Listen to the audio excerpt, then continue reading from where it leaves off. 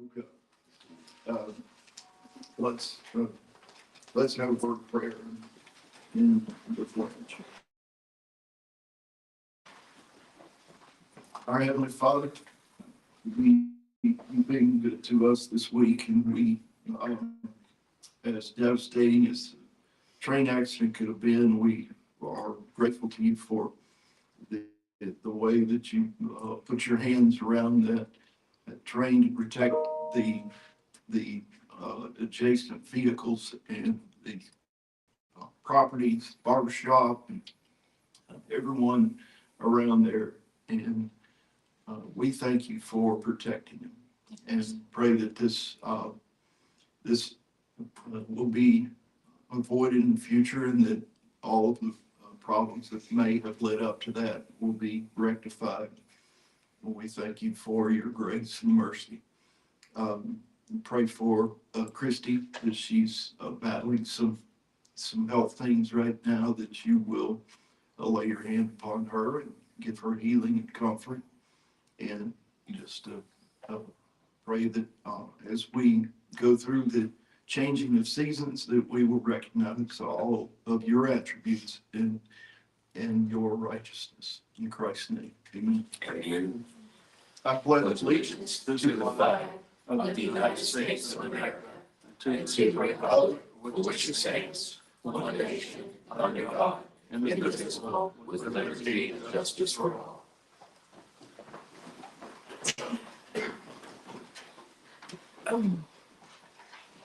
Okay, welcome everyone.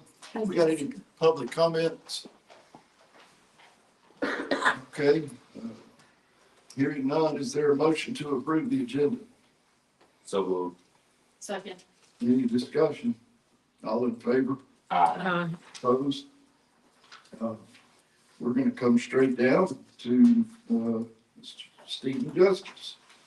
And we're gonna learn a little bit about Launch Faith. And I had the pleasure of going to the ribbon cutting and doing some exciting things with young people. And we look forward to hearing more about it. All right, thank you, Mayor. Yes. Thank you for letting me come and talk about a little bit about Launch Fayette. Apologize for my voice. When I worked for the Department of Economic Development, we did the very slick brochures talking about we're the #1 state for business and great place to live. And we never put in there that for 2 or 3 weeks in March and April, we had to wear a hazmat suit to go outside. So apologize for that. But it is great to be here. I want to tell you a little bit about what we're doing with Launch Fayette. We are a business incubator. I learned from my years in working with the state that there's 2 ways to grow your businesses and your economy and your community. The standard one everyone knows about is you recruit businesses to come in. Sites and incentives. You pour the jobs in from the top. And that's great. We do a wonderful job doing that in the state and our communities. But the other part is we have to grow businesses up from the bottom. So we have to do both of those to have a strong economic ecosystem in our communities. And if we look at what's going on the north side of town, there are a lot of business incubators. You look at Tech Alpharetta, you look at Woodstock with the circuit, you look at what we call the other PTC, Peachtree Corners. They have all these business incubators. But if you look at the demographics of Fayette County, we're very similar to those northern ARC communities in terms of the educational attainment, average household income, all those things. We have the airport, we have a lot of things down here, but we've never had a true business incubator in the Southern Crescent. So we brought together some folks in Fayette County to talk about this. And I give all credit to Dr. Patterson, our superintendent of the public school system here. He saw the need for this, especially with students in the school system. We were having these incredibly talented students that were graduating from our 5 high schools, going off to Georgia Tech, University of Georgia, other universities, creating businesses. And then they didn't come home. They did those businesses up in Midtown Atlanta or other places. We wanted to create an environment where they could come and know they could do that in Fayette County. Come home and do that, get all the advantages of not having the hour-and-a-half commute downtown and doing those things. So we brought together a group, and we have 3 entities: the Fayette County Public Schools, the Southern Crescent Technical College, and the Fayette County Development Authority, who all came together to create this program, Launch Fayette. So we have funding for the Fayette County Development Authority. They have pledged to us $1.5 million over 5 years, so $300,000 a year to get us started. They got me under contract to help them do this. We started in January of 2024. I told them it would take 24 months to get up and running with a true business incubator. We did our soft opening in August of last year, a little early, because one of the elements that we have, which is different from a normal business incubator, is that we have high school students in our incubator. We have 8 high school students, part of our first cohort. They are students that have their own product and business ideas. So they came to us with those. So we're running them through the system of entrepreneurship, just like we're doing the adults. Because we want to make sure that we teach our students this concept of entrepreneurship and innovation. And why that's important is because you have entrepreneurs and you have intrapreneurs. How many people have ever heard that term? One. You've heard me talk about it before, yeah. So entrepreneurs are those folks that work for an existing company to develop new products, new services, new business models. They're doing the same thing an entrepreneur does, except they're doing it within that corporation. It's the same set of tools. So this is really a workforce development program. We're teaching these students those skills of how do you think about a business? How do you develop a product? How do you develop the sales model for that? All the different things, the legal aspects, all these different things you have to do to be able to be successful in putting this new product or service out there. So they're going to have to carry those skills with them. And if they want to start a business, they're going to have those skills. But if they work for a Hoshizaki or a Panasonic or any other business, they'll have those skills to contribute to that company. So that's very important for our school system. We're expanding that as well. So I'm going to let you watch a small video we put together that explains a little bit more. Starting and growing a business takes more than just a good idea. It takes guidance, support, and access to resources. That's where Launch Fayette comes in. Launch Fayette is the first and only business incubator in Fayette County, designed exclusively for entrepreneurs right here at home. But you may be wondering, what exactly is a business incubator and how can it help you? Launch Fayette is a community incubator. What I mean by that is we are more than just a space for people to come work. We have a program of education, mentorship, and collaboration between our members and the staff to help move your business forward. We do all these things. You bring your ideas to us, and we help you every step of the way to help bring your business. Whether you're at the idea stage, building your startup, or scaling up, Launch Fayette is here to guide you through each phase of your journey. Our mentors, business courses, and networking opportunities will help you refine your idea, navigate challenges, and stay on track toward your goals. You can't get the experience here. You also try to connect with other people that are helping with branding. Being here, your own team that's strong, they will build you up, they support you. Working with this incubator is just to be a better entrepreneur. I think this is a great space for entrepreneurs to help get their business launched, because a lot of the reasons that hold people back from starting companies is not necessarily the ability to do the work, but the space and the ability to look professional when first starting. And I think this really helps bridge that gap. Entrepreneurs struggle, in my opinion, of bringing a great idea to fruition. And one of the things that every entrepreneur I ever meet thinks is that you should keep your ideas quiet. You should never do that. You should tell as many people as possible, because what you want to do is you want to make sure that will that person that you're speaking to pull out their money and pay for that service. If nobody's going to pay for that service, well, there's no value to that business, and you have to rethink the proposition that you're making in order to build that business. So that's what an incubator does. An incubator basically helps you sit down and really plan out how you're going to build this business, how you're going to scale this business, who's your target demographic, how you're going to charge for this, how you're going to market it, and puts all that together and helps you bring it all to the next level. Join Launch Fayette, Fayette County's business incubator. Your story, our mission. Launch your journey today. And you see a little bit in the video of the spaces. The Fayette County Public School System has given us a 12,000 square foot area in the old Booth Middle School. If you're familiar with that, we now call it the Center of Innovation. So you have Southern Crescent Technical College has a third of the building, Clayton State has a third of the building, and I have roughly the last third of the building for our incubator. So even though we're located in Peachtree City, we are not Peachtree City's incubator. We are Fayette County's incubator. So we want folks from all over the county to be able to take advantage of the programs and the space that we have there. So what we're doing in terms of programming, we have the 1 Million Cups program, which is an entrepreneur support program that meets there every Wednesday morning at 9 o'clock. We team with the chamber. We have their Startup Fayette program once a month in our space.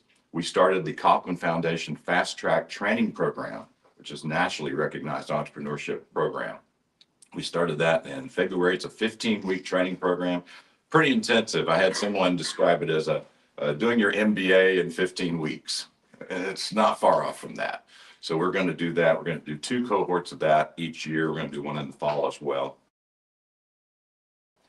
And we're adding more programming as we go. And on the brochures I handed out to you, you can flip them over on the back and you see that we're working with a lot of the folks that I worked with when I was at the state level. We're working with the Georgia Center of Innovation. They can't say no. I used to be their boss, right? They have to come and help us, but we're working with Small Business Development Center. We're working with ATDC at Georgia Tech, Innovation Gateway at the University of Georgia, Collab Tech up at Georgia State. So we're taking advantage of all these different resources. So what we're doing is Aiden, who you saw in the video, that young man, he's 18 years old. He started his first company, a 3D printing company. And we've been connecting him with resources in the university system, Small Business Development Center, and other folks to help him move that business forward. And he's on the cusp of getting one giant order now, which is going to really propel his business to the next level. And he's sweating a little bit now, but we're helping him through that with our entrepreneurs and residents and our staff helping him. So the whole purpose of what we're doing is to grow businesses in Fayette County. We want companies to come be a part of our program for 18 to 36 months. Then we want you to outgrow us and to move into commercial space here in the county, anywhere in the county. So what we want to do is to make sure we're working with the local communities to make sure, number one, you know we're here. Number two, if you have businesses who need help, point them in our direction. That's our only reason for being here. And number three, if there are opportunities for some additional programming, it all doesn't have to be in our space in Peachtree City. I'm open to the potential of bringing programming to the communities. So if you're interested in some of that, we can talk about that and bringing some of our programs and distribute it out across the county, because we want to serve everyone in this county and grow the economy of Fayette County. So with that, I'll entertain questions. Anybody have any questions? I'll start off.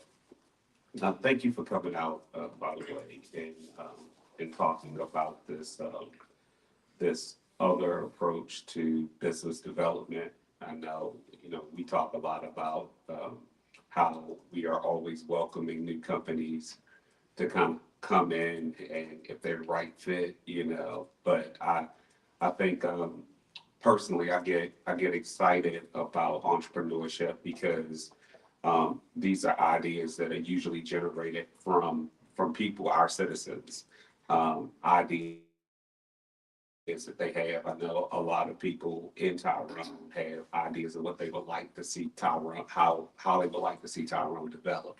And some of these people are sitting with these ideas inside that they would love to develop into a business. And I think just by you talking about the things that you offer, this offers an opportunity for any of our citizens to be able to go to the Center of Innovation and start to develop those ideas into reality. And I think, we welcome, any of the small businesses that would, best fit in Tyrone.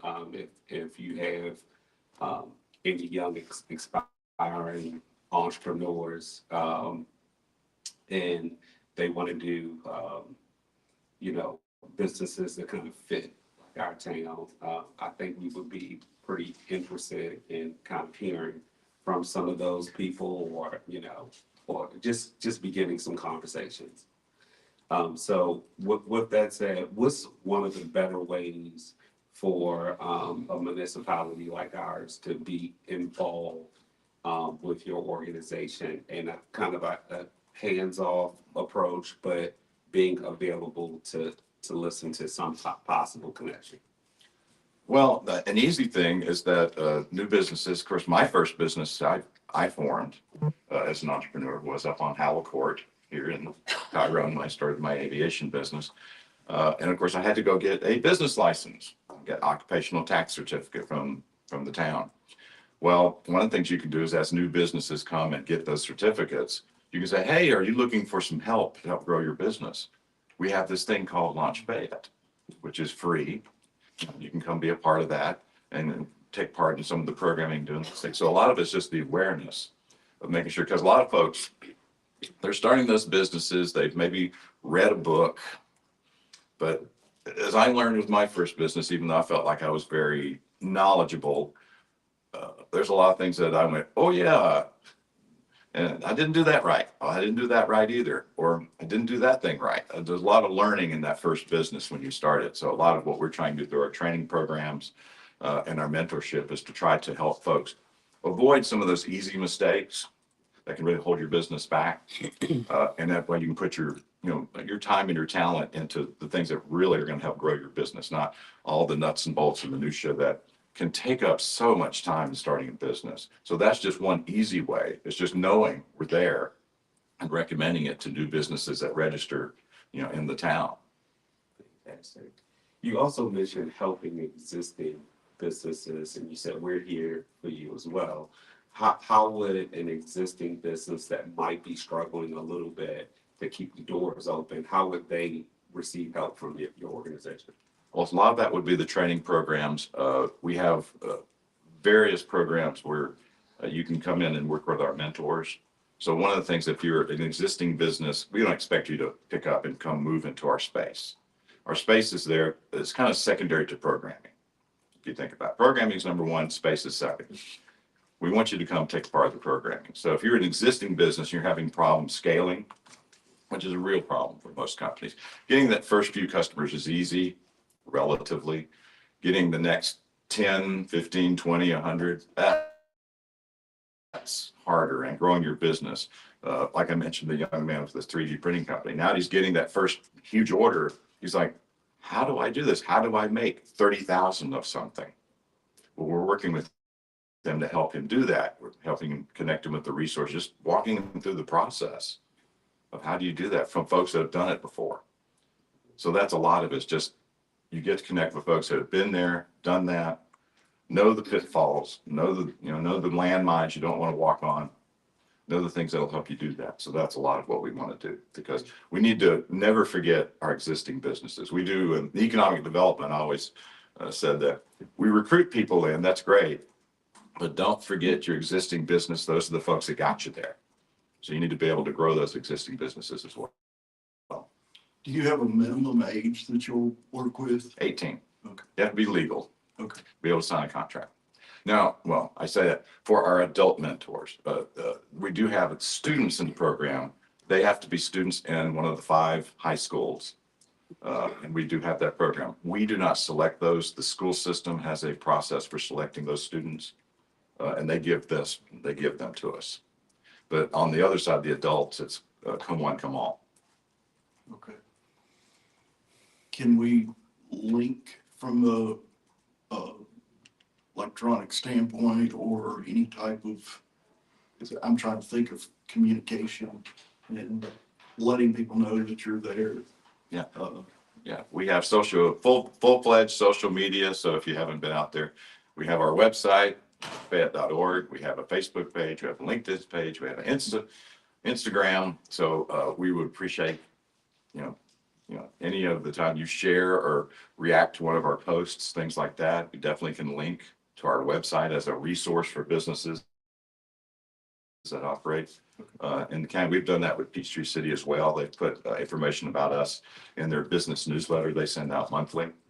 So again, we just want people to know we're there. The goal I have for all this is that if you're a business, starting a business or trying to grow a business in Bath County, you're up to here. You're running your business. You don't have time to spend 2 weeks doing the research and Googling to trying to find resources. All you need to know is 2 words, Launchpad. We do it every day. So you come to us and they say, we need this. Oh, we know exactly the person. We connect you because we're doing it every day. We have those contacts with all the statewide resources and all the local folks and the Chamber of Commerce and all those things. So you don't have to sit there and do that research. We already have been doing that. So we're going to save you time and being able to connect to those resources. Anyone else have a question? I have a question concerning the public schools and that you only take 18-year-olds. But I see that there's an opportunity to go into the schools and present this as a seed in the minds of young people. Is there any plan to do a presentation similar to what you did with us, but on a scale of high schoolers? Yeah, that's a yes. We are starting with juniors and seniors in high school. We have also been presenting to the middle school. Feel like elementary schools may be a little too far to reach at this point. So I personally go to a number of the STEM activities in all the middle schools and also to the high schools as well. So the goal is we're starting with the 8 students this year. I'm hoping to have 10 to 15 students next year from the high schools. We have of our 8, I think 5 or 6 are going to continue with us from their juniors are going to continue with us.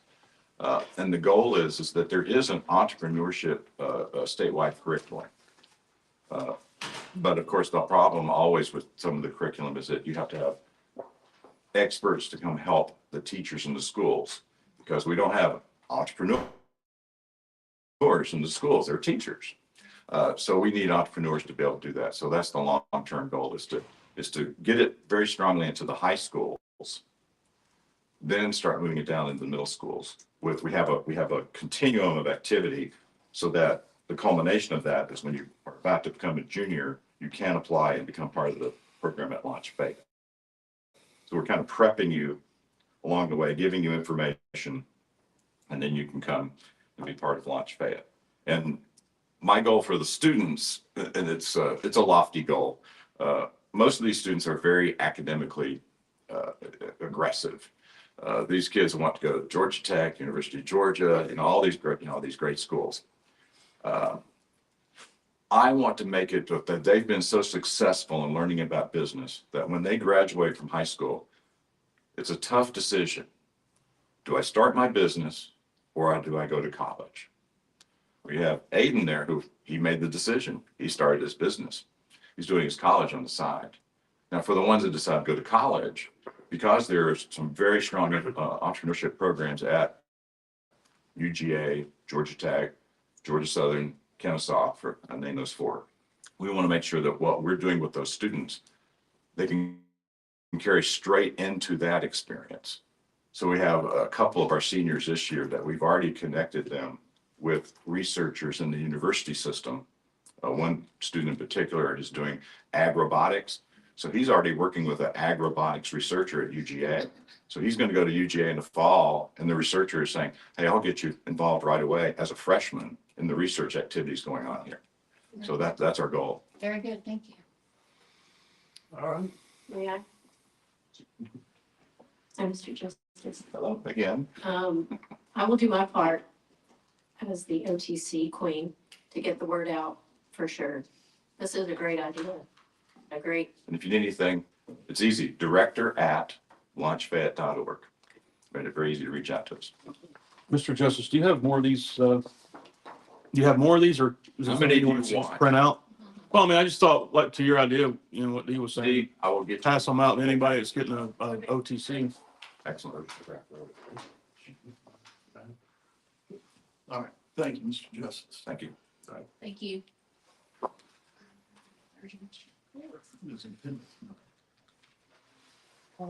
Man Road. Yeah, man. All right. All right, next.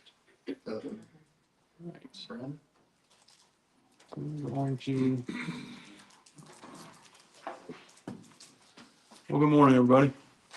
Um, well, I lost my screen. There we go.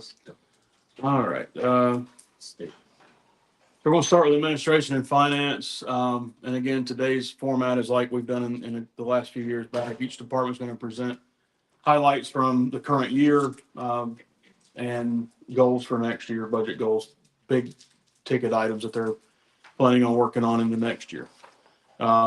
We welcome your feedback, your questions, all that kind of stuff. This is a great time to talk about goals and what your goals are, and get that feedback. So we'll go ahead and get started. Some highlights from the administration side. We budgeted this year for the Microsoft Office and email transition that has been completed, with very little.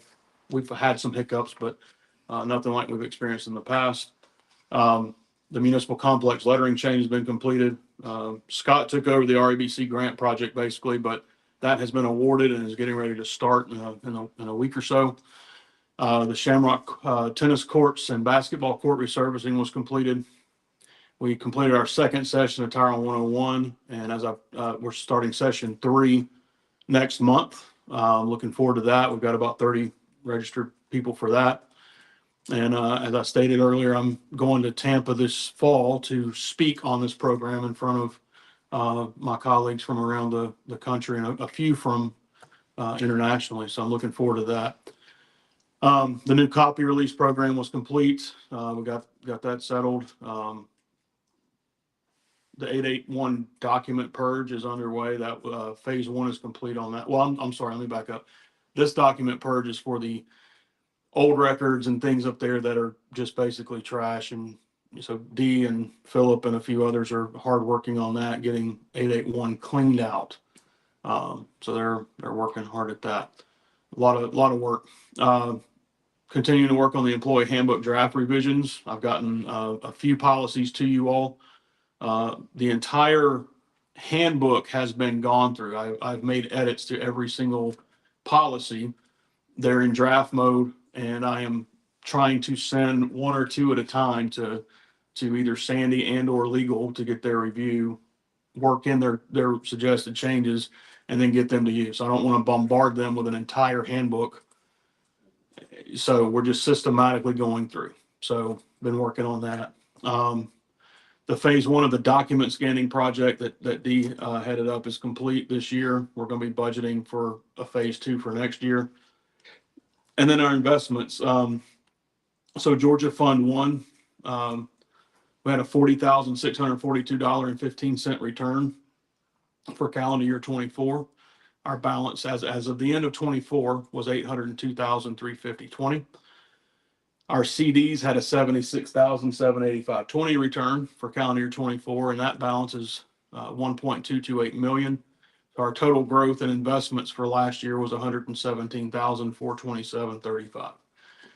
Obviously, CD rates are going down.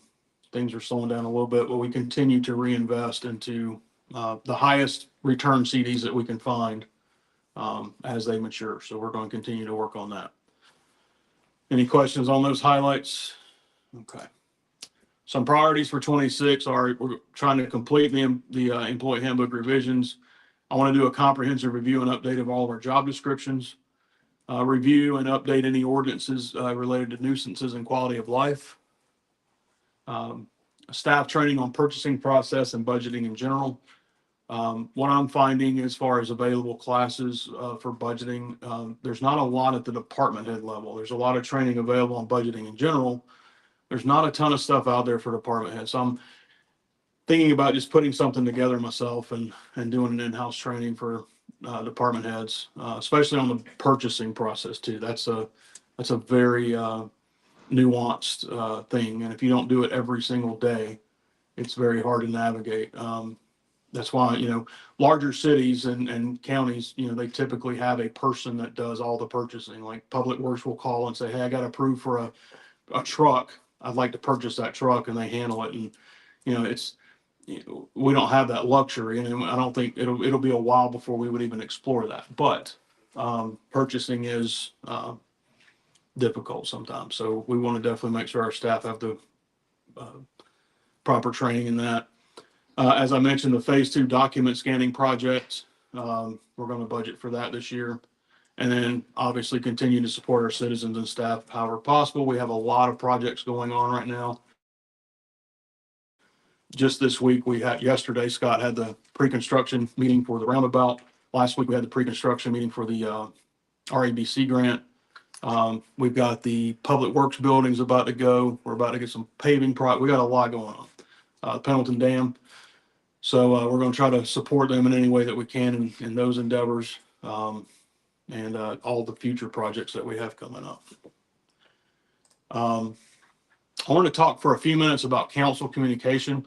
I want to make sure that we are covering as many bases as possible with you all, and that you all feel like you have the opportunity to be informed and be involved, at least to the point that you understand everything that's going on.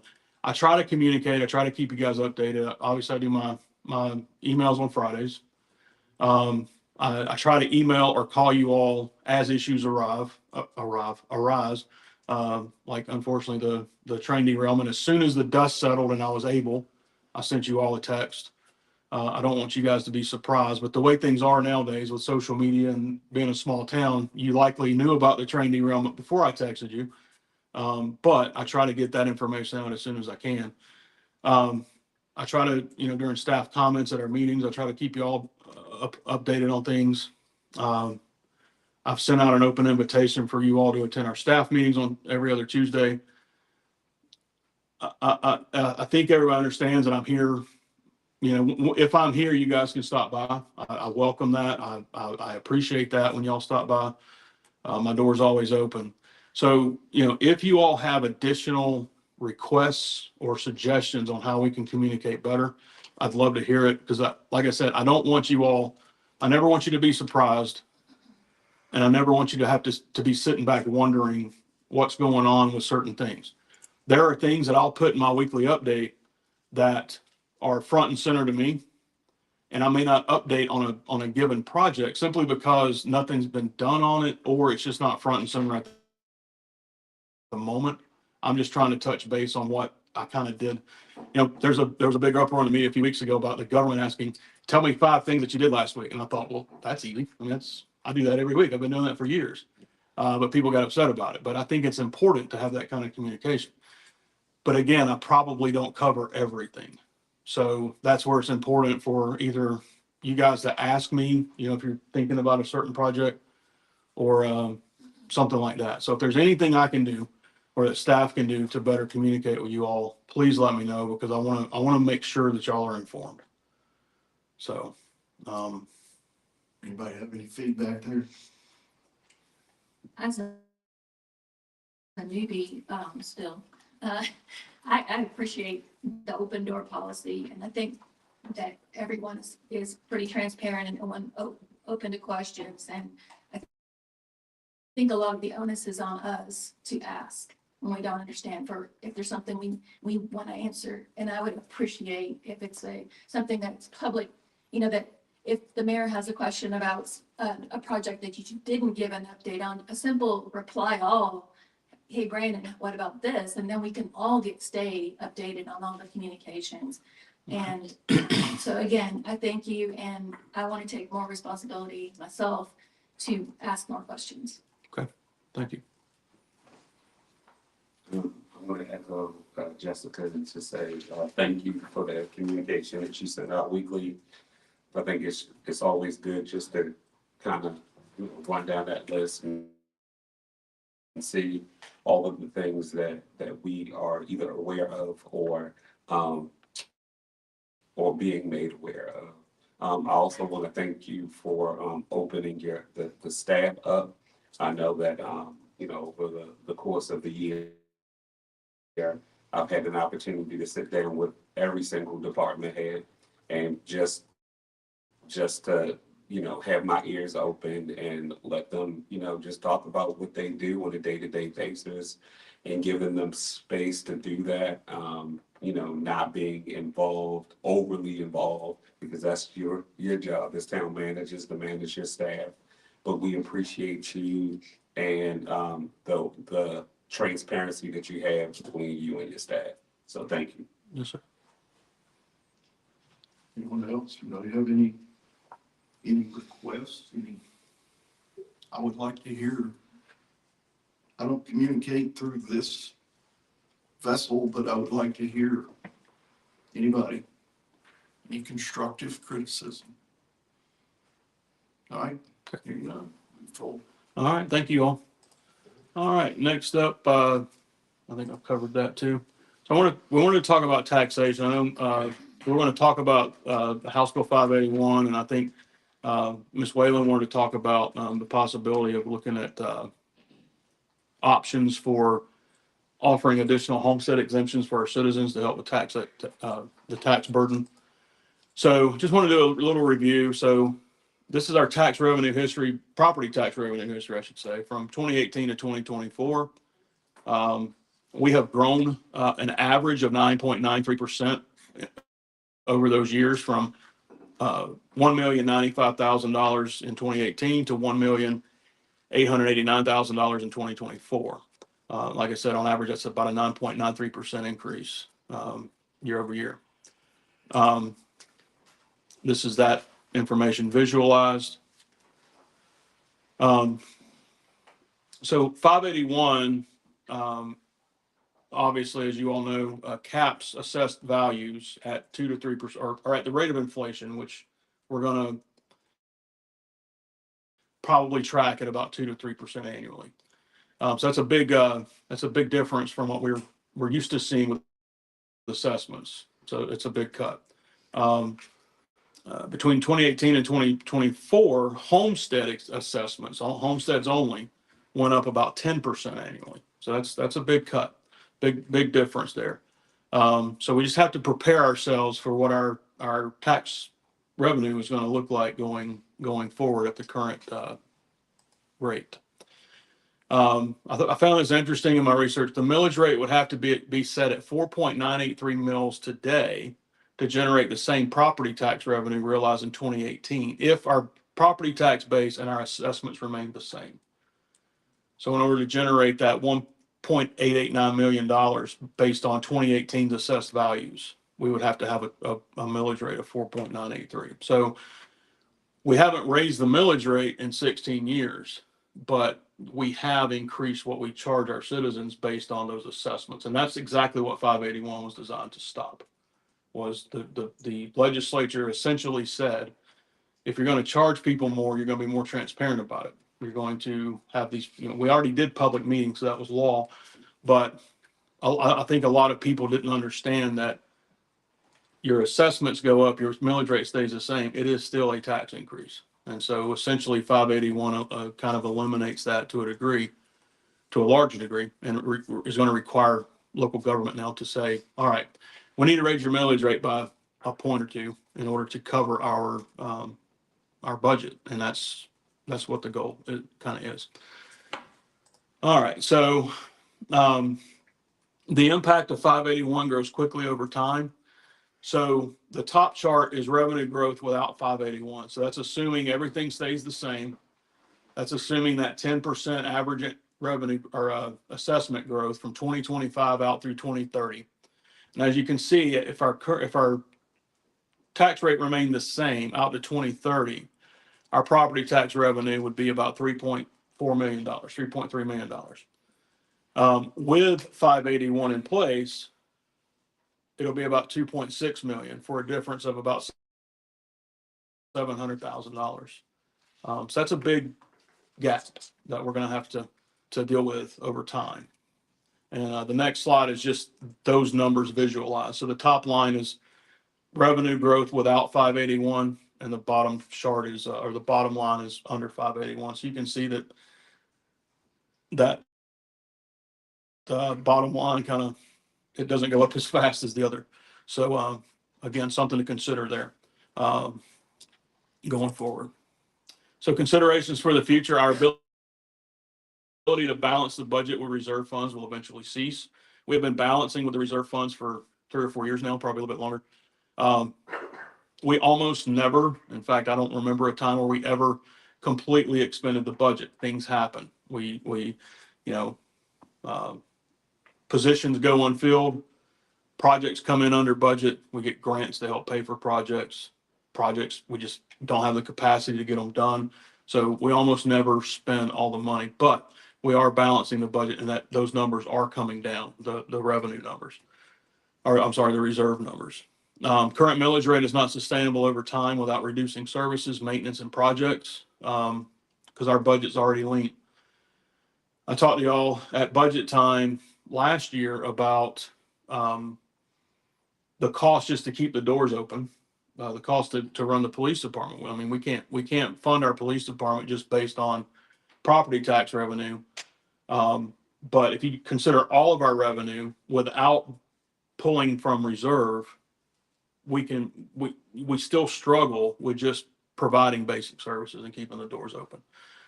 So those are things we're going to have to keep looking at going forward.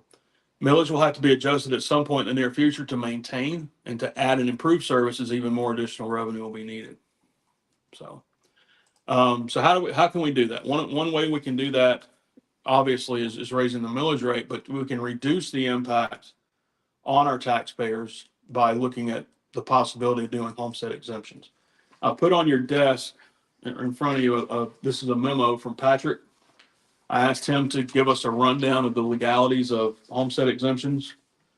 I summarized his very detailed memo here. And basically, to offer homestead exemptions, we have to determine what we're going to offer. Council has to pass a resolution. That resolution has to go to our local delegation. From there, it would go to the General Assembly, and if passed, it would go to the governor's office for signature, and then it has to go on a local ballot measure for our citizens to vote on, and then we do implementation. So it's a heavy lift. It would require a lot of public education, which I think is important anyway. But it is a heavy lift to make it happen. But I think it is worth looking at for sure. So types of exemptions, we can offer multiple different types of exemptions. For an example, some cities would offer something like $5,000 exemption for all homeowners, and then you can get an additional, say, $25,000 if you're 65 or older. Those are just some examples, and I've got other examples that I'll go over in a little while. Nearby examples, so Peachtree City currently has a $5,000 exemption if you're 65 or older and have less than $30,000 in income. They currently are going through the process I just described. They have pending legislation to increase this exemption to $30,000 if you have less than $60,000 income. Union City offers $2,000 for all homeowners, 100% exemption if you're 65 or older. Stockbridge, $10,000, $15,000 if you're 62 or older and on septic. Fairburn, $10,000 if you're 65 or older if your income meets federal requirements. Palmetto, $25,000 if your income is less than $16,000. Forest Park offers up to $150,000. And Alpharetta, $45,000. So those are just some of those examples of what people are doing. And I have built a little calculator here that we can try to use to visualize some of what I'm talking about here. So I did want to show here, though.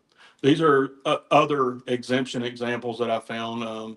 So Decatur with a $40,000 exemption, then they offer an additional $15,000 for seniors. There's a Hampton, $15,000.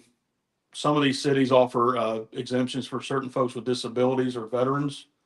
There was, I think, Fairburn. Yeah, Fairburn offers a public safety. 100% of public safety are military survivors. So, I mean, they get really nuanced and very detailed and things like that. So, a lot of different ways to do this. Some don't offer anything for their general population, but they offer a senior exemption. So, it's just a lot of things to consider there. Back to the calculator. So, what this is designed to do is,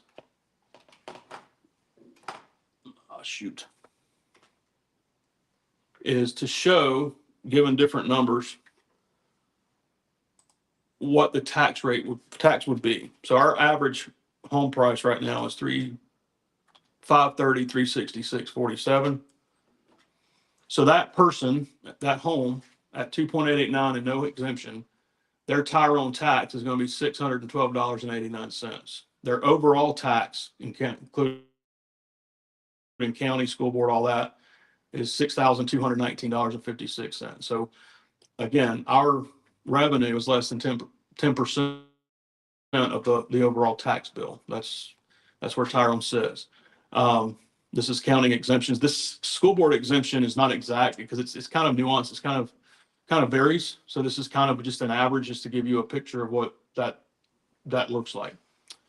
So if you take the same house and you give them a $5,000 exemption, their tax bill is going to go down by $14.44. So it takes a lot to make an impact. So you take that same house and you give them $15,000, it's going to go down by $43.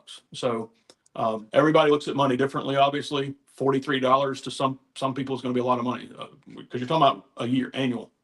To others, it's that's dinner. So for the family anyway.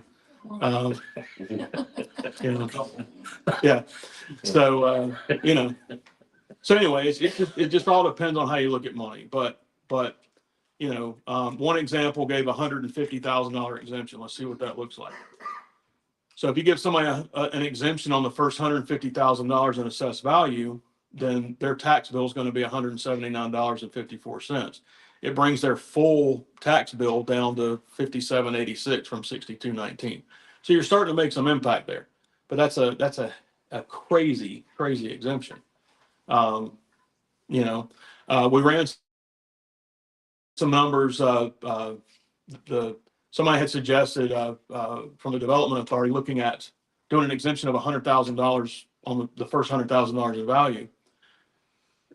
Running those numbers, because the goal here is to see what you can raise your millage rate to, give an exemption, and you have a good balance of helping people. It reduces the impact on their pocketbook, but it also helps the town bring in more revenue. So that $100,000 exemption at a 5.465 millage rate, there's 60 something people in town that aren't paying taxes at all. So you gotta work through that, because that can become a political issue where you got everybody above a certain price point is subsidizing a few other people. Is that fair? So there's a lot to consider here, and I'm not asking you guys to make decisions today. This is just a discussion, but I did want to illustrate how this kind of works and what it does also to our revenue. So that's one thing I didn't cover. So let me put these numbers out. So currently at 2.889 with no homestead exemption, as I said, based on 2024's numbers, our total estimated revenue is $1.889 million. So let's just say you went up to 3.889 with no exemption. That's going to bring your revenue up to $2.1 million. This line where it says 30% non-homestead transfer, that is assuming, and Philip and I talked about this, and he suggested we use the 30% number.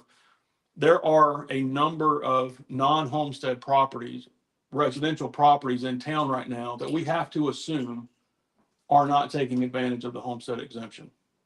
So if you introduce an exemption and you raise the millage rate, you have to assume that at least some of those homes are going to take advantage of that exemption.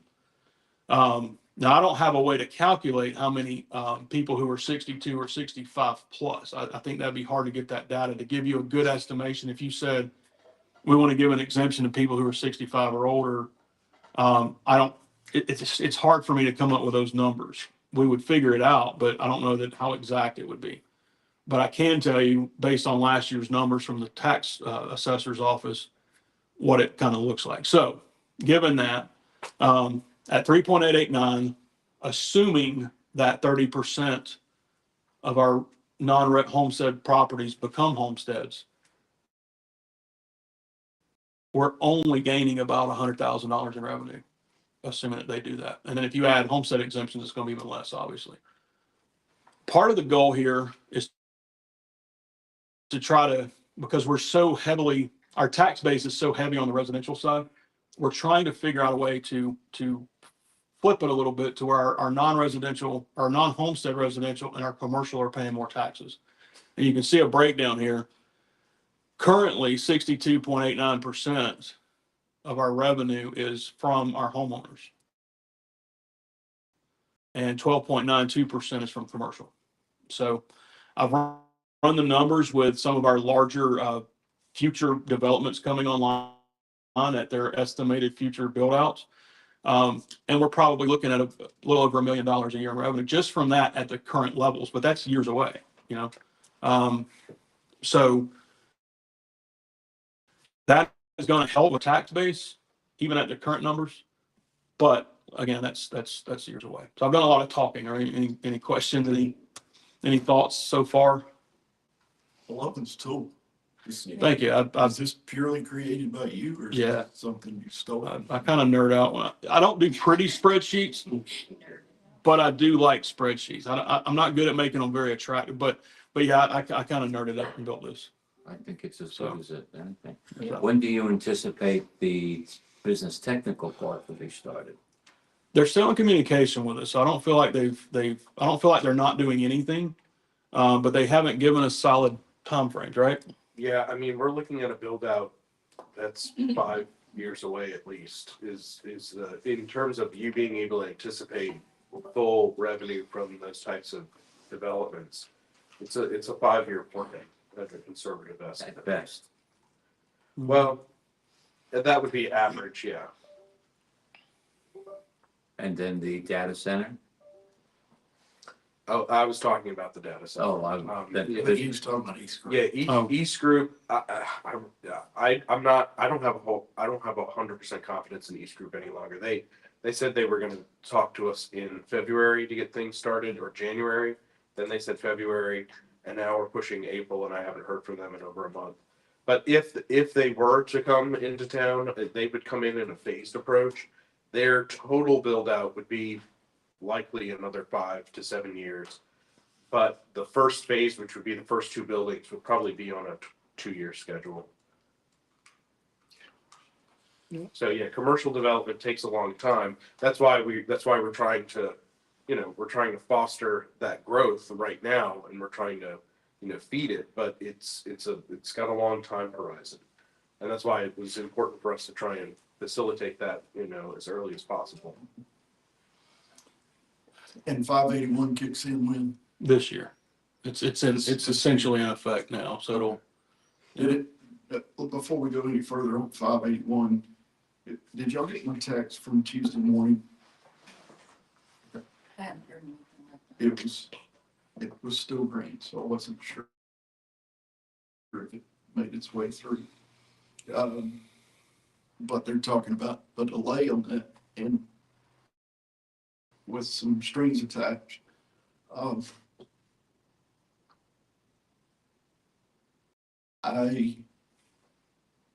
It's hard for me to know how to make a decision or how to recommend we make a decision on the homestead exemption.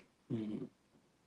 Like, what criteria do people use when they make those decisions? Do they look at their cities and towns and the characteristics and go from there? I would say one of the most important things to do is look at what your tax base is. You see a wide variety of different cities providing different levels of exemptions, and the reason for that is because they have a wide variety of different tax bases. Union City, for example, probably has a much larger non-residential tax base than Tyrone does. So it doesn't affect them as much to have a homestead exemption as it would the town of Tyrone. Mm-hmm. They also probably have a much larger percentage of residential property that's non-homestead eligible. In other words, it's rental property or something like that. Mm-hmm. So that also plays a role in how much that affects them. So I think you probably want to start with looking at what the impact is going to be on your revenues and see what your tax base is, and then go from there as far as deciding what kind of exemption you can afford. Right. And that's kind of why I built this and kind of did a side-by-side comparison of our percentages of homestead, non-homestead, and commercial, because that's absolutely right. I mean, if our tax base flipped, this would be very easy decision to make. Yeah. But once something like the business technology part hits the ground, that will help. It's not going to completely flip it, but it will help. But yeah, that's kind of where we are. It's going to be very hard to know right now what it's going to look like. How it, the impact of 581 right now is just estimates. It's easier to estimate because we know it's going to be capped at 2 to 3% your assessments, and we have last year's numbers, so that does help. But since last year, new homes have been built. A few things, other things have been built. Things change, but what's really going to be challenging to keep up with going forward is how taxation, the assessment changes when a property changes hands. Because if you sell your house today, then the new owner is going to be paying the new rate on your assessed value. If you hold on to your property for 10 years, it's a big benefit for you as a homeowner. So that's going to be hard to estimate going forward. After 3 or 4 years of data, we'll be better off. We'll understand a little bit better. But yeah, those are going to be things that we have to keep in mind as well.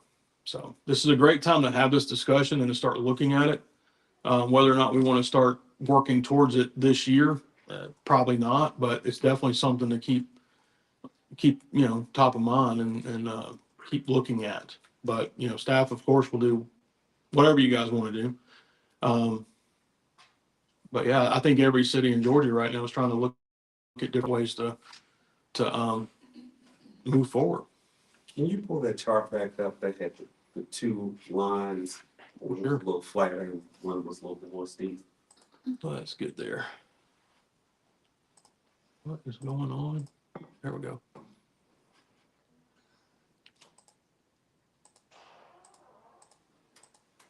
That one? Yes. Okay.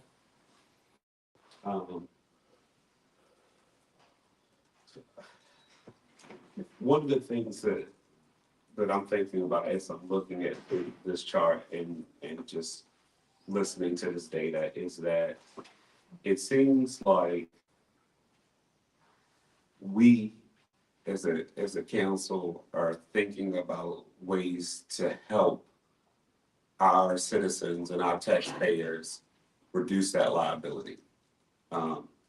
And to really help them out with their tax bill. But then on that document, it shows that really we're only about really 10% of our big tax bill is coming to Tyrone. Mm-hmm. And then looking at this, the difference in the chart, it looks like even if we're able to help in any way possible, I mean, reducing that tax liability a little bit, relieving some of that burden, there's still a sizable difference in what we're still like. I don't think I'm gonna see it that much, I guess, in my big bill every year. Like it'll come down a little because of what we are proposing to do. Right. But overall, it's not. It feels like if larger entities were helping to do this, we would see a bigger chunk. Agreed. And that's just I feel like that's a shame. But we're going to try to do whatever I guess what's in our best interest in the best interest of our citizens. But this is a tough one to look at because it seems like you put $150,000 in there and it just reduced it by such a small amount. Yeah, it was that the $40? Yeah. So let's go back to 2.889 and whoops. Don't know how to use my own spreadsheet. So at $100,000, it actually goes down $288.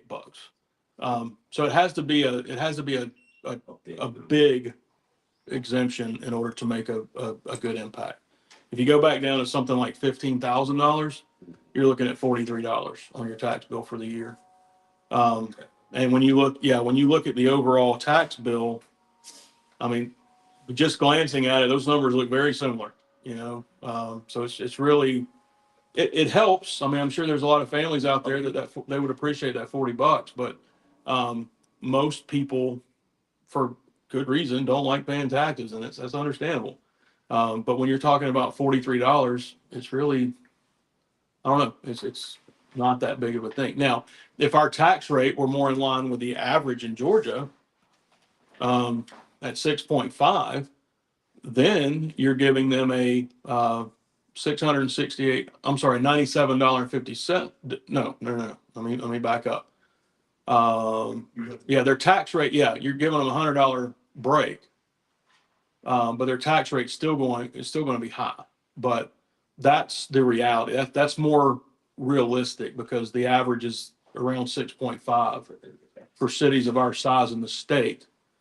So this homeowner is going to be paying $1,200 a year at 6.5 with a $15,000 exemption. But if you take that exemption away, their tax bill is $1,300 to the town.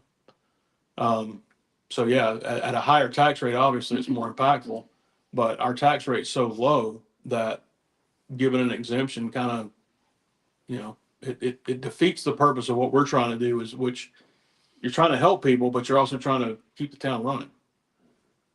So, And just another observation, and I'm sorry for interjecting. The part of the consideration of a fixed amount, especially a large fixed amount homestead exemption, is that we're talking about the median or the average fair market value property. That's $530,000. You give, and if we're coupling that with a millage increase, right, you're helping the average person that's got a home value of exactly $530,000 or below. If you're coupling it with a millage increase, anybody with a median value of $530,000 and above, they still pay net higher taxes. So it's just something, just a consideration that it helps the exact person in the middle, or it keeps them theoretically at level, and it helps everybody below that, but everybody above that will, if it's coupled with a millage increase, will pay more. Yeah. So just a consideration. Yes, and in the originating of this bill, you're already seeing a reduction of possibly 7, 8, even in Peachtree City, I've seen 20% increase because of their assessment value going up. So it's not just, hey, we're giving you another $14 off. It's coupled with the cap that's been put on. So, you know, I think in the long run, as we have to be proactive, as you just showed. We cannot sustain this millage rate and run our town, and we'll run out of money. Yeah. So it has to be, like Philip was saying, coupled with the burden being put on non-residents and commercial. So we're focusing on how much it saves our residents, but I think as long as we get this 50%, 55%, whatever it was for the homesteaders down, and it's spread out more evenly, that's not even at all for us to have the burden there. And just to raise it and then bring it down for the individuals owning a home and living here over time, I you know, that's the goal in my opinion. It's to save our residents and equal it out more towards, instead of businesses and non-residents paying 12 and 25%, and yet I'm paying 55%. That doesn't seem rational to me. No, that makes sense. So, all right. Yes, sir.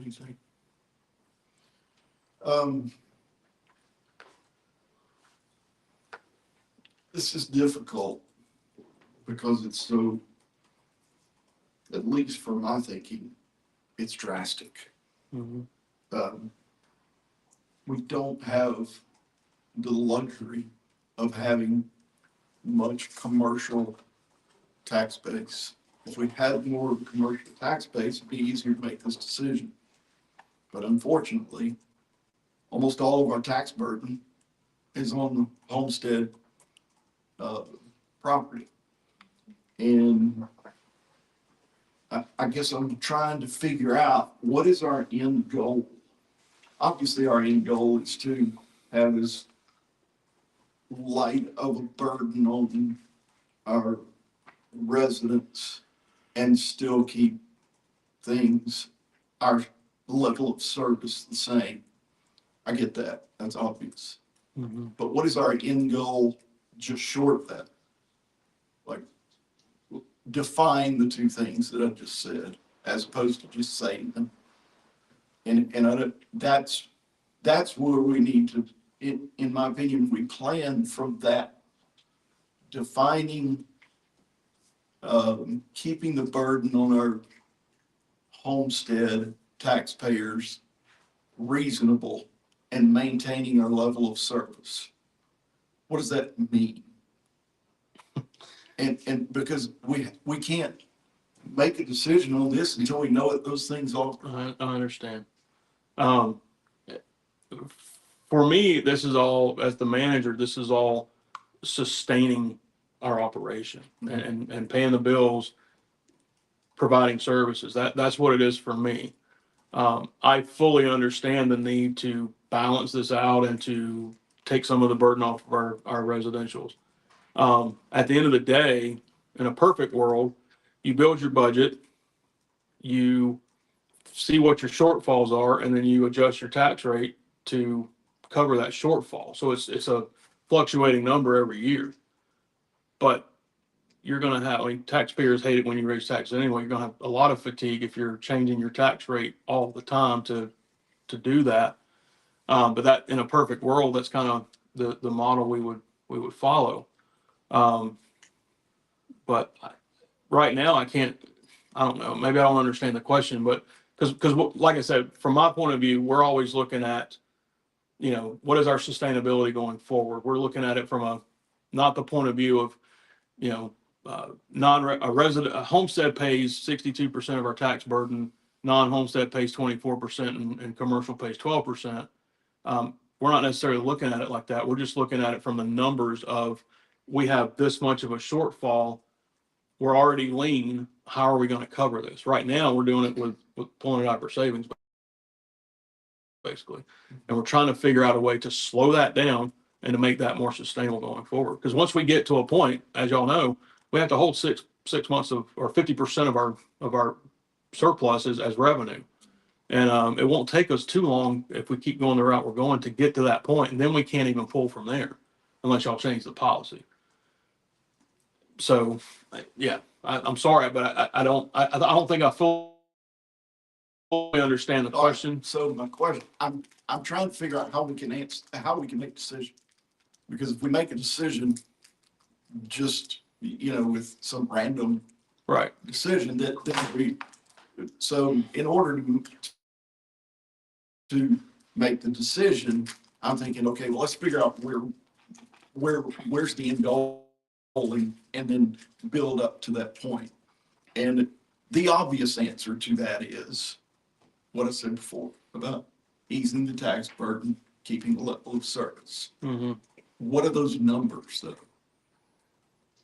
Well, The literal applicable, if that's a word, applicable numbers. Like, and then come from there and see what our formula would be. Gotcha. For both a millage rate and a homestead exemption. Gotcha. Okay, so going back kind of to what I said earlier, in a perfect scenario, you build your budget, you find out what your shortfall is, and you figure out what your millage rate adjustment would have to be to fill that gap. All right, so now we're making progress in how we're plugging. Right. Numbers. Yeah. So this year, to give you an example, this budget year, we pulled about $4.2 million. Was it that much? About $4.2 million to balance the budget from our savings. That's after literal spending or just budgeting? Just to cover the budget numbers. So we had might as well say a $12 million expense budget, and we had a shortfall on the revenue side of $4.5 million that we had to balance from our surplus. So if you do the numbers on that, that is a significant tax increase, significant, because at 6.5, you're only pulling in $2.7 million. So for us to get to that point is going to be extremely difficult because you're talking about a $4.5 million shortfall. And again, we can cut there's some things we can cut. We can't cut a lot. Right. Because again, we're very lean. I know people would disagree with that, but if you look at our budgets, we're pretty lean. So so yeah, to answer that question, you're looking at a $4.5 million number. And so we have to work from there. This year it could be different. It could be lower, it could be higher based on what we depending on what we budget. But yeah, that's kind of where we're working from. I don't see us anytime in the near future getting to a point where we're drawing that much money. That's why it's so important to try to get the two numbers to at least kind of go towards each other. Yeah. So we're not pulling as much from our savings Right. over time. Okay.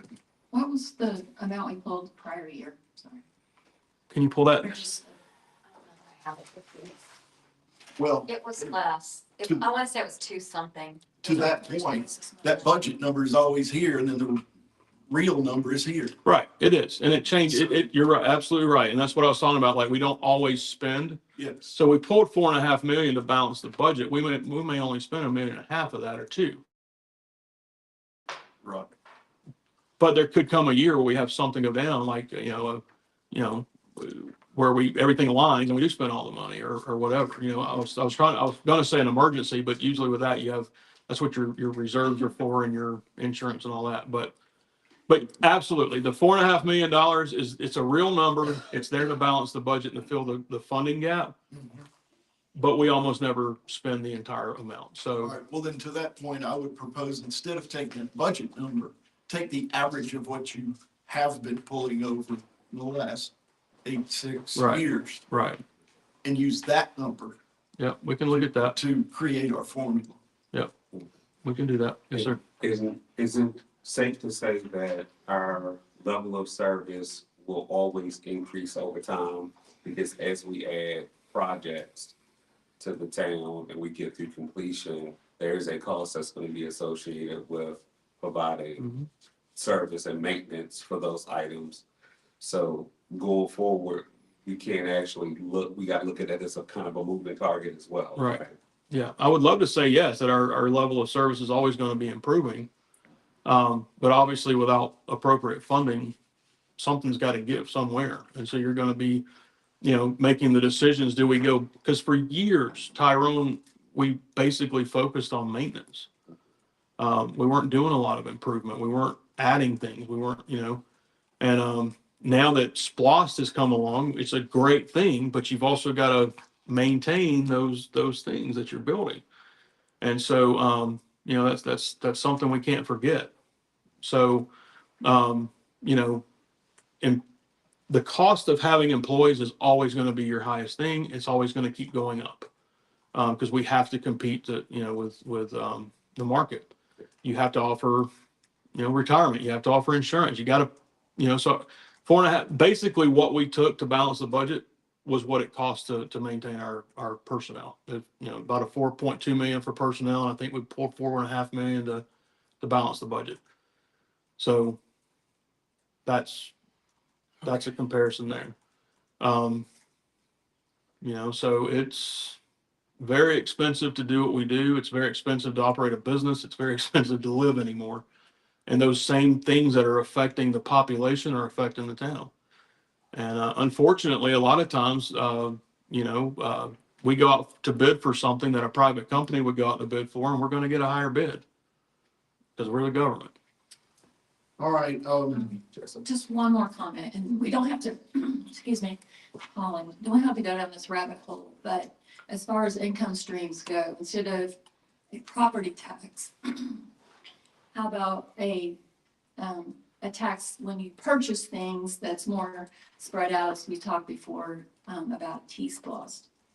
We've helped these numbers not be on our residents so much, but for anyone who comes in to make that burden on on the purchase, when you buy something, it's more evenly spread out, in my opinion. So just keep that in mind, that I'm open to that conversation as well. Okay, yeah, that T-Splosh would be great, very, very helpful, so. Anybody else? All right. Mhm. Is that all for you? Right there? For now, yes, thank y'all, that was a lot of numbers, I know, but, I think it was an important conversation to be had. All right, Scott, Sorry. you're up. Was it Scott or it's Sandy? Thanks. Should be fine. I thought that was, No, finance, when we're on there together, but, Sandy has a separate presentation. so that wasn't number, I thought that was number four. It's too. That, yeah, we're on number, we're still on number 2. I'm sorry. I did. I jumped over finance. I apologize for that. Okay. So we're technically on 2.5. But then we're skipping 3. We are skipping 3. Okay. Yeah, sorry about that. That's okay. All right. Okay. So, to go hopefully fairly fast, through our 2024 highlights, we once again had a favorable audit. We have moved now to a financial ERP system that's in the cloud, which helps tremendously. We've implemented ClearGov budget transparency software last year for the first year. So we are going to be working on that some more.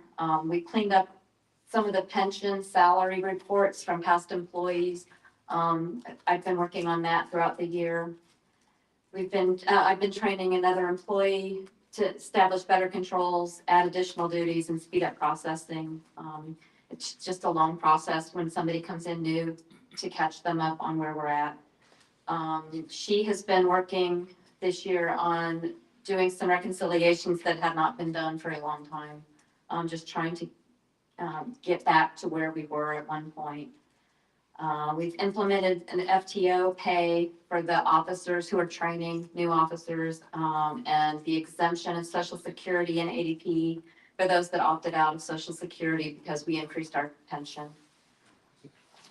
The next slide. And some of our priorities for this year going forward. We're implementing, as I said, we're implementing new controls and segregation of duties as best we can. We still only have 3 people, so we still can't really get 100% there, but we're doing as best we can to make sure that everything is kosher. We're implementing more on the ClearGov. I haven't talked to Brandon. I'm hoping that we can maybe get to capital expenditures this year or next year. There's also a ClearGov digital budget book that we did not get implemented last year, so that's in the future that we'll start working on. We're working on more financial transparency for the citizens and for youth council. We're tracking continuously the SPLOS, the assigned funds, and all of the projects that we have going. We're organizing the old archive files, as Brandon mentioned. We're organizing them up in the 881 in my room, so that I have everything. Everything was just kind of thrown in there when I started, and so we've been kind of organizing it as we go along to get to where we can just find things fast and easily. And then we're going to investigate scanning some of the old payroll that we use for pension. I want to make sure that anybody that has worked here in the past doesn't get denied pension because I don't have the information. Because I haven't been here the whole time, everybody else has, so I'm just trying to make sure going forward that all of that is taken care of and we don't lose anything. The next slide. Some of our ongoing priorities, of course, we're here to be the good stewards of the taxpayer dollars. We're trying to maintain the financial stability of the town, make sure that we have proper reporting and favorable audits, that we create and maintain financial controls, that we retain good employees, not just in my department, but the entire town, and make good hiring choices. We continue to provide excellent benefits for employees, which helps in retaining employees. We create and maintain the budget oversight, assist employees and other departments, and have transparency for all of the citizens. And I know I send to you, the council, every month, where we stand on bank balances, but currently we have, as of the end of February, when I did this slide, we had a little over $3 million in pooled cash. Federal seizure funds, we only have $600 in there. I'm getting ready to move, I'm going to move Brandon's truck. No, the truck that he's got, I've got to move some money between, federal seizures and pooled cash, but I've been waiting on the auditors to decide exactly what value I'm moving, so that's going to change. That's gonna come up a little bit again. The 2017 SPOS, we had 4.7 million. To 2023 SPOS, we have a little over 3 million, about 3.5 million. In our savings, we have about 8 million, and Downtown Development Authority had 177,000. That was right before we've taken out, I think it was 32 or 35,000 for tearing down the building. So that's going to come out of that. And Brandon already went over the investments real fast, but this slide just shows you what we have, but he already had that on another slide, so we can skip past that. This graph just shows you the months we have in reserves. As you can see, the last 2 years, we've come down a lot in reserves. As Brandon said, we've been balancing our budget with reserve money, and we've been spending it, as you can see. So as costs go up, obviously, we spend more in reserves. Another thing on the bottom of that, fiscal year 23-24, there was a surplus of $4.2 million. So of the 8.5, if you take out what we are required to keep in reserves per your ordinance, we had 4.2 million left over. So that's basically what we balanced the budget with last year. Or this current year. This graph, the next one, this just shows you where we all stand as far as the detail of each department, what was budgeted and where they stand as of March 12th. I had this one updated a little bit past, but Public Works is out to the side because obviously their projects cost a ton of money, and so they don't fit on the graph, so they kind of have their own little graph. And a lot of the Public Works, as you'll hear, a lot of Public Works projects go on during the spring and summer, so we're getting ready to start spending more money on them as the weather gets better. Next, this is just a graph that shows you visually where our expenses are spent by fund. Obviously, most of our expenses come from general fund, $8.4 million of it. Then the 2017 SPLOST, we've been trying to spend it down and get those projects finished up. And so that is the next big slice of the pie. Then there's the sewer fund. It costs a lot of money to keep up sewer. And the 2023 SPLOST, we have not, it's the smallest slice right now because we've been focusing more on 2017 and just kind of started 2023. But 2023 SPLOST will start growing as we go on in the future. The next slide. The next slide is the Pendleton Dam grant. Luckily, as I think you're all aware, we received the dam grant from FEMA and /GMA. This slide just shows you exactly where all of the money is coming from. The whole total projected cost is $2.4 million. FEMA is giving $1.853 million, which is 75%. That includes some federal and administrative costs. Then GMA is 0.15% at $3,696. Our share of that is a little over $607,000. That's like just under 24%. So that's where the money is going to be coming from to fix the Pendleton Dam. Any questions with that? And my last slide just shows brief overview of where we stand on the assigned funds. To remind you, the assigned funds were created with the ARPA money. We spent our ARPA money on salaries and benefits for the employee, which left a surplus, basically, of funds that we were gonna spend other money, and that's freed up other money that we have now assigned to these projects. And that's kind of where we stand. We still have, it was $2.8 million, and we still have $2.1 million left to spend, so. We're working on it, but some of those are big projects, that you can see, the A through G up above, and we're working on those big projects. Those aren't things that get done in, in just a few months, so. Do you have any questions? I know I went through that fast, trying to give time for everybody else. Anybody have questions? Good. Thank you, Sandy. Thank you. Master. Yes, sir. Scott? Council.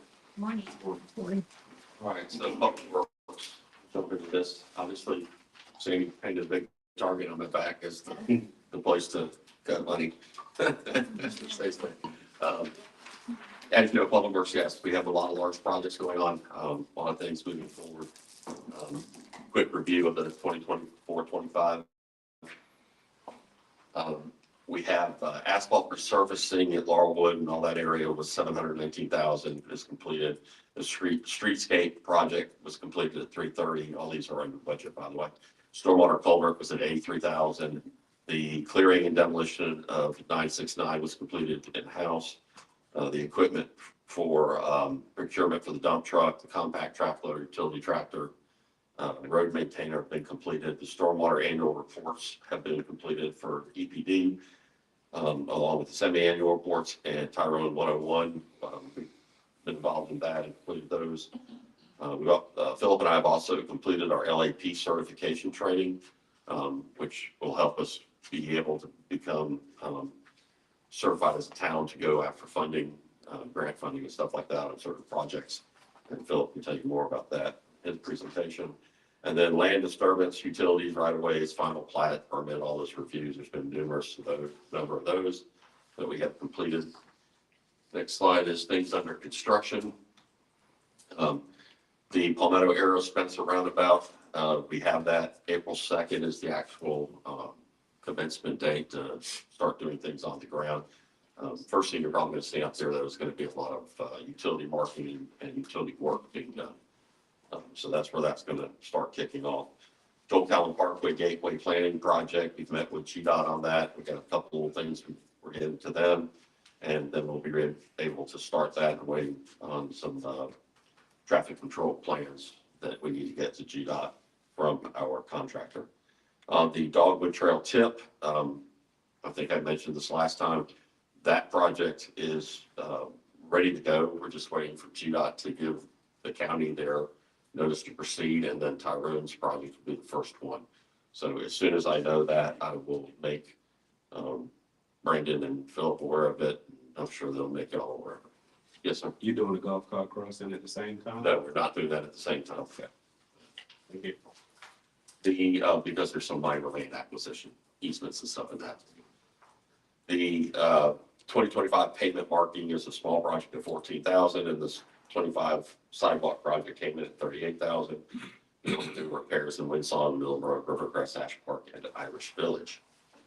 All right, so what else do we have going on? Design and land acquisition stuff. We have the 2025 asphalt resurfacing, which will be for Shamrock, Mallory, McCarthy, Drumcliff, Yates, Kylemore Court, Kylemore Pass, and replacing 4 culverts in the Caramore subdivision. We are getting that out for bids. Hopefully the next week or two it'll be on the street. We'll take the bids and then we'll start that project. The Shamrock Dam culvert improvement project. We expect to bid this FY. The road preventive maintenance crack sealing project, we hope to start advertising that in April. The weed and feed fertilization and the right-of-way mowing for RFP are both due, and they are scheduled to get submittals in April, early May time period, and the transportation and engineering record RFP is also, we're looking at trying to get that for submittal in late May. That's important so that when we get to July 1, we can already be ready to move with those and keep those continuous. With whomever the new company is. Stormwater infrastructure inspections, we're doing that, trying to get the A&E approved, selected for that. That's for the EPD reports. We've done 2 of the 5 years, and this will be for the 3rd year. The stormwater culverts, phase 2 for Brooks and Briar Hill, those areas, is trying to finish up its land acquisition. I think we have one group that's out on that. And I've talked to the engineering company about trying to get that on the street to go ahead and try to get it in this FY and get it started. Laurelwood, multi-use path, waiting on land acquisition to finish that up so we can bid that out. Tullamore, we had the 90% design that we brought to you last meeting. And so we're starting the land acquisition on that. Emergency access road at Shamrock, it's at 60% design. It's complete. There's some negotiations still going on with that, but it sounds like it's moving in a good direction. So hopefully we'll be able to get that determined. And once we do that, then we'll get back on getting the 90% design sets and stuff too. East Crestwood resurfacing and multi-use path is also nearing the 90%. Should have that hopefully early April and be able to come to you for starting land acquisition on it. Pendleton Dam upgrades, plan to 90% complete. It's been submitted to Safe Dams. They're reviewing that. We'll get back with us with any comments that they have. Of course, as everybody's pointed out, grant was awarded. The Shamrock Park dam improvements, the part of it dealing with the removal of trees and things like that is starting design. So that's everything that we're doing right now. And if we jump to the 25, 26, is there any questions on anything that we are already working on before we move forward? Okay, so in the 25, 26 goals, transportation goals, of course, all the things we talked about that we're designing, we're trying to get started and rolling, which would be like the roundabout, the TIP project, the roadway resurfacing of East Crestwood and Huntington will be hopefully through land acquisition to a point where we can get that started. The resurfacing project for 2026, right now we're looking at Taylor Ridge, Wickham, Donegal, Brunswick, Arborcrest, Dover, Parks, and Hanley Court. That will be a combination of 2023 SPLOST, general funds, and LMIG. By the way, we did get a supplemental LMIG. I'll remind y'all from the last meeting, it's $167,200 and I don't know, something like 42 cents or something like that. So that's going to help offset some of the costs here. And that particular grant was a no match, the supplemental grant. So the preventive maintenance, we're looking at doing some crack sealing, some more crack sealing, looking at using rejuvenator, excuse me, in some locations to help replace the chemicals that have been lost at the surface, and in particularly at the center line joints and things like that. And also microsurfacing, which is a real thin layer that gives you about another 10 plus years on your asphalt and a fraction of the cost of actually putting down new asphalt. These are all proven things to help extend the life of your asphalt, which of course extends or reduces the amount of money that you pay over the life of the road. Sidewalk repairs will be ongoing. We have not identified the next locations. That's something that we'll be doing as we get ready for the actual budget hearing, budget numbers. Pavement markings is the same thing. The 2024 TIP, I think is what it's going to be called, was a project with the county where they wanted to do their section of Tyrone Road, Palmetto Road. And we're joining in with that to do our section. So that will be coming hopefully soon next year to get the design basically started. Once again, the county's leading all that, and that's the normal tip split. Roadside tree pruning is an ongoing thing. We've actually changed this a little bit to help reduce some costs on it, which we're going to see how that works this year. And then the roadway signage replacement ongoing, intersection improvements. We have Castlewood and Palmetto Tyrone Road that we're looking at. LAP certification, I'd say we're getting ready to get that with Phillips. Phillips actually handling that to get us in certified. So we go for grants. And those are SWAT things that we'll talk about in a minute. The 2024, 5, or 26 goals for environmental and stormwater. All of the dam stuff that we're doing will be covered in SPLOST, or we've already talked about. There is some maintenance that we do on town-owned ponds that will be a part of the upcoming projects, but we do most of that in-house. Dam quarterly inspections will be continuing to do, incorporating all the EPD requirements into the stormwater management program and plans and manuals we'll be doing. The infrastructure to start the next the following year of the cycle, the 5-year cycle. We'll be doing again with an outside consultant, permits for plan reviews, all that kind of stuff. We'll be working all the EPD reports, all the GILID manual stuff. Under stormwater will all be typical ongoing things. And then the awareness program for the citizens and town employees, planning commissioners. We're going to, continue to market or help educate on those and remind people of the importance of some of that stuff. And of course, we'll also maintain all our licenses as necessary to continue to provide the MS4 service at the town level. Next is the facilities goals. We have the Public Works Maintenance Facility at Hanley that we are starting. Actually, already broke ground on it, have some silt fence up, get ready to move forward with that. With that will come, once it's up and we've moved all the equipment and everything over there, we'll look at the demolition or be ready to do the demolition on the old pole barn behind 945 Sinway.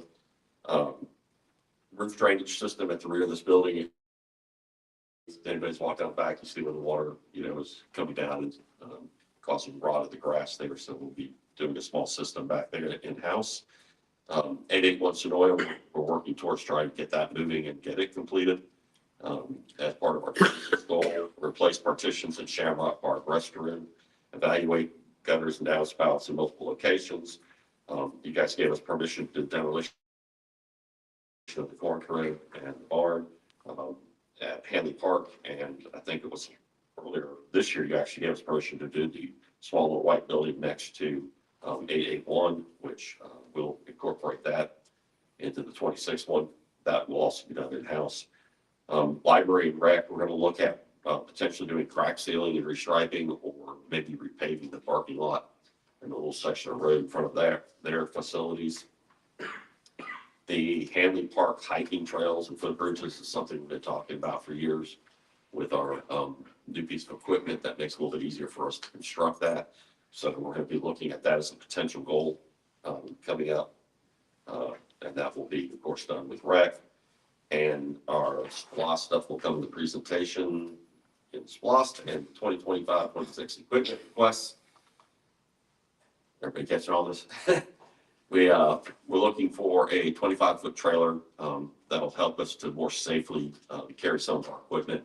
Some of our equipment is sitting like right on the edges of the trailer. And that's been a request for a safety reason. Also looking for another 3500 series truck to help haul some of this heavier equipment. The other nice thing about that is it gives us the ability to pull more than one heavy piece at a time. So if we need to carry 2 pieces out, we can carry 2 pieces out. And then scissor lift, which was brought up by Rec also, we'll be looking at purchasing one of those to handle light repairs and other things like that, clock tower. And then there's been a request for this, but we're still waiting to see what the return on investment is for this. But being able to do our own changing our tires is real balancing. So that's us. We'll see what comes of that once we get our return on investment numbers back that it's just giving us. And that's everything for the public works section before we get to sewer lost. Any questions? I know it's a lot. What kind of equipment do you haul on the $68,000 trailer that can't be driven from point A to point B? Well, the track loader is one. That's the main one. It could be better to answer the other ones. That's the one I know of. The jetback, is that? And the jetback is a trailer piece that has some weight to it, especially when you put the water in it. That's a lot of weight to it. I think they're currently have used the tractor and things like that to try to pull some of that stuff, but it's better to pull these things with a pickup truck. So, In my conversation with Mitch, his goal for that pickup truck is to, the 4x4, one of the F-150 4x4s is kind of aging, still in good working order, but he would like to transition that to replace the Ranger, which is, that's definitely, it's had its time. So you transition the 4x4 to replace the Ranger, we'd surplus the Ranger, and then replace the F-150 with the 3500. right, so that older vehicle is used to carry things like dead animals and stuff like that. So it's you know, it's pretty gnarly. It's old. Yeah, and that particular one's very old. 1990s. We'll be replacing that with a slightly newer but old version. Anybody have questions? Good. Thank you.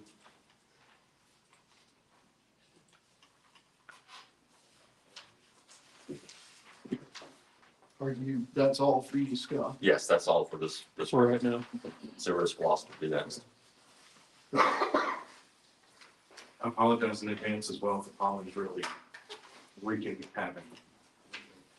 I'll try and be quick because I know I gotta go run and pick up some lunch. Community development, our 2024 review. So here, just some of our milestones. We finished the LCI streetscape. Well, we will finish the LCI streetscape this year. We're wrapping up this month. Next month will be the final document will come due. We had continued intergovernmental coordination with the county. A really large project that we've done with them has been the Safe Streets for All Safety Action Plan. And we will actually be getting a presentation to you on that here shortly. And that's a big project that we've been doing with the county. We have completed all of our training, as Scott said, for LAP certification. What's left now is for us to actually apply for that certification. And again, the importance of that for us was kind of a buildup of a lot of things that we did in the past. So especially the LCIs, completing the LCI studies opened us up for the ability to get a new tranche of TIP funds that you can access from the state. But in order to access that, not only did you have to do LCIs and the work be related to those LCI plans, but you also have to get LAP certified, basically just GDOT certified. So that's what we're going forward with. It's a really significant certification process. There are only, I don't know how many communities are in Georgia. I think there are a couple hundred communities in Georgia, and there are probably only about 125 that actually have LAP certification. It's usually reserved for larger communities because of the level of involvement it takes to coordinate those grants.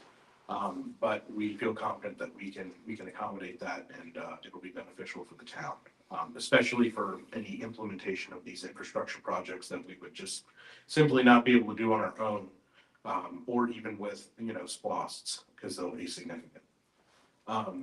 So that's what we're pursuing, and we've completed the first phase of that. Project management. So I like to say now I'm done planning for the most part. Well, the only planning that you'll be seeing from me is our state mandated comp plan update. But this LCI kind of marked a milestone for the town of not really doing a whole lot of additional supplemental planning studies. We've identified what we want to do, what direction we want to go. And so now I'm transitioning more into a project management role and trying to execute on some of these things. So the phase one streetscape project is complete.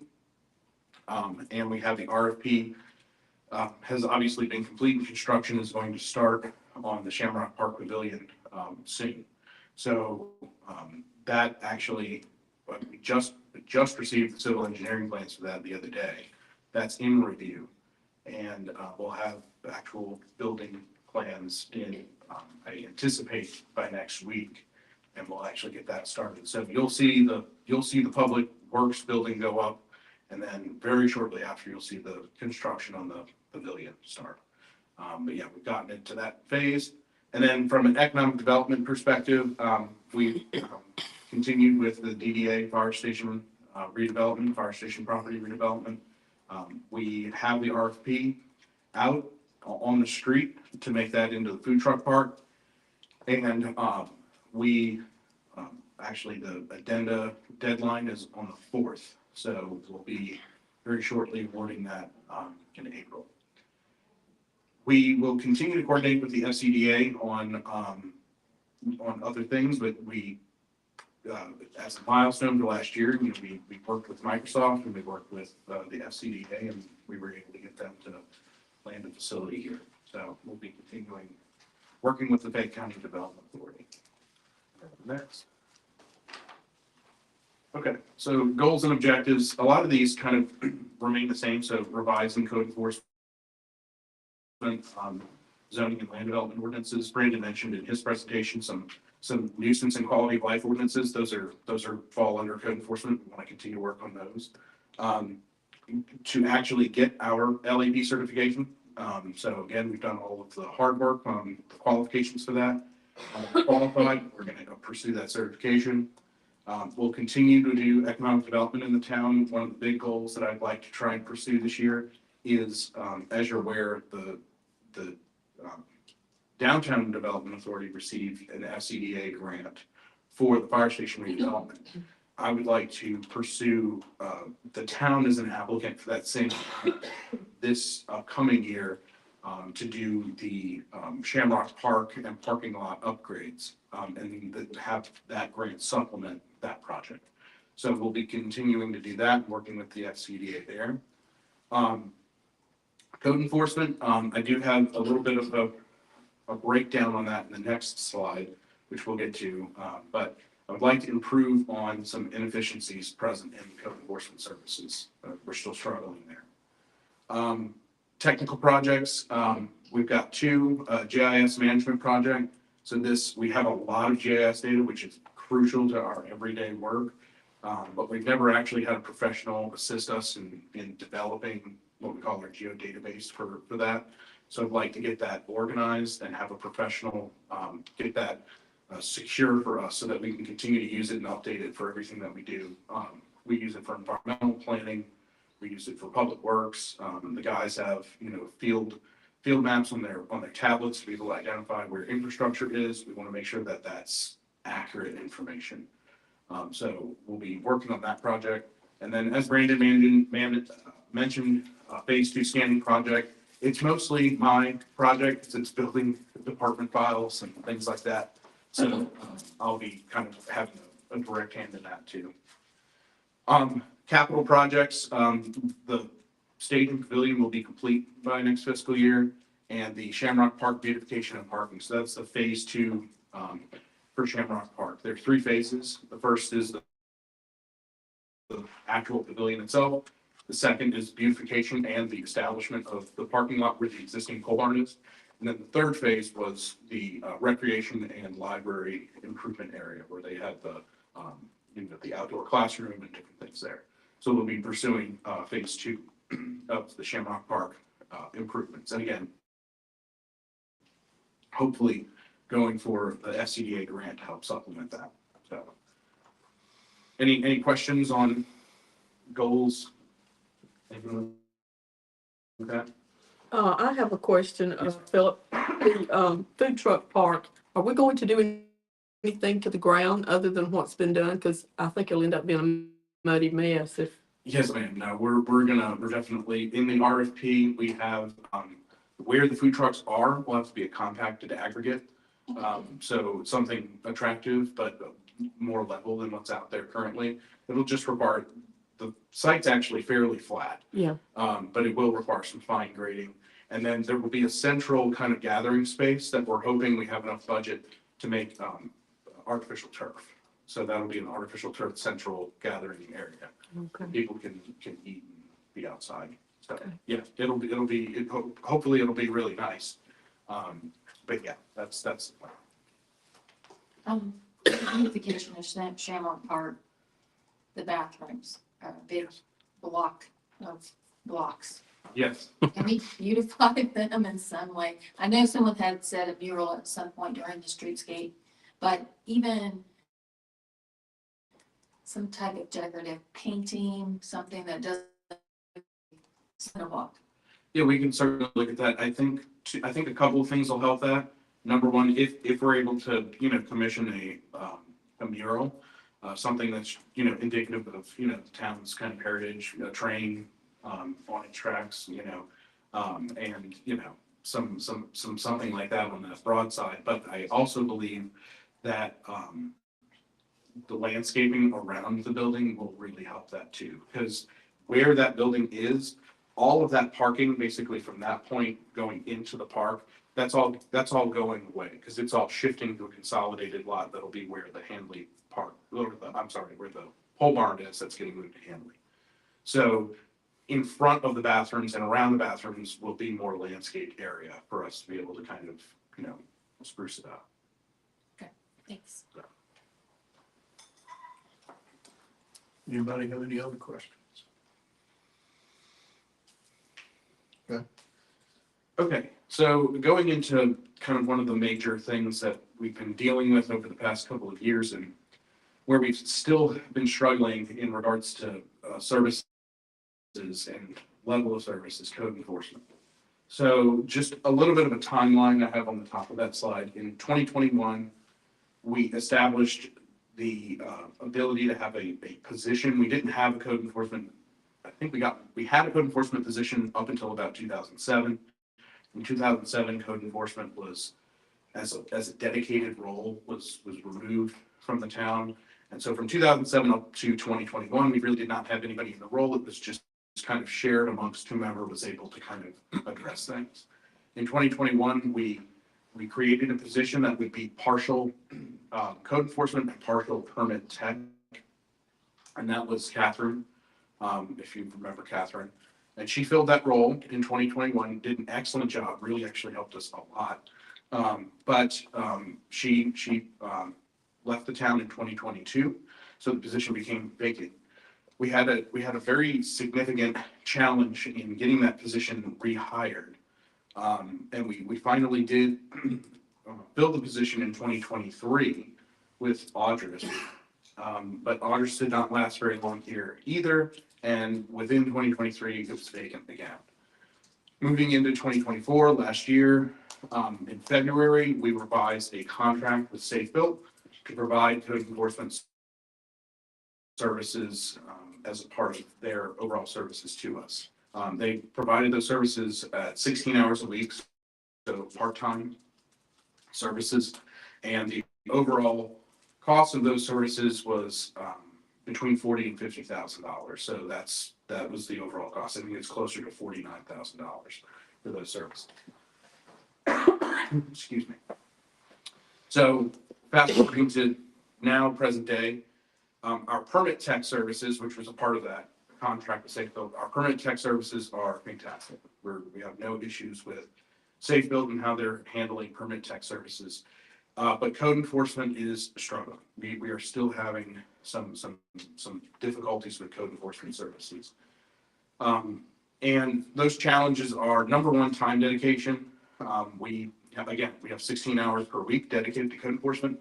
And the staff from Safe Build come out approximately 2 days a week to fill that. But again, there's a gap Most of the days during the week, there's no code enforcement ride out, so they're not able to respond very quickly.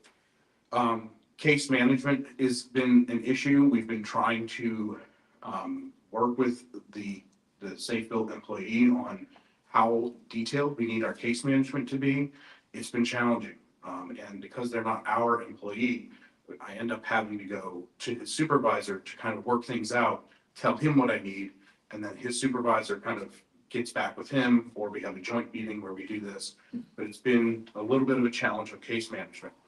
Follow-up frequency has been an issue. Part of this is because of the time dedication. Again, only 16 hours per week. Sometimes they'll come out, he'll have worked a Monday and a Wednesday, but we are not able to get back with, if you left somebody on a Wednesday, he's not able to follow up again until maybe the next Monday.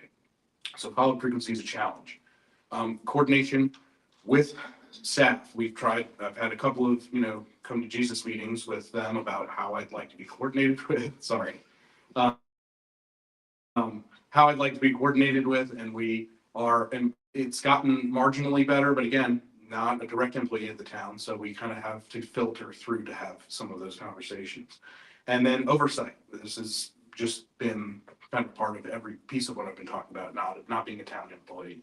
And then the consistency of service and the learning curve was a lot steeper. We anticipated that if we had code enforcement services outsourced, we were going to get somebody that knew, number one, how to take we did not have to do the onboarding process like we would with an employee of, teaching them our, process for how we want code. We had a sit-down meeting. We said, this is how we want to do things. And then we would have a professional take care of that. And the learning curve has just been a little steeper than we anticipated. So those have been our challenges. I have, as some potential solutions, we can work with Safe Build, continue to try and work with Safe Build on alternate contract terms or staff or supplemental staff. We could try and ask for more. We could pursue part-time in-house staff if we wanted. It's been challenging to try and find people for the in-house role that was previously a split position of permit tech and code enforcement. But we could try and pursue part-time staff, or we could try and pursue full-time staff. I have on the left side of this chart, obviously, or this slide, a chart of, I pulled open records requests for cities that are approximately our size and smaller, and their code enforcement services, what they have employed for staffing.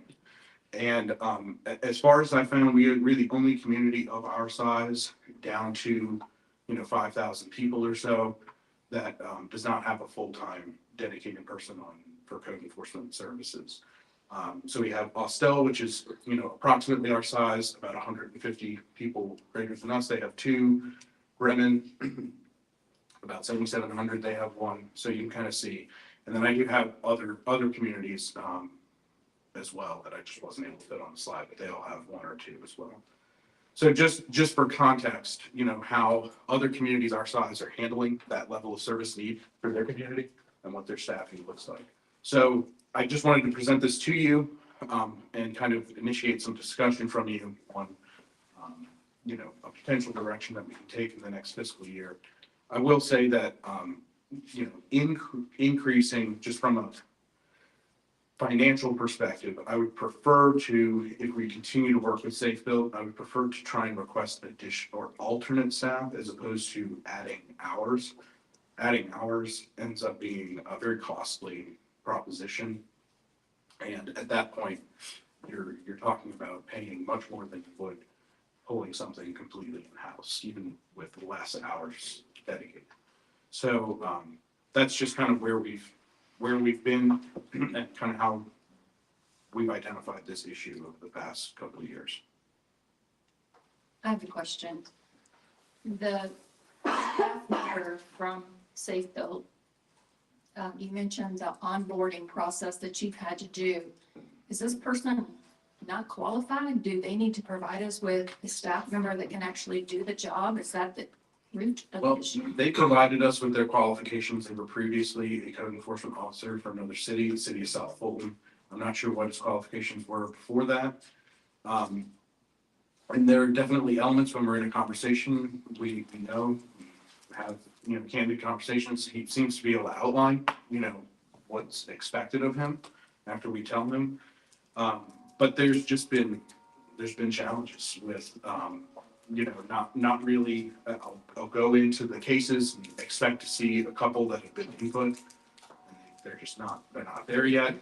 We had to have a conversation. There were some things that we assumed were not done that were, but it was because he was keeping a separate paper file, but we have an online system. We don't have access to their paper files at, Safe Build's office. So we wanted everything scanned into Community Core. So there's just a lot of some things that we would anticipate to be like little bumps of, how we personally want things done, but then other things that are really kind of compromising the level of service, especially for what we're paying.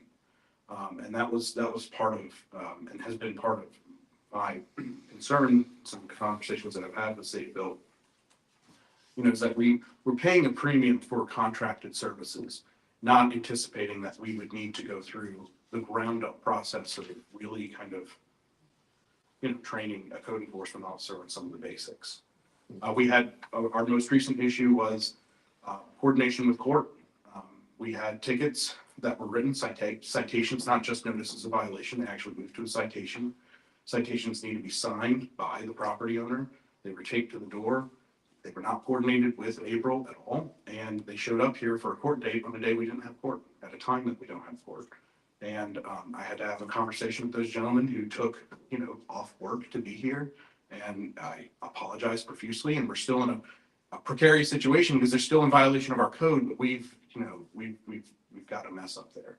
And I just assumed that we had a tick book. This is how a code enforcement officer who's qualified will know how to coordinate with court and actually get that done the correct way. So that was the most recent issue that we had. Does our contract allow us to say we're dissatisfied with this person? We need someone else immediately.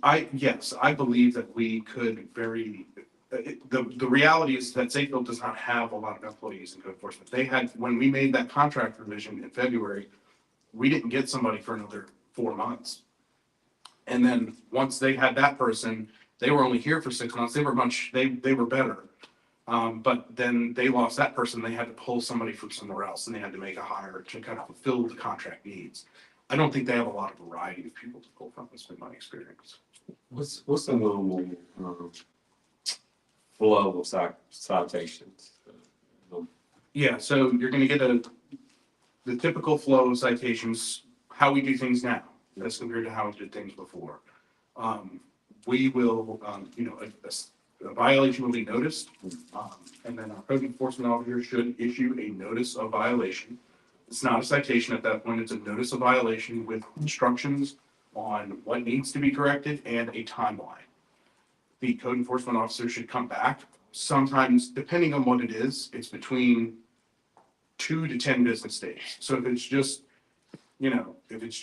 grass that needs to be cut, he'll come back maybe in 2 days. But if it's like a large amount of, debris that's in the yard or junk, it might give them a week or 2. He'll come back. At that point, if there's been a lot of progress, we'll say, okay, we'll continue to work with you because we see progress happening. We'll give you another week extension. If there's no progress, then essentially at that point, issue the citation. The citation has to be issued, signed by the owner, and then it has to be coordinated for court, and then it has to come before the judge, just like any ticket that you would get. And that process, of course, getting it to court, sometimes takes a month and a half, but that's how it works. Bottom line, what are you asking of us? I'm trying to give you guys options. I don't believe that we I don't believe that this is really a part-time type of solution, at least at the hours that we're having. I'm wanting direction on whether you believe that we should pursue, better service from Safe Build in this area, or if we should be pursuing an in-house operation. I just want to get y'all's feedback and opinion on what you would prefer to see happen. And you said that current cost to us, did I hear 48,000? Yeah, it's about, it rounded up, it's about $49,000 a year. And that Without internal, benefits. What, I'm sorry? Without benefits. Yes, that's a straight cost for that's just our current contract with Safeville is that much.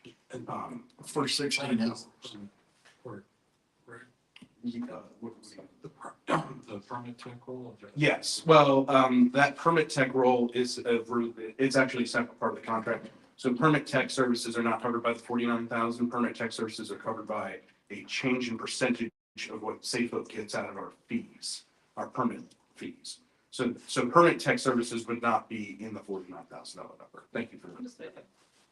Yeah. So and that's for 16 hours. That's for 16 hours, yes.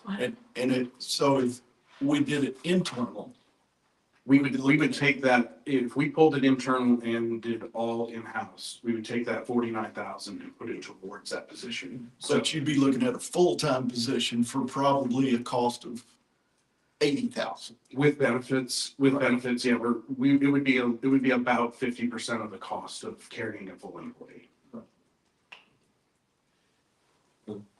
I mean, to me, Philip, it sounds like more of a mismanagement of time on the person's part. And even if Safeville needs to figure out a way, maybe they have an administrative day assigned to that person, and the other 2 days they're out in the field and they're actually coordinating during the administrative day with the courts and filling out the paperwork that it was supposed to fill out. But I don't think that that's a situation where we need a whole nother person or more time. I think Safeville needs to figure out how to make their employee work efficiently to fulfill the obligations of that contract. Yeah, no, I'm in complete agreement with that. We've had multiple conversations and sit downs with them to try and get this rectified. I can ask Safeville, if it's possible for them to provide a different individual to try and do code enforcement services for us. They did have an individual prior that did a much better job. We still had some of the challenges again with some of the time dedication and follow-up frequency, because you're just not going to get that with, part-time.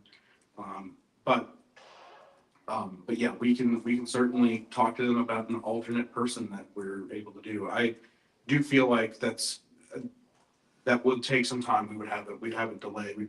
In order to source somebody else, it'd probably take a couple of months, based on my experience. The situation that we have here is that we need a full-time person to do this job. We are so far behind, and like you say, they're going to keep going around and deciding, well, we can get this person, get that person. So from 2021, we really haven't had an official, and even before then, we haven't had an official code enforcement program within our town here. And I think if we're going to do this and we're going to do it right, we need to bring someone on that's going to be full-time and qualified to do that job and to uphold what we have on the books to be, for them to enforce. Just my 2 cents. My concern is if Safeville is having difficulties finding qualified individuals to do this, to work for them, how much harder is it going to be for us with, just advertising through the normal portals and not actively, like headhunting or whatever it's called, where you go out and you try to steal somebody, it seems like we have a contract, they're not abiding by the confines of the contract to provide an individual who's either capable or lacks the skills of time management to do things. It sounds like an incompetency thing. And I would go back and say, look, we've been with them for however many months. We're requesting that you find a replacement for this individual under our contract, because it also your time that we have a part-time person, his name is Philip. I mean, you are doing so much of the work already. And to create the position, I'm not against us doing that. I'm just against us trying to find that person, that niche that we could plug in there. I would comment as well that if Safe Built needs more from us, they need to have that communication. Maybe they underestimated the level of commitment to this process. And maybe they say, well, we need to add an additional day at this particular cost. And if that cost is reasonable, in order to get the level of service that we demand, then that's a conversation that we probably need to have in the future. But right now, we have a contract in place and they have an obligation. And I agree, I think they need to try to figure out how to make that work. I think if we're paying 49,000 for 16 hours, we're not getting our money's worth. So, I mean, we just talked about money. We don't have much to be throwing around. But if it's a matter of cost benefit, then it seems like we don't have much choice but to have a full-time employee to get the job done and to get it done right. Yeah, I have, on the next slide, I do have a list of like all of the towns.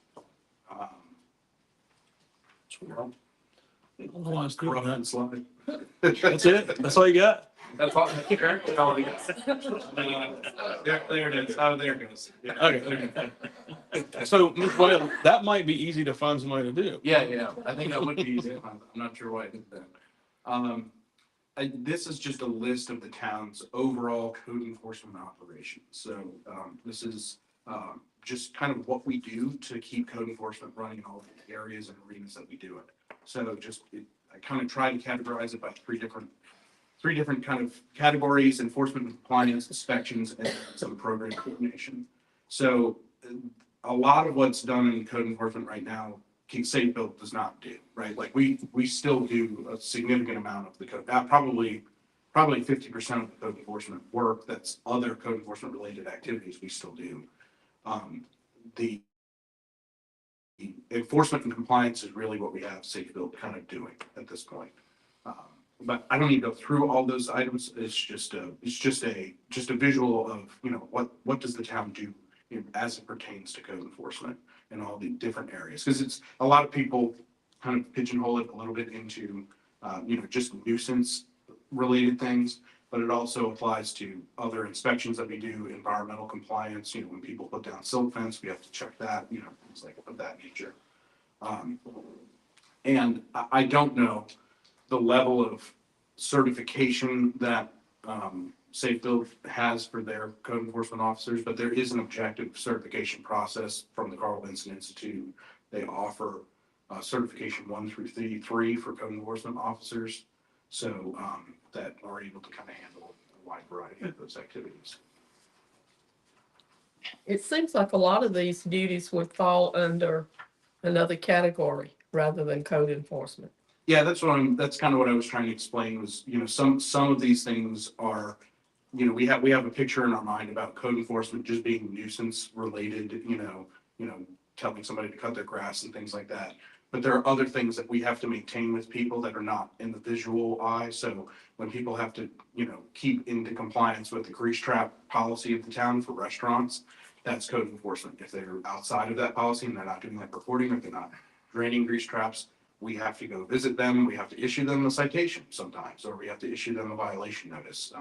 Same thing for sites. So if they have, some things that are not specifically building related, but if they're more not installed silt fencing correctly and they're getting sediment into the road or onto somebody else's property, that's a code violation. And so we still perform those. They're still code enforcement activities, but they're not necessarily, the traditional nuisance related ones that we think of. This can't be done in 16 hours a week.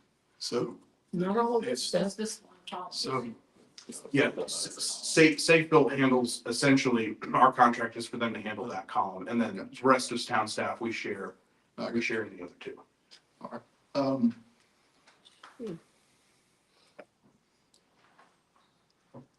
So I think I was being too gentle earlier.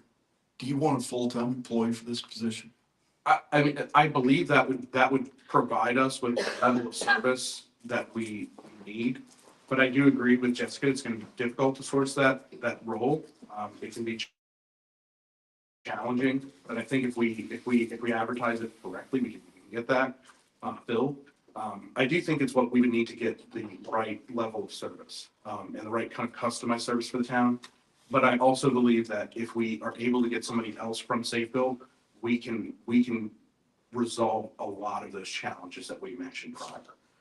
But it would be me requesting Safe Build find somebody else, which, you know, might have consequences for the existing person in that role. So I think you just answered my question in two different ways. I did. What do you want? I believe we would operate better with a full-time role. Okay. I think that would be the Stop.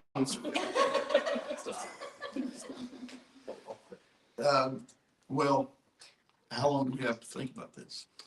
I mean, we're in the budget process. I mean, we could, if you guys want to pursue that, you know, we could probably have something ready for July. Okay. Does the contract have a lifetime? It's just an annual contract that's on renewal. Those services are kind of a la carte. So if he does them in a given month, all of them, then we get paid, we get charged. If he doesn't, then we don't get charged for those hours. Okay. So I would say if that's what you guys want to pursue, we will work towards that and keep the contract in place until we have somebody hired. So Okay. You need a motion. we do. I'll take it. I make a motion to direct staff to investigate finding a full-time code enforcement person for the town. Second. Any discussion? All in favor? Thank you. Okay. Is that all for you, Phil? Yes, sir. Okay. Does anybody need a break or do you want to hang in there? Okay.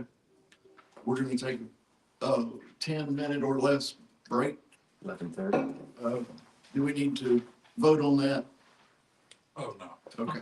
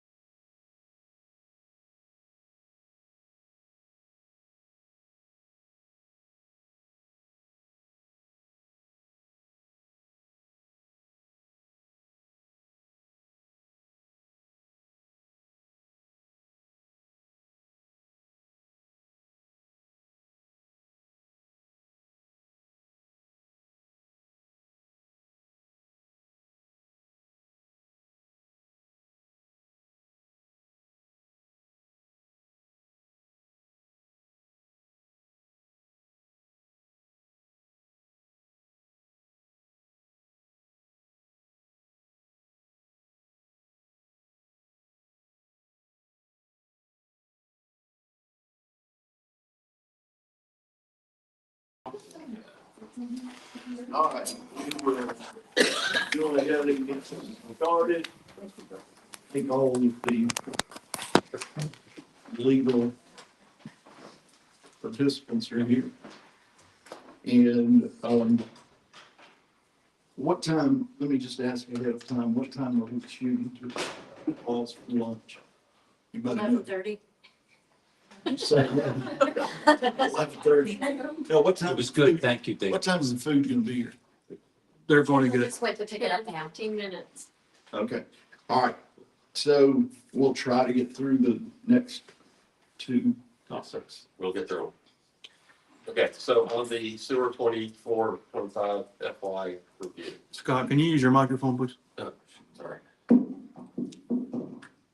Okay, for the 25 FY sewer review, Southampton sewer manhole stabilization project is complete. We replaced the generator at pump station 2. We are ordering and waiting delivery for the reserve pump for pump station 4.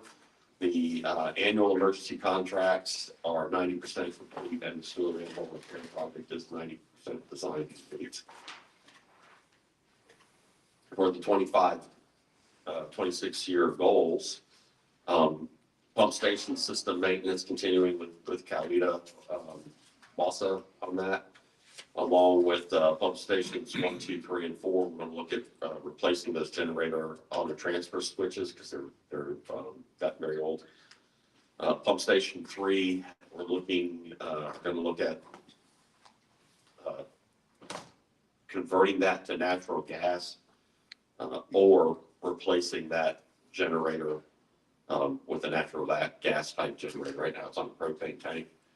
So this will give it a more secure long-term capability to run when we don't have power and stuff like that, right? Like an ice storm or something like that, or a hurricane or something that puts us down for a week or so. And release vacuum breakers, we're going to be inspecting those 25, 26, the grease trap inspections and all that stuff that we do, and improving the education through our Tyrone 101. Some of those things we'll be continuing to do as ongoing things. Pipe and manhole repairs and infill and infiltration reports, I&I reports. We'll be focusing on those also, and the capacity issue is something that Brandon has been working on that. If he wants to give any information on that, he can let y'all know more about that. But that's something that we, of course, will work with Brandon as needed to do. And for the FY 25-26, we'll be also looking at pumping out our septic tanks at both Hanley and Red Line. That's the only 2 remaining. All right, so next we're going to move into SPLOST. 2017 and the 2023 Public Works SPLOST review. We'll look at the projects under this fiscal year, the roundabouts under construction, streetscapes is completed. The projects under the 2023 for this year is equipment procured for the bucket truck. It's being ordered as we speak. And the 2025 asphalt resurfacing for Shamrock Industrial, McCarthy, all that is the one I told you about. It's already on our plans to do this FY. We just need to get it out on the street. We have everything now to get that. I just need to get it advertised. The 881 we talked about doing the improvements to the bathrooms and stuff in there. We're actually upgrading that to not doing just the bathrooms, but trying to get the whole thing completed. And the 2023 SPLOST projects, Laurelwood, Tullamore, MUPs, multi-use paths, Adams Lake, Hanley Lake, and Shamrock Park dams are the ones that are on that list. 2 of those, Hanley and Adams, are the 60% design is complete. We've sent comments back to them, and we're expecting the 90% planned soon. And East Crestwood, multi-use path and resurfacing, that's one that, once again, we're at 90% design, and we'll be going to land acquisition. And the phase 1 of the design build for the pavilion is the one Philip told you about. the 2017 SPOS goals, we have completing the Arrowwood Spencer project. We have the LRIG, which is complete. All the 2017 budget for that has been fulfilled. The 881 Sonoya, one that we're moving on next, and the SPOS debt reduction for the GTIB loans are going to be an ongoing continuous thing with any remaining SPOS money. They're also going to assist finance with closing out 2017 SPOS projects over the county IGA when, as we get those done. As for the 2023 SPOS goals, have a lot of LMIG stuff that we'll be putting towards our projects for the road right-of-way, or excuse me, the road resurfacing in year 25, or excuse me, for fiscal year 26. Right-of-way pruning, that's a small thing now. It's actually, we have a lot of money in that we will probably be reallocating if all goes well with this year's process that we change to. That will help move several $100,000. The 2023 SPOS multi-use paths, Laurelwood we talked about, Tullamore we talked about, East Crestwood we just talked about. Sandy Creek is in pretty much, we need to start talking more about that land acquisition and how we're going to handle that before we get that cranked back up. So we'll be having those discussions, and if we can get to the point where we feel like we can get land acquisition across the railroad spur and over to the school, then we'll be able to get that design moving. As far as the stormwater stuff, told you about the two dams, Hanley and Adams. We know about Shamrock Lake Dam and infrastructure improvements. We plan on completing land acquisition for those and then bidding those out the next round of those projects, those culvert projects. And then also the Palmetto intersection improvements, that study is basically complete. And we're going to talk probably more about that and in-house and then get back to them when the budget time comes around. But we may start looking at how we're going to move forward with that more detail. Phil, if you want to add to that, go ahead. Yeah, that particular intersection, Palmetto, Tyrone, Sonoya at the railroad tracks. And our rough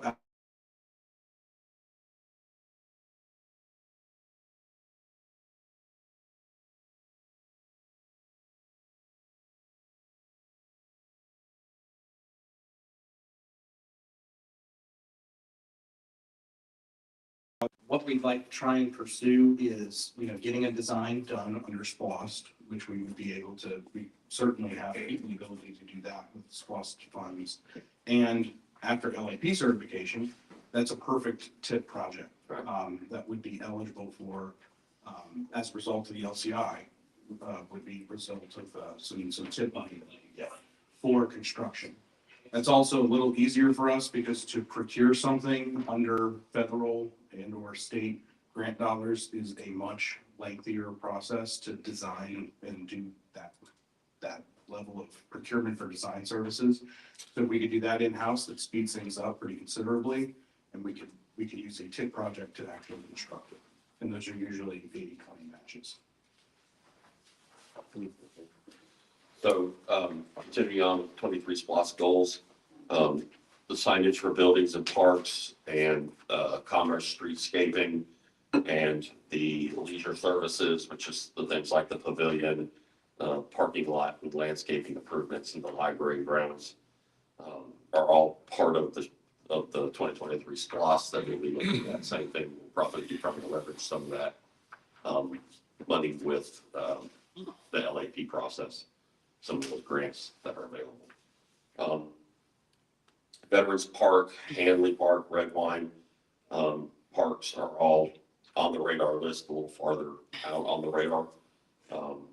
But as funding comes in, we'll start talking more about the designs and stuff that we're gonna move forward with and get with y'all on those kind of things, because the scope of those is we need to refine our scope a little bit before we take it and actually start design process with, to make sure we're getting everything we want to get out of the SPOS and that we're in compliance with the stuff that was in the SPOS. So, not complicated, but we'll get with you on that.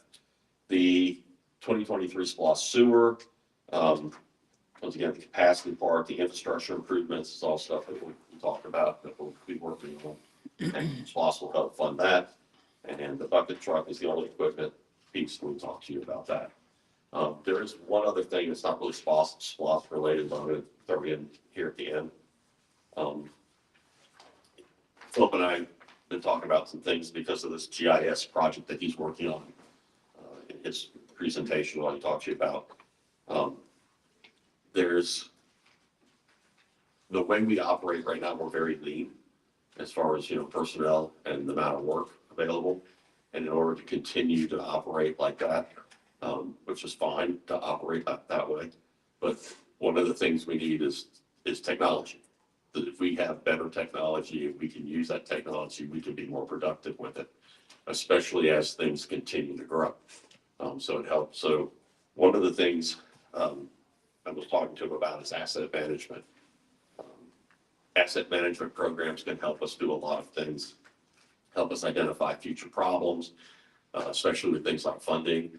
You guys were talking about the taxes and stuff like that. This kind of system can help us plan our sewer, our stormwater, and our roads in a way that we can have long-term projections, like 5+ years if we want, projections on costs and how to move forward and how to make that financially as sustainable as possible, and to show us where bumps in the roads may come and how we might tackle those bumps in the roads. It'll also show how preventive maintenance will or will not grant you a good outcome in the end. Like, is it really worth to do that preventive maintenance, or are we past that time? So there's a lot of benefits to that kind of system, and all that stuff we're trying to do in-house by hand every year, and trying to project out a year or two in advance as much as we can. This will help us tremendously in doing that. So we're still getting some stuff together. I've gotten some rough numbers from one company. I'd like to try to get some more information on this, but when budget time comes around, I just want y'all to be aware that if the budget numbers come in something where Brandon and Philip feel comfortable with us coming to you with, we'll come to you with it. If it's grossly over expensive, we can't afford it, then we won't come with it. Okay, so the only last thing is the tree. The tree goals, basically, same as last year. We collect money and keep our tree fund. Before you move to Oh, the sure, I'm sorry. sorry. Under the 2023 SPOS goals, you have the Faven Park design. Oh, yes. At that park, there is a very large tree that's dead.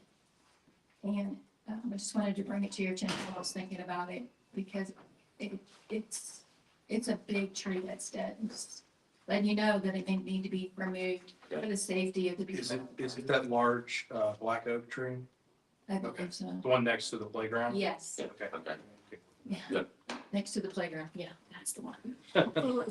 Scott, I also have a question. Yes, ma'am. When do you anticipate starting on the bathrooms at 881? We've been talking about that a lot here recently. We've gotten a lot of stuff now to where we've gotten things where we can get around and move around in that building a little bit better with all the paperwork and stuff we had to go through. We still have a lot of furniture in there, and we've also gotten the stuff collected as far as the furniture for surplus that I need to get with Philip and Brandon on to do that. And I've talked to my crew about doing some minor adjustments in there as far as the walls and the doors that we need to do to make it work, where we can get the bathroom set up for the museum and the other bathroom set up for the admin section. and also gain access into the communications and HVAC room. So there's just a little bit of framework we need to do there. Then after that, we'll get with contractors to come in and get the water and the sewer done. Because of the ADA regulations, we have to move the toilets closer to the wall to the proper distance that they're supposed to be from the wall, and add some blocking in the walls for grab bars and things like that. So that will involve a little bit of cutting of the floor and redoing some plumbing in the floor. And this is not, it sounds worse than it is. They do this all the time. We feel comfortable all that can move forward. And then we'll also get the electricals to come in and do their work. And any HVAC stuff that we need to do, we'll also get that done all at that same time. Once we get all that stuff in the walls completed, I also want to do some fire blocking in the wall, like every time we penetrate through a stud, actually sealing those so there's a fire, it doesn't spread as quickly. So some things like that. And as soon as we get this to the point where we start putting sheetrock on it, we'll put the sheetrock on it, we'll put the floor in, we'll paint, put floor in, flooring in, stuff like that. I know that the museum is planning on having some Tyrone anniversary dates coming up. Billy, you probably know more about that than I'm talking about, but they desperately need those restrooms. So When they have an event, there's always a line for some reason at that one restroom. I mean, but you don't know when that Do date you know is. when that first one is, Mr. Billy? I don't know off the top of my head, no. It's soon. I think it's in May. I think it's May They're 17th. meeting the Easter bunnies April 12th. We're talking about the museum. Yep. Yeah, they're having an Easter bunny event. We're having one the same day as the festival.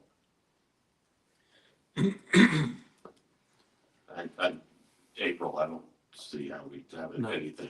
We may have to look at a restroom trailer or something for those events. Right, that's something too, trailer originals like we do at the events for the Shamrock. Yeah. I think it's in May, but I'm not sure. Yeah, May 17th. May 17th, yeah, that's what I was thinking.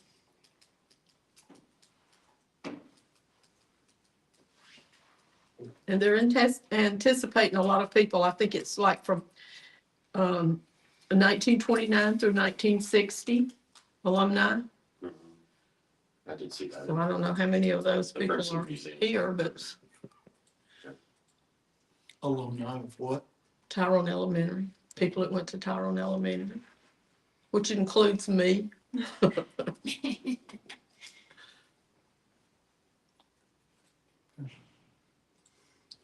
Any questions? Thank you. But you still gotta go through the trees? Oh, the tree thing, yeah, the biggest thing about that is the current battle, that's $62,184. And when we get the streetscaping project going in particular, there'll be some trees and stuff associated with that.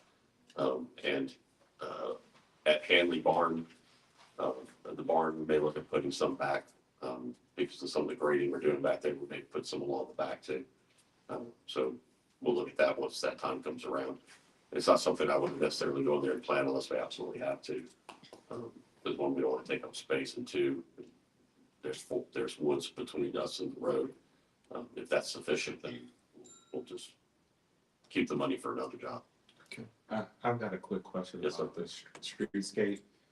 Last time when we were gonna put some trees in on the first phase, we ran into some issues underneath the ground.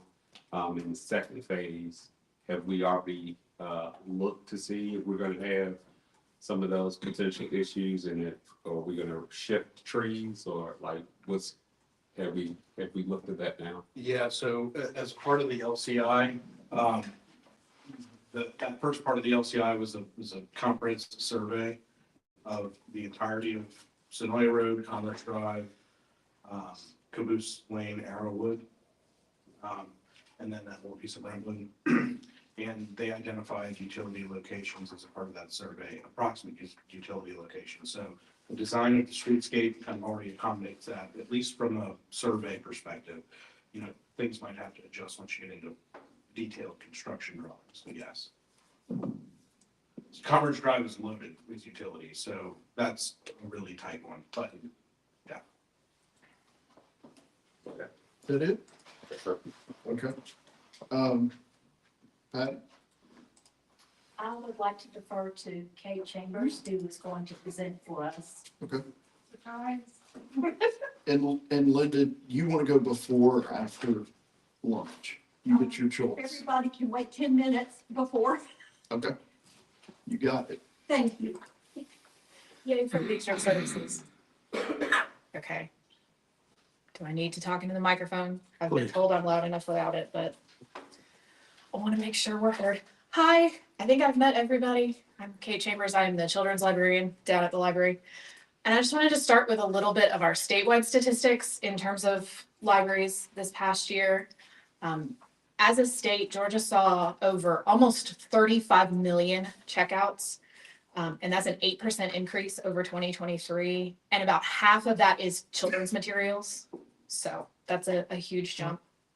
We saw 45.5 million visits, which is a 6% increase over the last year, and a 13% increase in program participation as a part of those visits. So that's great that those numbers are continuing to go up. I also wanted to include our funding because that's been a topic the last couple of weeks. We get, as a state, $264 million plus. Only 2.3% of that comes from the federal government, 17.9% comes from state funds, and almost 80% of that comes from our local government. So thank you. You guys keep our systems rolling. As far as our end of year, we saw over 90,000 circulations of materials, and that's everything, books, audiobooks, DVDs, everything. We hosted 391 programs, had 12,247 attendees at those programs, and had over 14,700 computer sessions. That does include wireless access as well. So it's not necessarily people on our hardwired computers, but that's a lot of people using our computers. Over the last 4 years, we've seen continuous growth in every department. From 2021 to 2024, we more than doubled the number of programs we host. We saw an almost 36% increase in circulation and saw a 61% increase in our participation and attendance. So that's a big jump in a relatively short period of time. We have our partnerships, which haven't changed a lot from last year, but these are a lot of things that are available to our patrons through their library card. We have added the Computer Museum of America Pass since last year. We now have access to an app called the Palace Project, which takes things from the Libby app, if you're an ebook user, and also the Galileo databases and aggregates them in one place. So you can search much more things in one place. You don't have to go from here to here to here. It's relatively new. We're introducing our patrons to it as we go. I'm a big fan of it, so I hope it's going to catch on. We also note our 1,000 Books Before Kindergarten program now has 6 graduates. And if you come visit the library, you'll see their picture on the wall. We're very proud of them. They range from 2 to 5. And they get a little tote bag when they finish with a book and some goodies in it. And they've been very excited about that.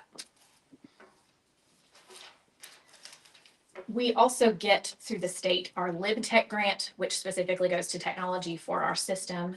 And this year we requested receipt printers, barcode scanners, and a new copy print release terminal. The copy print release terminal was especially important because the computer that was running our print release terminal was running on Windows XP. Wow. So it's a little old. So we're very excited about that. So streamlined the system. Patrons can actually scan their library card or their guest pass when they come up to print now instead of having to type it in. So that's a little easier for them as well. I gave you a whole bunch of summer reading information. If you've ever been in the library during the summer, you know it is our busy time of year. It is our holiday rush. In 2023, our patrons cumulatively read about 5,000 hours. This past summer, they read over 9,000 hours. We had a 45% increase in participation from our pre-K and kids age, 145% increase in tweens and teens, so that's age 12 to 18, and a 90% increase in adult participation. We did specifically target our teens and adults because they're a little harder to get in the summer. So we were really excited to see that much of a jump. We also added 2 time and prize levels. We had gone 10, 20, and 30 hours previously. We added 40 and 50 this past summer, and that saw a huge jump in continued participation across the summer, including we went from 25 teens who read 30 hours in 2023 to 30 teens read 50 hours in 2024. It might be the baked goods that are motivating them, but they're reading it. We'll take it. Whatever it takes. We hosted 11 summer reading specific programs. That's in addition to our continuing story time and baby time programs in summer of 2024. And we actually have 13 planned for 2025. We've added 2 adult specific programs and an additional performer for all ages. What do you attribute, if I may, what do you attribute the participation increase to? We've done a lot of additional marketing specifically to those 2 age groups, but also offering enticing prizes, I think, was a big part of it, especially for the teenagers. But our friends group, which you know well, went out and got us donations to give away to the adults as well, gift cards to She's and Subway and Chick-fil-A. We got one for the mini golf place up 74. And so we were able to give those to adults, and people are prize motivated. They want to come in, they want to win the gift basket that we had for participating in our Spice Up Your Life program. And we did that mostly through donations. And that was, I think that was a big part of it, but also just getting the word out there more has helped a lot. So as we go into 2025, which we've started, but we definitely want to continue our excellence in efficiency, providing our patrons with the best customer service that we can, which I think we do a really good job of. We see consistent participation in our recurring children's programs. Our story time programs and baby time programs are similar numbers every week, which is great. And we want to continue that attendance, and a little bump would be great. If baby time gets any bigger, we're going to need a bigger room. We're hosting about 50 people at a time with baby time. We want to continue to see growth in our tweens and teens. We've seen a 300% increase in participation at our monthly program, and that's fantastic, but we want to keep that going. And we even have some of those teenagers that are now volunteering to help with our summer events in addition to their own summer events. So we're hooking those teenagers in, and we want to keep that up. We'd love to see additional adult programs. Our Lunch and Learn program that we do once a month has seen a 116% increase in attendance over the last year, including one particular program where we actually had to turn people away because we didn't have any more room. And that's in addition to the increase in our summer reading participation from last year.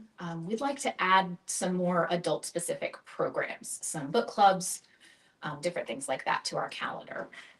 And we also would like to expand our outreach. I do 2 outreach visits per month, one to Hopewell United Methodists Preschool and one to Kids Tech Academy on Jenkins Road. And we'd like to expand that and also to continue to be a presence at town and community events, because we're in the middle of the town and the community, and we want people to know that we've got lots of options for them.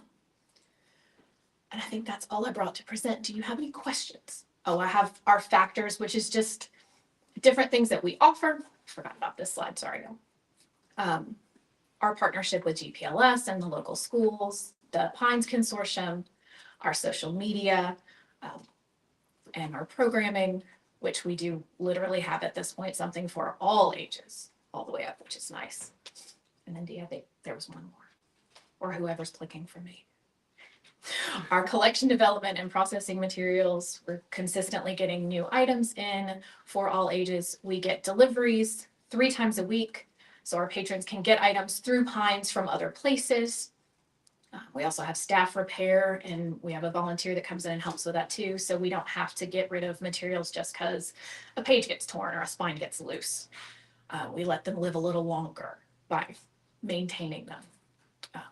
And we also help our patrons with a myriad of things, from printing, scanning. Tax forms right now is a big one for us because they don't send tax forms anymore. We have to help people find them and get them printed. We do a lot of scanning of documents to people's email that they can send back out. and just generally answering questions as best we can. So it's a different day every day at the library, and that's kind of fun that way. Now would be the time for questions. We're seeing a shift from the student population in public school to a lot of more in private school. So can you talk off the cuff a little bit about how you partner with some of the Tyrone private schools and maybe even on the perimeter of Tyrone private schools? We do have an existing partnership with Crossroads at the Baptist Church just across the street. Occasionally they'll bring their kids in, but we do send a lot of outreach materials to them, and a lot of their students come in and out. Last year, we actually had the entirety of Landmark Christian's elementary school came in to visit over the course of a week, and we're trying to, if not replicate that whole visit, at least make sure they're getting all of our information. And we send our information out to Trinity as well, which are the three that we know of specifically, because we've had students come in from those places. We don't limit our outreach to the public schools. If we know there's a school within our reach area, we're gonna at least try to reach out to them, whether or not we get any response back. I was a private school kid. I graduated from Landmark in 2005, so I am always very aware that the public schools are not the end all be all of where our kids are getting educated. We also have a big homeschool population that uses the library frequently. So have you partnered at all with Konos? We have some of the kids from Konos that come in. We have not specifically reached out with them, but I can definitely add that to our. And then does Clearwater Academy come in? Clearwater Academy comes in. They're scheduled to come in once a month to bring their students to visit. They don't always, because it kind of depends. But they bring a group of 6 to 8 students, and they come in and they've been learning about how the library works, and they read. You would never know they're there. They're the quietest kids in the whole world. But the Clearwater kids are always around with us. They also try to take their upper school students and implement them into some type of internship type program. So if you ever need assistance from a teenager who can help you with anything, that might be a good partnership. Definitely. If it's conducive to what you're Right. trying to do. And in something like that, I would definitely defer to the boss because she is the boss. But that's definitely, and I think when they first decided to come on the field trip, we actually had that conversation. We just aren't in a place that we consistently need the extra help right now. Most of our extra help comes during the summer when they're out of school anyway. Right. But it is nice to know that that's there if we get that busy. This is great. These good numbers. We're very excited about it. Thank you. Thank you. Anything you need from us? Just continue supporting us. Come visit. We got lots of fun stuff. Thank you. Is there anything I'm missing? Okay. Thank you. I will add, just, I'd mentioned in my weekly report last week about the funding concerns that Patty had and that I was gonna meet with her this week. We did meet, was it Tuesday morning? It doesn't, right now, it doesn't sound like it's dire. It doesn't sound like it's gonna be a huge impact, but it's definitely something we're gonna keep an eye on. But, it sounds like if we do lose the funding that we're talking about, it's probably something the town can easily step up and cover. Like I said, it's not, hundreds of thousands of dollars. It's a few $1,000s is what it sounds like right now. I also spoke to Senator Harvard about that, and he said the state would be looking into any shortfalls that were left by the federal government. Good. Okay. Linda, you are a fucker. Thank you. Hello. And LYND. LYNDA, thank you. All right, you're up. Good afternoon. Yes, good afternoon. I wanted to tell you a little bit about what we are doing, what we did, and where we're going in the future. Our successes, we had a huge turnout for Easter. We got bombarded. So that is wonderful. We had a Halloween event that continues to grow. We added a huge inflatable maze in the middle, and the kids loved that. We had a very large sponsor increase for Founder's Day. We raised over 10,000 more than we did the year before. And we had a fairly large company come into town that's reached out to us that's interested in sponsoring. So we shall see about that one. We have 2 new recreation class. One's called Bathed in Sound, and that's where you have the little bowls and you do the noise with it. And we also have tumbling, which is doing very well. Our current classes, we have jazzercise, line dance, Zumba, Pilates, yoga, and tumbling. We have 2 new instructors. We had a lag with, Let me go back. Sorry. we had a lag in Pilates and yoga and line dance due to all of them having changes with instructors. So we had a few months there with no instructor, but it's all full again this year. New classes, I've already went over Bathed in Sound. There's a little picture about what it is if you don't know. We're real excited that we have art workshop now. If anybody was interested or knew what Shamrock Stitchers were, where they all came and they stitched together, kind of like a quilting bee, that's what this is. People bring all their artwork in and they help each other and they paint.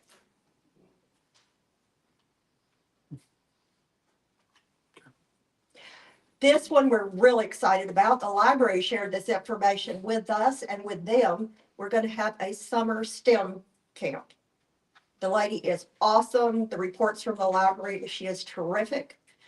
And this is our first camp that we are implementing since COVID. And we're planning on adding a couple more. So this is real exciting for us. How much is this? She said 100, but she hasn't finalized yet. Yeah. She sets the price and then we take a percentage of it. Nice. Okay. On who we support, meaning who comes to us for help or who is on site at our place, the Elks are. We love them. A lot of you know that they are busy refurbishing the place next to Zestos to move in, but it'll be a little while. The Tyrone Rotary meets at our place twice a month. Generations Together is like Angel Tree. They support people that are raising children other than the parents, children, aunts, uncles, grandparents. We partner with Toys for Tots at Christmas and we're a collection spot. If you're not familiar, tarps for the homeless, they take those heavy duty dog bags and they stitch them together and they make adorable quilts and they hand them out to the homeless. And we also support any Tyrone Homeowners Association that would like to meet at our place. All they have to do is leave a deposit. It's free. Okay. This one we're really excited about. Spring Festival, it's April 12th. And what is so exciting is we have a few more artesian type vendors. The egg scavenger hunt, it's brand new, it's different, and I think it's really going to make a difference. And what that is, the child comes to us at the table when they get there. They get a card. It has every vendor listed on it. They have to go around to each vendor. That means mom and dad have to go around to each vendor. The vendor checks it off that they came and they give them an egg. So this is going to result in the children getting 30 or 40 eggs and the parents visiting every single vendor. It costs nothing to the vendor because we are providing them with eggs. Instead of hiding all those eggs, we're providing them to each vendor. So that's really exciting. And the bunny is showing up. If anybody knows Tristan that works at Circa, he's our bunny and he's the one that was Grinch at Christmas. Okay. This is just to show that we do produce 4 to 5 events for the Tyrone DDA. We're going to have a Nemo movie night. This one is flexible. It's our last DDA event of the year. Should it need to be a food truck event, we're very flexible. We can just morph into something for that. Okay. This is really exciting. For Founder's Day, one, I believe it's going to save on some money because we put, Brandon helped me, we put a call out on the procurement manual, on the procurement registry for items, for amusement items and face painters and balloon twisters. And we got a bid back, and I believe that getting all those things from one vendor is saving us money. The new attractions, we're going to have a merry-go-round. We are going to have the largest metal slide in the US. It's not the one that was there last year. The one last year was in a bad wreck and it's totaled. And so she bought a huge one. Yeah, the guy was hurt that from her company. It wasn't their fault. And so she went and bought the largest one in the United States. Wow. So we're excited. Look at us. And we're also, I should say, we are cutting back, not in the hours, but we're going with more local bands that result in thousands saved. And because of that, we have a smaller stage. So there's more thousands saved. Okay, sorry, go ahead. Pumpkins, trick or treat. This is huge too. We keep getting bigger every year, and we're adding pumpkin bowling. That's where the kids come up and they just bowl with their pumpkins. Then they can play in the hay afterwards because that seems to be a big deal. Okay. Christmas will pretty much be the same as it's always been. It will be 2 until 7. We'll end with fireworks again. We will have a merry-go-round that also has a sponsor. We are going to save a wee bit with each fireworks that's booked. We'll save $2,000 at Christmas. Founders Day. We'll save $2,000 next year, and we'll save $2,000 with America 250, because this one contract who went out on the Georgia procurement. This fellow came in at the cheapest price for all 5 shows. So we'll save about $4,000 over 2 years on that. Isn't that, I forgot to ask you this, the low bidder, isn't that someone we've worked with before? Yes, in fact, all 3 of them were somebody I've worked before, and all 3 of them I would not have hesitated to work with again. They're great. But Devin, who owns Deep South, is the one that got the bid. He was considerably lower on all the shows. And that'll come to them for approval in the next meeting, correct? Correct. And he is really awesome. You'll be pleased. We had a lot of compliments last time. This is just, Miss Gloria was gracious enough to be on our Christmas committee. And this is kind of a little recap of what's already been ordered with the 24-25 budget. We have done some fire pits. Red fire pits are for the s'mores. Red bows, reindeer, big ornaments. The reindeer are the ones that go, the clumps of 3 that go in front of all the different buildings that are Tyrone. We ordered a bunch of big ornaments, big, so the tree will be full, our town tree. We ordered a red Santa tent to keep Santa nice and dry. We don't have to keep renting one. Decorative drums. They're just stacked up, towers of drums. A lantern. Unfortunately, the gorgeous lantern in our tent last year, somebody broke. So we replaced it because it was so popular. Okay. Oh, at the very bottom, pole decorations. They have not been ordered yet. There's 15, and they replaced the ones, the old kind of worn ones that are on all the poles now. And I've already got quotes on all 3 companies, and they came out to about $7,000 to $8,000. So that was a good price. Okay. These are the ones that are pending, or the one that is pending. I'd like to get a good commercial outdoor tree for our Veterans Pavilion. One that's not shabby looking and one doesn't blow over every time somebody puffs on it. The one on the right is just an example of what all the pole decorations would look like. There are Santas and reindeers and stars and angels. There's one of each. And there's 15. This is a recap of what I've already said. Okay. And thank you. Does anybody have questions? What happened to all the decorations that we bought years ago? I remember when I was here, we bought all brand new, pole decorations. The only pole decorations I know of are the ones that are out there now that we use every year. Matter of fact, we made holding so that they weren't folded up upstairs in the old The eight wreaths, one.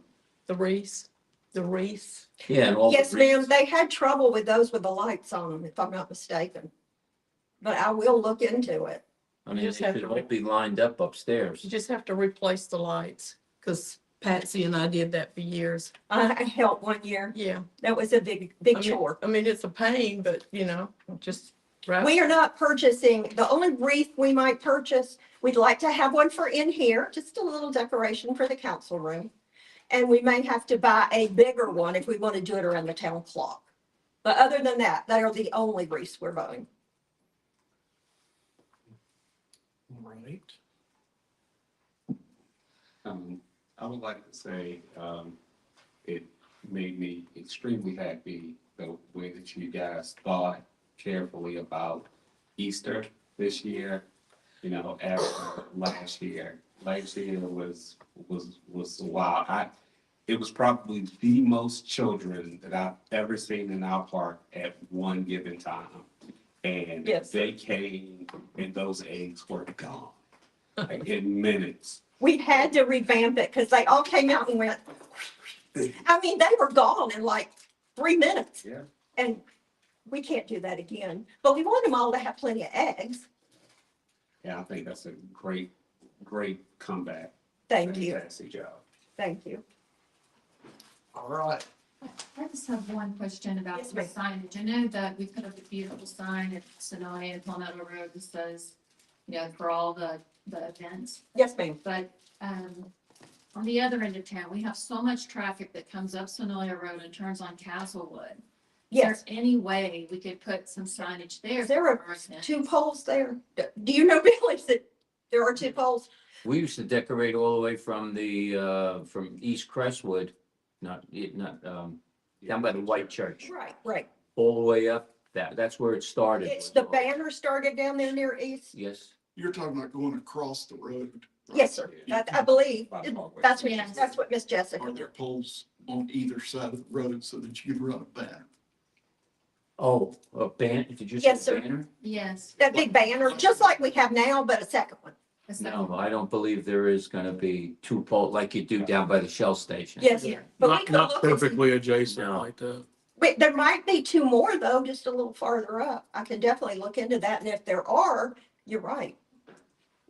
And that banner, that particular banner we used for Founder's Day was free because A-Sign sponsored it. Yeah. So they might be willing to make us a second one. Right, maybe just south of, the Red Door. Maybe there's 2 pools right in that area of the line. Yes, ma'am. We will pursue that. It's a good idea. All right, thanks. All right. Thank you. Thank you.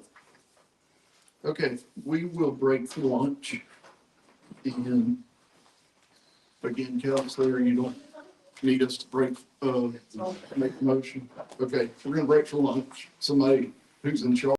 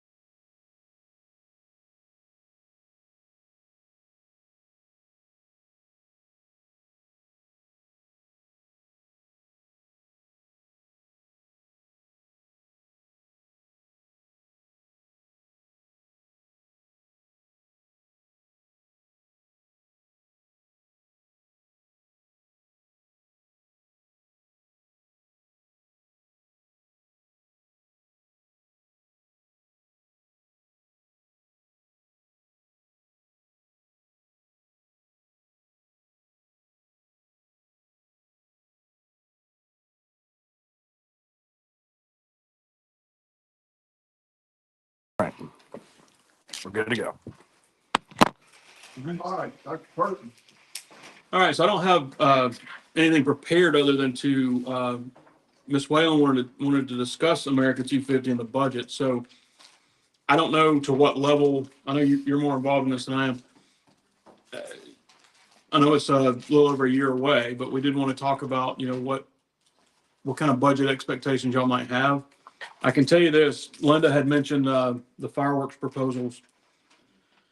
For that, the low bidders cost for that event was $12,000. So that's your baseline that's the most important thing I think for a 4th of July celebration is fireworks. So that's going to be secured, and the cost for that's going to be $12,000. And then outside of that, whatever the committee and the council decide on, I don't know what you guys had planned this way. When is that actually taking place? It'll be July 4th of next year, so 2026. Now, it won't be literally on the 4th, will it? It will be, Yeah, yes. yeah. What day of the week will that end up being? I think it's a Saturday.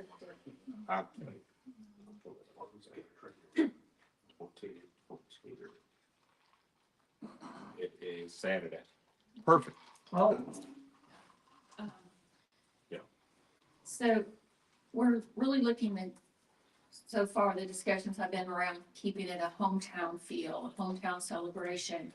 And hopefully a lot of the things we'll be able to get for entertainment will be local people who will be willing to come and sing at no cost, just for some of the things we're looking at is just have different entertainment throughout the day and then different events. So I'll just read you some things from the last minutes. We were going to start out the day at 9 a.m. at Veterans Park, having a prayer, just giving thanks to God for the nation, for founding the nation. And we also talked about maybe having a pet adoption. Then we have tents with cooling tents, and because it's going to be hot, ice with pools with ice in them, different things to cool off. The main event will be from 5 to 9, and that will be hopefully an ROTC presentation of the flags. Maybe Mayor Dial could lead us in the Pledge of Allegiance.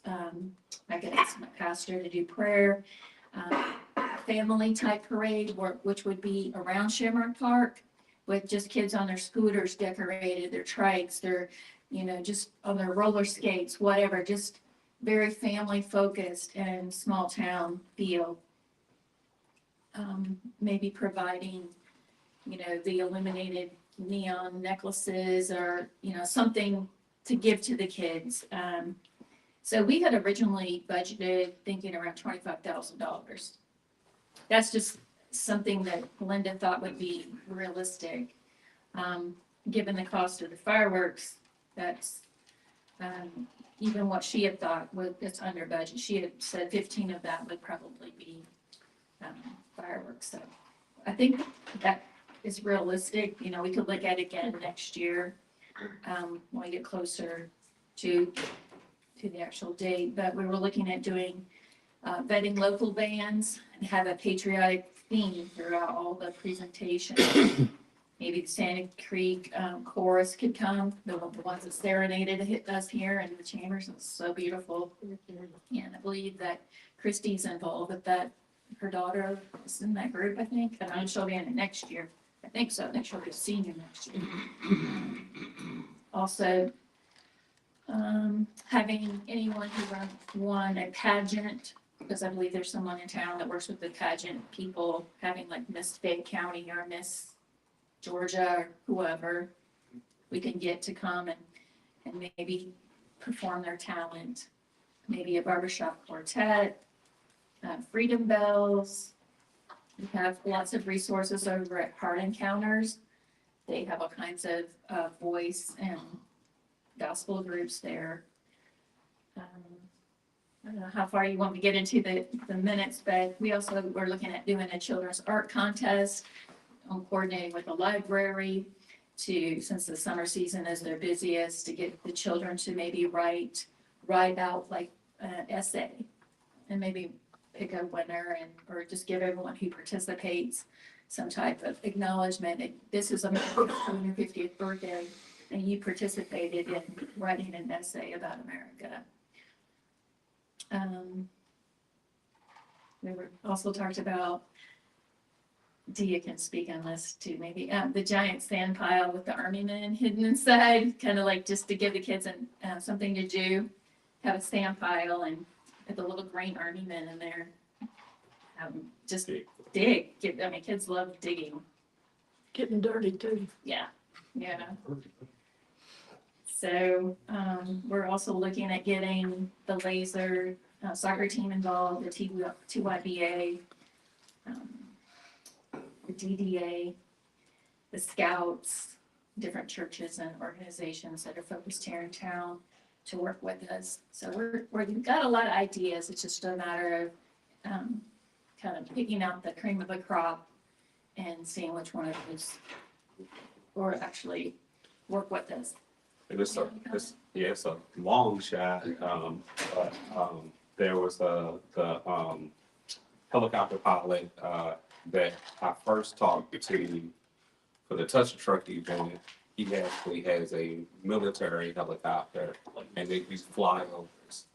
And if we talk to him far enough in advance, he can come over Veterans Park. You know, and I thought that would be, they don't charge anything, it's free. So just giving us something that's. Well, firstly, thank you for diving into this. I mean, that's a major ordeal. My only reluctance about any of that would be we always try not to compete with the fireworks of Peachtree City.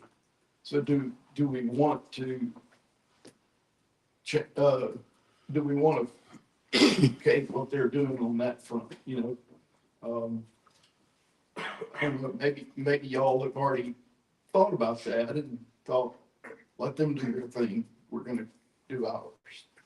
I think because of the significance of the 250th birthday of America, that we should individualize our celebration here in Tyrone. I know they do something every 4th of July, and we don't, but I don't think they would see it as a competition. I think they would see it as a joining in of this momentous occasion of America. And I'm not worried about offending them. I'm thinking of people being drawn away from us. Do you want to come to the microphone, Linda? Do you want to come to the podium and give any comments? I just want to say there is no competition. The only alternative I could think of, and I totally agree with Miss Jessica, is a drum show. It'll run you about 5,000 more than a fireworks show. And there's all kind of different levels, but fireworks is a little more patriotic. And this is just anecdotal, just from my experience in Peachtree City. Oftentimes, people don't go to Peachtree City. Many years, I don't go to Peachtree City simply because of the large crowd. Mm-hmm. I think there might be enough for both of us, if that makes sense. You know, I think both Peachtree City and us would probably, me in particular, I would rather come here than deal with the crowd in Peachtree City. That's the truth. My mother lived there. She didn't want to go because of that. But that's just years living in Peachtree City. There are just a lot of years where it's just like, we don't want to deal with that. All right, it sold me. I just wanted to make sure we mentioned it. And I would say, and it sounds like y'all have already approached this, but we got to make sure we do sufficient advertising. Because the worst thing you can do is have a pretty day and not have enough people show up. And advertising is the reason. But if you're talking about partnering with churches and social community organizations, and I don't know, do we even mail things to, citizens? Do we send things to HOA presidents to then farm out to their residents? And Our time and efforts would be better spent with HOA. Because if you remember, we used to do those water bills, and Jennifer and I would stuff every single water bill. Dee helped with an informational flyer. Nobody ever read them. Mhm. So perhaps it might be what you said, the HOA. And we did for the comp plan one year, we did postcards and we coordinated with the post office, which should be up and running by this time. I wouldn't gamble. We coordinated with the post office. They have a means of basically doing mass mailers to all in-town residents, or at least zip code wise, which I think we might not be too bad of a problem if we just do the overall zip code. And they can, it's actually pretty easy. So you just print off as many as you need. It's basically prepaid, and they. Yeah. Do you feel like it was worthwhile? Did it help you? Yes, I would say so, because, I mean, we, out of our comp plan, the regional commissions always said we've had the greatest percentage of participation at anybody they've seen. I think that probably helped. Maybe do one at the beginning of the season where you have all your first Friday events in. That's a good, and maybe announce it at every single event we have. Yeah, and an event's more fun than a comp plan. So, I mean, we did, it's just the way it is. But I mean, we put out mailers. I mean, we had about 3,600 mailers that went out for the comp plan. We got, as a total response on a survey after that mailer, we got about 290 responses. So if you look at it that way, that's not very high. To Atlanta Regional Commission, it's really high. But, 3,000 to 250, but that was just people responding to a survey. So that's people who got it and said, oh, I will now scan this QR code and fill out a survey. That's a lot higher than, come see free fireworks, Okay. So what do you need from us today? Well, I guess it wouldn't actually be in this budget, just in the next budget, right? Or, I mean, some of it we may have to start purchasing early. We do need a motion made to approve a number that we can start procuring the fun stuff. Yeah, it would actually be, the bulk of it would be in this budget, because The fireworks is gonna be. because your event's July 4th, our budget starts July 1, so the bulk of your purchases would come out, this time next year, probably leading up to that event. Because they will want a down payment now. That's usually 50% of 10,000. Yeah. I think 35. The band too, we're gonna want. Especially if you want to have that. I missed the very first. Does it come out of rec budget? It would probably be added to your budget, yeah. Okay. You said the town budget, right? Not rec. Well, It is rec. It is rec. it would go into her budget in the Okay. grand scheme of things, yeah. Just a one-time, Right. okay. The fireworks package that you had, Correct. does that include this event? Yes, it does. It includes 2 Founder's Day, 2 Christmas, and America 250. And I asked for 10,000 for every one of them. Does he have drones? Does this organization? I doubt Devin does, Okay. but I didn't ask for drone quotes. So we could, conversations inside. We could trip to the drones if anybody's interested, or I can seek quotes about drones. They do big shows now. I personally would like to stick with fireworks just for tradition's sake. I think you're gonna draw more people on the 4th of July at this point with fireworks. Yeah. The drone shows are cool. I've seen how they do that, but I don't think people are ready for that yet. I just, Plus that's They a blow up. major event. It's kind of a different vibe. yeah.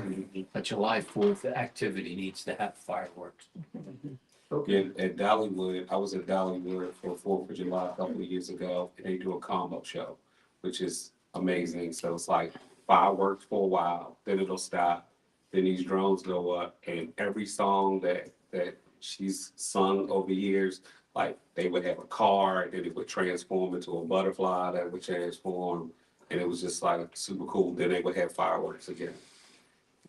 All right, so is there it sounds like what you want right now is a motion to proceed and have something in the budget Yes, for this purpose. yes, sir. I make the motion to proceed with having budgeted, I would say line item not to exceed $35,000. Do we need, I mean, do we worry about the number during the budget? And then just, right now, just say, let's Proceed with planning. proceed with the planning. Yeah. I mean, it would be good to have a kind of a goal. So you could say, instead of setting, a hard goal, we're gonna budget 35,000, you could just say not to exceed or something like along those lines. And then We'll be able to do sponsorships for this too, right? We'll be I able would to think offset. so. Yeah. When we approach them for Founder's Day, we can also approach them for America 250. Yeah. But I do know that the fireworks is 10. A band is about 5, because we want a little better band, I assume. And if we do have a better band, the stage is 5. So you look at 20,000 right there. Hopefully by then you'll have the Oh, stage. that's right. That's right. Yeah. And the line item on your bids for the fireworks for this particular event was 12. Because they're probably doing They are, doing they're a going to little bit bid more. more. Yeah. They all come in under 10. Yeah. So Can we just make a motion right now to proceed? Proceed with that's budget. fine. All right, so me amendment.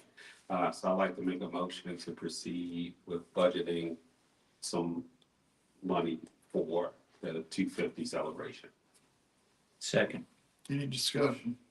All in favor? Opposed? Okay. Thank you. Thank you. All right. Phil, are you going to present this? Yes, sir. Okay, so we had some discussions about the alcohol ordinance a while ago, some discussion about bringing a text amendment before you regarding off-premises sales, particularly as it relates to off-premises sales in Shamrock Park. So I just kind of wanted to go over what the ordinance says right now and kind of what some proposed changes might be. So right now we have, and then I also bundled in this discussion some recent kind of run-ins we've had with the applicability of this ordinance as it relates to event venues, and we can have a little bit of a discussion about that as well. So currently we have an on-premises license, and the requirement for an on-premises license is a super simplified version of our alcohol ordinance. You have to have 55% food sales, and there's no exception for special events, venues, or really of any kind. That's for an on-premises license. And then, of course, all of the other licensing requirements that we have, including fees.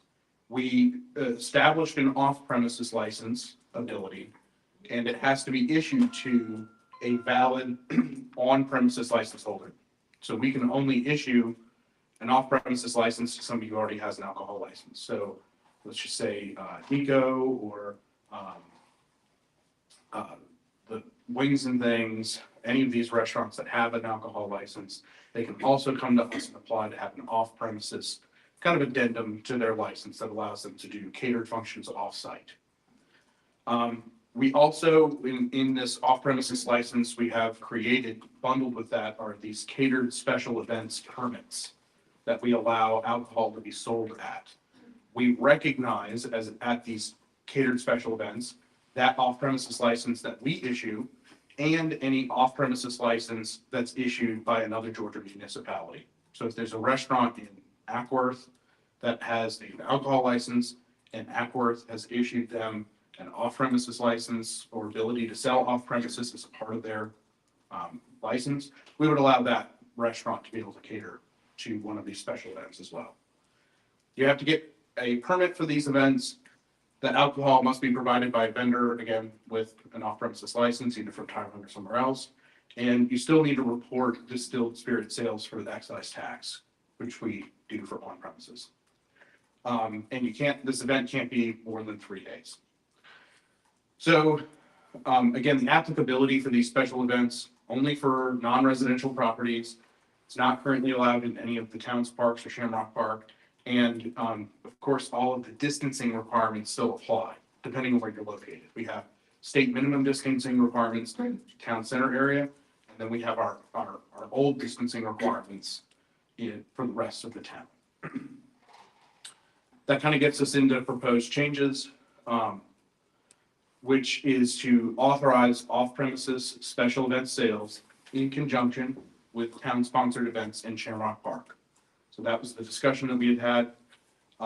Council would approve each event because you already approved each event anytime the park is going to be used for a particular purpose. There's already that approval process that we do. This would be a part of that, and we would, of course, include in the presentation of the park being reserved for that event, whether alcohol sales were going to be included. To allow a monthly frequency in temporary structures, currently the ordinance says that you can't have, for these special events, you can't have the alcohol sales out of a temporary structure more than once a quarter. I have the language in the next slide. But we would ask to change that to a monthly frequency. And that's just for, again, if you're putting up a pop-up tent in the parks, there is no permanent structure unless we have the same at like maybe the pavilion. But the frequency for these events to be had. And then DDA events are considered town-sponsored events because that was part of the discussion. So because town staff runs these events, it's in conjunction with the DDA. Of course, the DDA is funding some of these, but if they're for any of the First Friday events, those we really would consider as town-sponsored events. So we had a discussion about that with Patrick. So that is the framework for the off-premises revisions that would allow us to do those sales in the park and allow them to be brought before you as individual approval each time we have those events. It does not require actually a significant amount of ordinance changes. So I have in the next couple of slides what that looks like. So this is just talking about, this is the off-premises license and special event section of the ordinance. It's just changing that from once a quarter to once a month. And then if we go to the next page, this is just rules and regulations as it pertains to our parks. So Rule J says that alcoholic beverages are prohibited at all town facilities.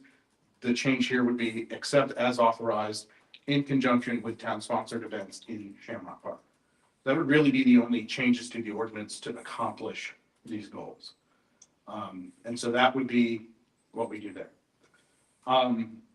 If we kind of go back, bring it to the first slide, we can touch on the event venue discussion. I don't have to go over that right now. We touch on that after we talk about this main part, but I did have that there as well. So that being said, it's kind of the overview. What are your kinds of thoughts? Yeah. Is there anywhere where we're limiting what is being sold, like wine and beer as opposed to, hard liquor? We're not. We currently don't have that restriction. Essentially, because this is tied to, this would be tied to another a permanent on-premises alcohol license. We have just said that the applicability of this off-premises license would be the same as their on-premises license. So if they only have an on-premises license to sell beer and wine, they can only off-premises sell beer and wine. If they have an on-premises license to sell beer, wine, and distilled spirits, or all the above, then their off-premises license would reflect that as well. So they'd be able to sell hard liquor on the parks. If we're at What they're able to do in the parks is going to be completely dependent on whatever the mayor and council lets them do in the parks. These are only going to be town-sponsored events. So the town will have complete control over whatever alcohol is being sold at those events. Yeah. So yeah, if we that's just talking about the off-premises license in terms of what they can sell. So if they were to cater an event at a business, we would not be limiting that. But of course, yes, if they were to cater an event in the park, council has full discretion on what you say you can and cannot sell at the park because it's our property. What is the goal of having alcohol sold at a town-sponsored event? So we had some discussions about the success of some of the events and kind of expanding the quantity, or not the quantity, the amount of people at some of the events. There were some discussions about having, some of these larger organizations that do really high-end events like Night Market in Peachtree City, and the ability for those types of vendors to come in and do a really large event. They do not do those events outside of being able to sell alcohol. And this would just be one of those things that kind of attracts a greater number of people into the parks and for those specific events. It's been our experience just looking at other communities that them adding this into those events really does kind of increase the success of the event overall, even if there's not a whole lot of alcohol consumption, which there typically is not, especially if it's just beer and wine, which I believe would be the limiting factor here in Shamrock Park. Mr. Campbell, do you want to speak to why this is here, since this was something that you requested? Do you want to offer your input on that? Well, I mean, the truth of the matter is, I mean, we don't know whether that we'll actually do it or won't do it, but through the success of other programs like Philip has just mentioned, it appears that has enhanced the, let's say, the success of those programs. Being involved with the First Friday events, I can't tell you how many times people come up and say, when are we gonna have a beer truck here and stuff. And, I've spoken with the chief, I've spoken with Brandon and others, the mayor, to get their thoughts as to where that would put us as far as a community if we were to have, let's say beer and wine served at those things. Does that put more pressure on our police department to do that? And, chief has kind of given us, both ways of looking at it. Correct me if I'm wrong. I mean, historically in these other places like Peachtree City, they don't normally, that really isn't an issue for them. That's correct. I spoke with both Chief Moon and Chief Gray, and it made no impact on their service delivery at all. Right. So I myself have brought this up a couple times to talk about possibly, as long as the council and the town is able to control this and have limit it to what we're going to have it. I would like to try that and to see how that would work for us. So that's one of the reasons I've asked Brandon and Philip and the mayor possibly moving forward with this to see what it would be. So. And for practical application, if Finding Nemo is being shown at an event. Exactly. That's a situation where we're not going to allow it. Exactly. That's not going to be. Yeah, it's entirely your discretion when these events occur with alcohol present and what type of alcohol. Mhm. Yeah. And how many vendors. I would assume we're really only ever talking about one. Yeah. Agreed. I will, in my position as the town attorney, I will point out that there are potential liability issues whenever you allow alcohol on your property. Mhm. You're increasing your exposure. Mhm. So please keep that in mind, but I didn't want to bring that up. All right, Dan. Oh, yeah, Jessica. A follow-up question. What do you hope will be the result of a better attended DDA event with alcohol? Is that a Mr. Campbell question? Are you asking Mr. Campbell or are you asking? Sure, Mr. Campbell. Okay, well, I mean, one, obviously, the purpose of our Downtown Development Authority First Fridays is to bring as many people as possible to the downtown area and to get them involved in what we're doing here in the town, to let them know what we're trying to do. I mean, obviously, in the next year, you're going to see quite a bit of the changes, hopefully with the food court and the stage and the renovations in Shamrock Park. And that's primarily our biggest thing, is to bring the people down to the park. We're getting a nice crowd with our First Friday events, but I think we can do a whole heck of a lot better. I think there's more people out there that might come and enjoy what we're trying to present to them. Certainly not looking, and we've had discussions before about this. If you do have that, it's not that people are coming there to get drunk, okay? Because they got to stand in line for beers and stuff, and they're going to be limited to what they can get. I would like to try and see firsthand, what that difference is going to make for all of us. But our first step would be to putting this in place so that we can have that for our different events in the park. Did you have some, Mr. Hunt? I was going to ask Chief, but I think he's already explained that it's not a burden on law enforcement. Did they see any upticks in any type They of? did not describe any upticks, and I specifically asked if it increased their calls for service, if they had more fights. They said, both of them said independently that it was basically unnoticeable. And I would also just like to add, I don't advocate for or against, we just present you with the facts and let you guys make up your minds. I personally do not think, if you were to ask me my opinion, anybody's going to come to that park specifically to drink. I just don't, because number one, it's probably going to be more expensive than they can get it somewhere else. I think what's going to happen is they're going to come to an event, and if they can have a beer, they may have one. Say, I can have a beer. I don't drink myself, but if I did, I wouldn't spend $5 for a cup of beer. I just wouldn't. And I think that the people who do like to drink probably too much are probably smuggling it in their coolers, and we just don't know. Because we don't stop people and violate their Fourth Amendment by searching their property, unless we have cause to do so. So that if you're asking me my opinion, that's my opinion, but it's not going to affect our calls for service. I really don't think it will. I think that this kind of leads me to, I guess, another question.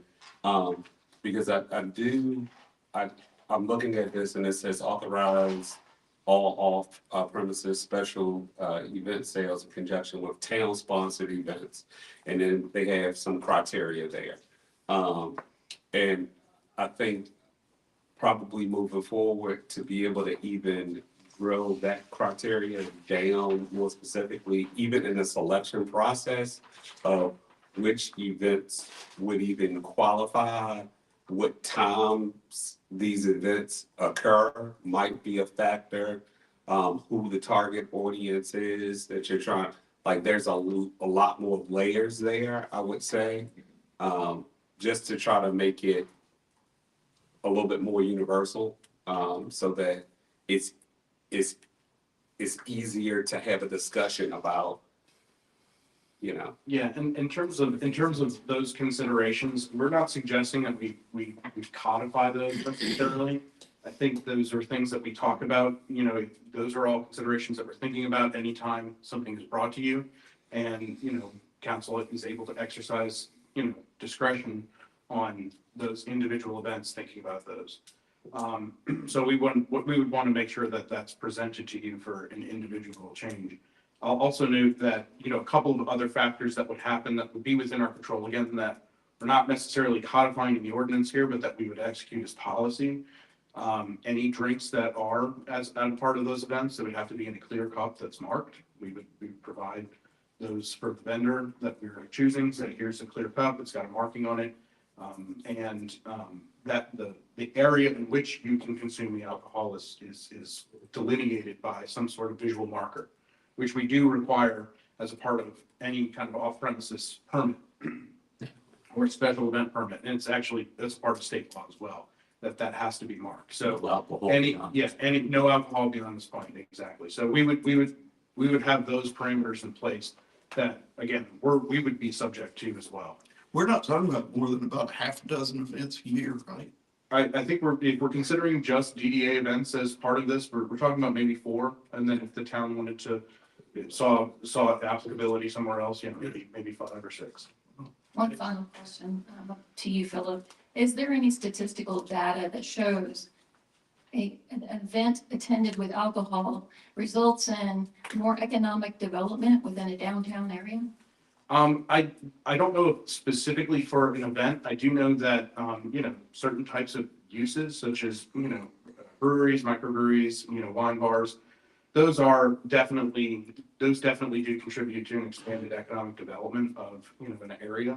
Temporary events, I don't think there's anything quite that specific, but I do know just from, just in discussions with Brandon and the night market, that from a business perspective, just like purely on the market, free market side of things, a business that runs an event like these cannot and will not run a business without the sale of alcohol. So it's definitely dependent on the success of, if these are business operations, it's definitely dependent on that based on our discussions with some of these private operations. What are Fayetteville's parameters now? Fayetteville they have a district that allows open container. So essentially their downtown district allows for open container. You have to use in that, if you're gonna go in and around that area, they have a clear cup with a sticker that's on it that's clearly marked. You're supposed to have your alcohol in that. And that's 365. Yeah, that's pretty much all the time, except, before noon on Sundays. Noonan does that as well. Yeah, and I think in Fayetteville, it's just beer and wine and mixed drinks that don't have hard liquor. Okay. To piggyback off what Philip was talking about, special events, back in 2020, we were talking to, just prior to COVID, might have been late 2019, we were talking to the people who run night market about doing some events here. And that was a big hangup they had. They said, we probably won't be able to do this because you don't allow alcohol. Getting closer to 2020, they had verbally agreed to do a test run of 1 or 2 events just to see how it does. But then COVID hit and that kind of died out and we haven't pursued it since. They're just now starting back up in Peachtree City. But that was a hangup that they had based on their experiences with Peachtree City was alcohol was a big part. And, I went to a night market in Peachtree City before COVID when it first started up and I got a drink and it took me probably 25 minutes to get up there. They wouldn't sell you more than 2. And so, you get up there, you get your drink or drinks. And then if you want to go back around, it's going to take you another 20, 25 minutes. So, you can't enjoy the event. If you're there to drink, you're not enjoying the event. You're just standing in line the entire time. You know what I mean? To Chief's point, it is quite expensive to drink like that. So most people aren't going to, come, and I also agree based on my experience that there's alcohol at every single one of our events. I can guarantee you that. So. Well, I agree. Could walk around with one of these. there might be in this meeting, pink cup. Pink cup with my name. Spaghetti covers all sin. That's right. All right. We can always revisit this if we're having some adverse results, things that we didn't predict or not liking, or right? We can, at this point, we've prepared the changes. If you're okay with us bringing them to you in a meeting to adopt, we can do that at any time. So we did just want to, the groundwork is done, unless there are changes that you think should be made in supplement. I do have one other question. Last meeting, we talked about the potential of using pickleball courts to have certain events. Like if it's a town-sponsored event, should it be very specific to Shamrock Park? Because if it's town-sponsored, we have our run of any park in the town to do whatever event that we want to do at any given time. So I don't know if it, it's the biggest park, it's where we've done most of our events, but. We put that in there because that was more of the specific request, but we could simply say town property. if that was flexibility that was. It's your property. It's the town's property. So I mean, these are rules and regulations that are set up for people to be able to observe. And for, us to understand as staff, what we're gonna be regulating. But I mean, you do have some, and I'll let Patrick speak to this. I mean, you do have flexibility as to what the town does in its own parks too. Right. The prohibition that's currently in your ordinance is on activity that occurs in the park. Someone can't be there drinking alcohol. If you sell alcohol, you leave that in there the way it is, then they're possibly going to be breaking the law, even though you're the one giving them the alcohol. So that's why we're talking about changing that part of the ordinance. That ordinance doesn't restrict the town in any way. It restricts the people who are consuming the alcohol. Okay, does everybody have everything they need to feel comfortable to make a decision? Does anybody want to make a motion? If are we talking about changing the ordinance today, or are we talking about bringing that forward? We're talking about bringing it to them. Okay, so The document you showed us was not already amended. It is, it's a red line ordinance, but just given that it's a workshop and because it's an amendment to the alcohol ordinance, do we have to have a public hearing? There's no public hearing requirement, but I would recommend that it be done at a regular meeting. Yeah, so any motion you make today would just be to bring it before you in a regularly scheduled meeting. Well, if so, then I make a motion that you bring it before us at a future meeting to discuss the special events alcohol ordinance update. Is there a second? I'll second. Any discussion? All in favor? Aye. Opposed? Aye. I vote in the affirmative. Okay, And then, and I apologize, there was one other small thing that we wanted to discuss with you. There's really no action necessarily that we need to take, but we did want to get your thoughts. It's as it pertains to the alcohol ordinance. We've had some special event venues in town express to us the difficulty in abiding by getting an off-premises license holder to cater their events at event venues. So there was some discussion from these event venues about that.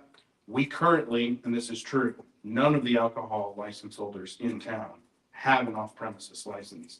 I don't really know how many of them are fully aware that we do, so it might be an education component that's part of this, but none of them have an off-premises license. Not a lot of communities necessarily also have an off-premises license. So for these event venues to find an alcohol license holder somewhere in Georgia that has an off-premises license, they've expressed to us is challenging. And at their special events, or at least at their, event venues, that's something that they do regularly. So they had some discussion with us about currently they're not allowed to get an alcohol license because they have to have 55% food sales. And of course, that's to prevent pure bars from being established in town. But there was some discussion about creating a special events venue alcohol license. That doesn't allow them to become a full bar, still has limitations because they're an event venue. But that does not necessarily include the 55% food sales portion. I don't know if that's a discussion that we want to have here, Brandon. I don't know. Now, you're talking about non-sponsor, what's the word? Not town-sponsored events. Yeah, we're talking about now, this is outside of like the special events licensing thing. This is a discussion about these permanent businesses that do special event or that do events or an event venue, but that don't necessarily sell 55% food. Glendalough does because Glendalough has in-house catering. They do 55% food sales, but we have like 3 other event venues that don't do food sales. And so that's where this discussion had popped up. yeah, they're encountering a problem that has, in their minds, that has been a problem for 25 years, but they're just now acknowledging the fact that it's a problem. And they can't they've kind of been operating as to say, bring your own beverage. And they are now realizing they're not allowed to do that. Okay. And so it's a real problem for them, because if you want to have a class reunion at event X, then people are going to be there who obviously have been drinking there for 20 years. And they're not gonna know to bring their own BYA. And now we're making sure they know you can't. Yeah, because BYOB, which we are aware some of these places have been doing for a long time, and it's strictly prohibited. So they were doing it in the past, they weren't supposed to be, and we've been very explicit with them recently that they cannot do it in the future. Okay. So your question is, do we want to change to say, yes, you can? Yeah, do we want to make a change? The only other thing that I feel like would assist these businesses would be for us to kind of go to some of the other alcohol license holders in town and say, hey, we have an off-premises license. There's a need for this in town. Would you be interested in pursuing this? We don't actually have a fee established for the off-premises license yet. An on-premises license is pretty costly. Do you remember what the cost? It varies depending on what type you get. It's a couple $1,000s depending, right? Yeah, so. Beer and wine, well, there's a few factors. Yeah, there are a lot of factors, but it's a pretty costly license. I don't know if we want to make this off-premises license similarly, priced, or if we want to make it a relatively easy thing for them to obtain so that they can provide the service to other businesses in town. I think that's another part of the discussion, but that's what we're kind of directing them to do. But we do understand that there's nobody in town that has an off-premises license, so we're holding them to a standard in which nobody actually is able to fulfill that for them, at least in town. Right, and do keep in mind that if someone from outside the town has an off-premises license issued by their local jurisdiction, they can come and cater an event here as well. They just have to pay a $50 event. Yeah. The word we're getting back, sorry, Mr. Mayor, is had a conversation with someone who's renting a special event location next week, and the owner of that establishment. Even that's difficult. They've called all around the area trying to find an alcohol licensee that has an off-premises license or permit, and they can't find them even in town or out of town. So that's an issue we're having. And it's another one of those situations where we suspect that all these places are having events where they're brown bagging and people are drinking. It's just one of those situations where if we're not getting a call and we're not going to go into a private, we're not going to send the police into a private event to see, what's going on. So we know people are doing it and the town's getting no benefit from it. Whereas if we alter the ordinance where these event venues can get an alcohol license, then we at least get some of those fees and we have a little bit of regulatory control versus what's going on now, which they're brown bagging. So just a thought. Outside of that, they're just going to have to find, like Philip said, we can talk to some of our local restaurants and see if they're willing to go through the process of getting that off premises. And then our event venues will be having to work with them. But it's more than just the fees. They should be paying excise tax. Well, yes, that too. Yeah. Well, we have to work with these event facilities to make sure they can continue to operate. And in today's world, you can't have wedding receptions and reunions and that kind of thing and run them dry. Yeah, you just can't. Can I make a motion? It's fine. I'd like to make a motion to direct staff to specifically draw a policy or something in our language within our charter to allow off-premise license for event centers. Yeah, that gives us some direction. We can bring something to you. Second. Motion second. Discussion. Just, I'm gonna agree with you, but so this won't be it's just gonna be at another facility. It won't be on our premises. Yeah, this is not related to this is related to a very specific type of business. You said there were three. Can you name the three? I believe there are 4 total. So Glendalough Manor, they've had in-house catering, but you know, this could be applicable to them if they decide not to do that.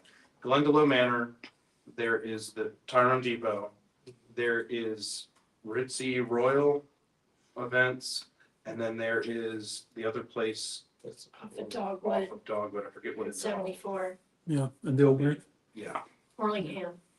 What's it called? Orlingham. Yeah, Orlingham. Yeah, so there are 4 event facilities. And then whatever other ones pop up later. Yeah, yes. Yeah. To get clarification, you're okay with going forward with where these event centers can get their own alcohol license, but they don't have to sell food? Is that what you're want? Okay, I just wanted to clarify that. Okay. Okay. And these would be provisions that are specific to an events venue so that they don't become essentially bars. We would try and find language that work. Okay. However, some of the venues are not allowed alcohol at all. Well, yeah, we would have to research that. We would not issue a license unless they complied with all the other requirements such as distancing. We're suspect that at least one of these other venues does not meet the distancing requirements because 2 of them are outside of the town center area. So they have more strict distancing requirements. So, but we would obviously make sure that these businesses apply by all other regulations. And if they don't meet those distancing requirements, then they're going to just simply be told, you cannot get an alcohol license at this location. You're gonna have to find a new location. Do we need to offer flexibility on those distancing? We've already done that for town center. We've established the state minimum distancing requirements for town center. But we have not done that outside of the town. Outside of the town, we have much stricter distancing requirements, and distancing requirements adjoining uses that in downtown we don't even have a distancing requirement for, such as just residential houses. Okay. We have a motion and a second. Any more discussion? All in favor? Aye. Opposed? All right. April?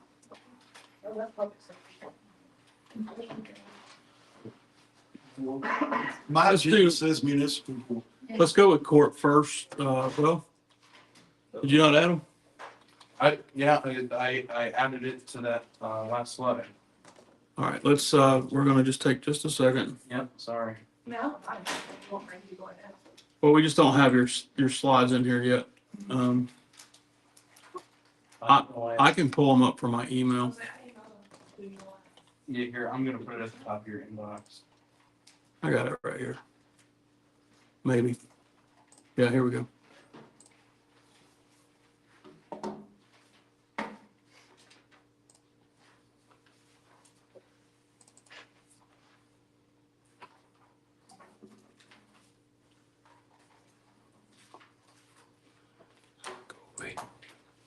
Hi. Well, No. It feels good to be on this side.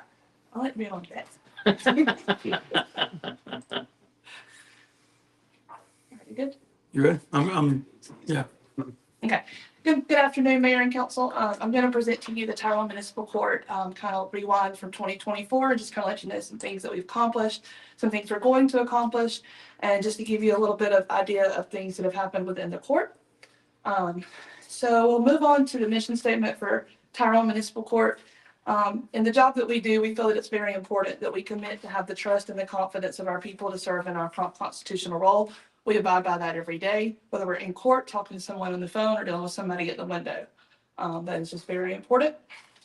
Our purpose as a municipal court is we handle all misdemeanor offenses.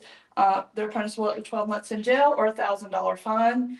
And we interpret the laws fairly and make sure that everybody is treated equally. In our training areas, that's a very key component to our position as required by state and local laws, as well as here locally within the town.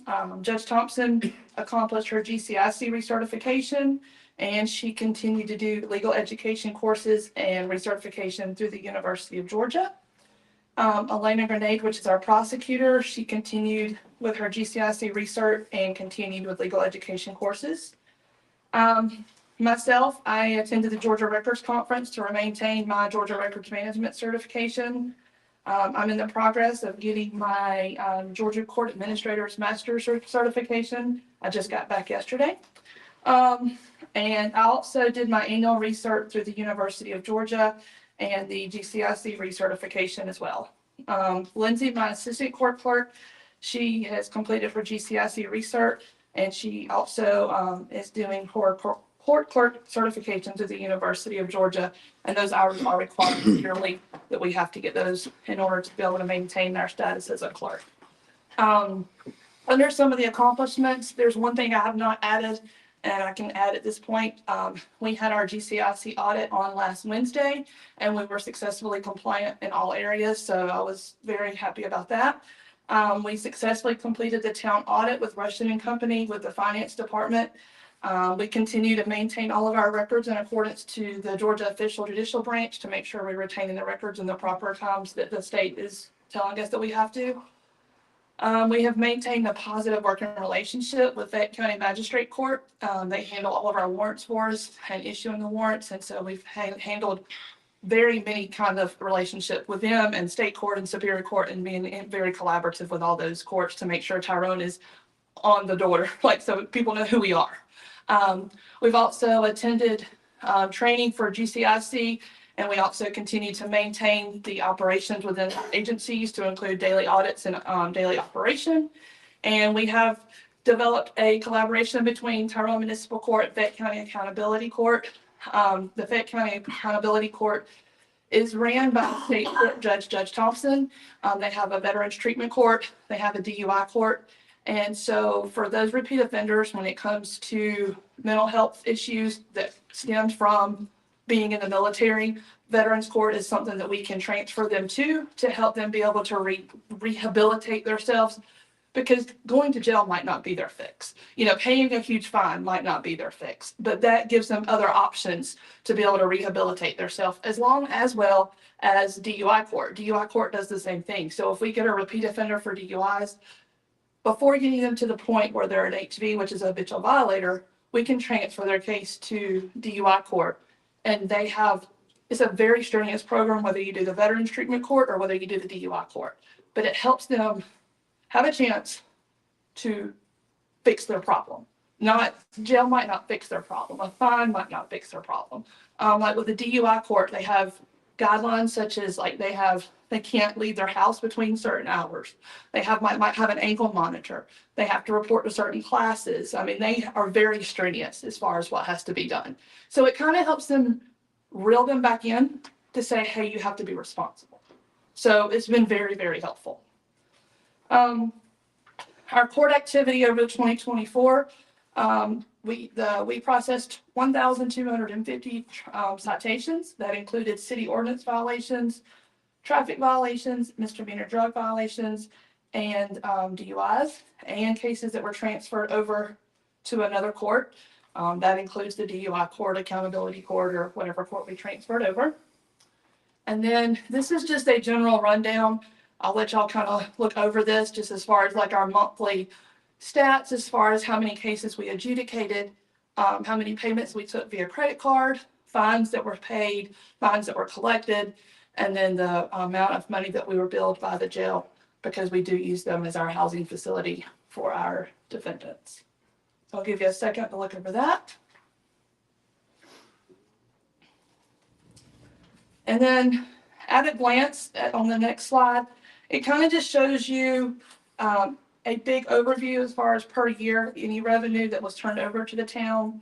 And then at the last column, it shows you if it was plus or minus from the year before. We did have an increase of $53,138.13 of revenue that was turned over to the town for 2024. And in the years prior to that, you can see the differences of the revenue that was turned over to the town.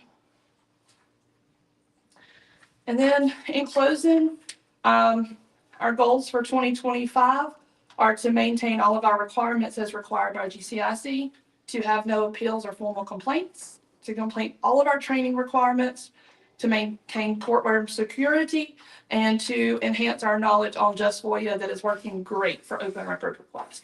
So we're just gonna work on enhancing our knowledge of it and the different features of it, and then helping other employees gain a better understanding of some of the features as well. So that's all, folks. Thank you. Thank you. Thank you, ma'am. All right.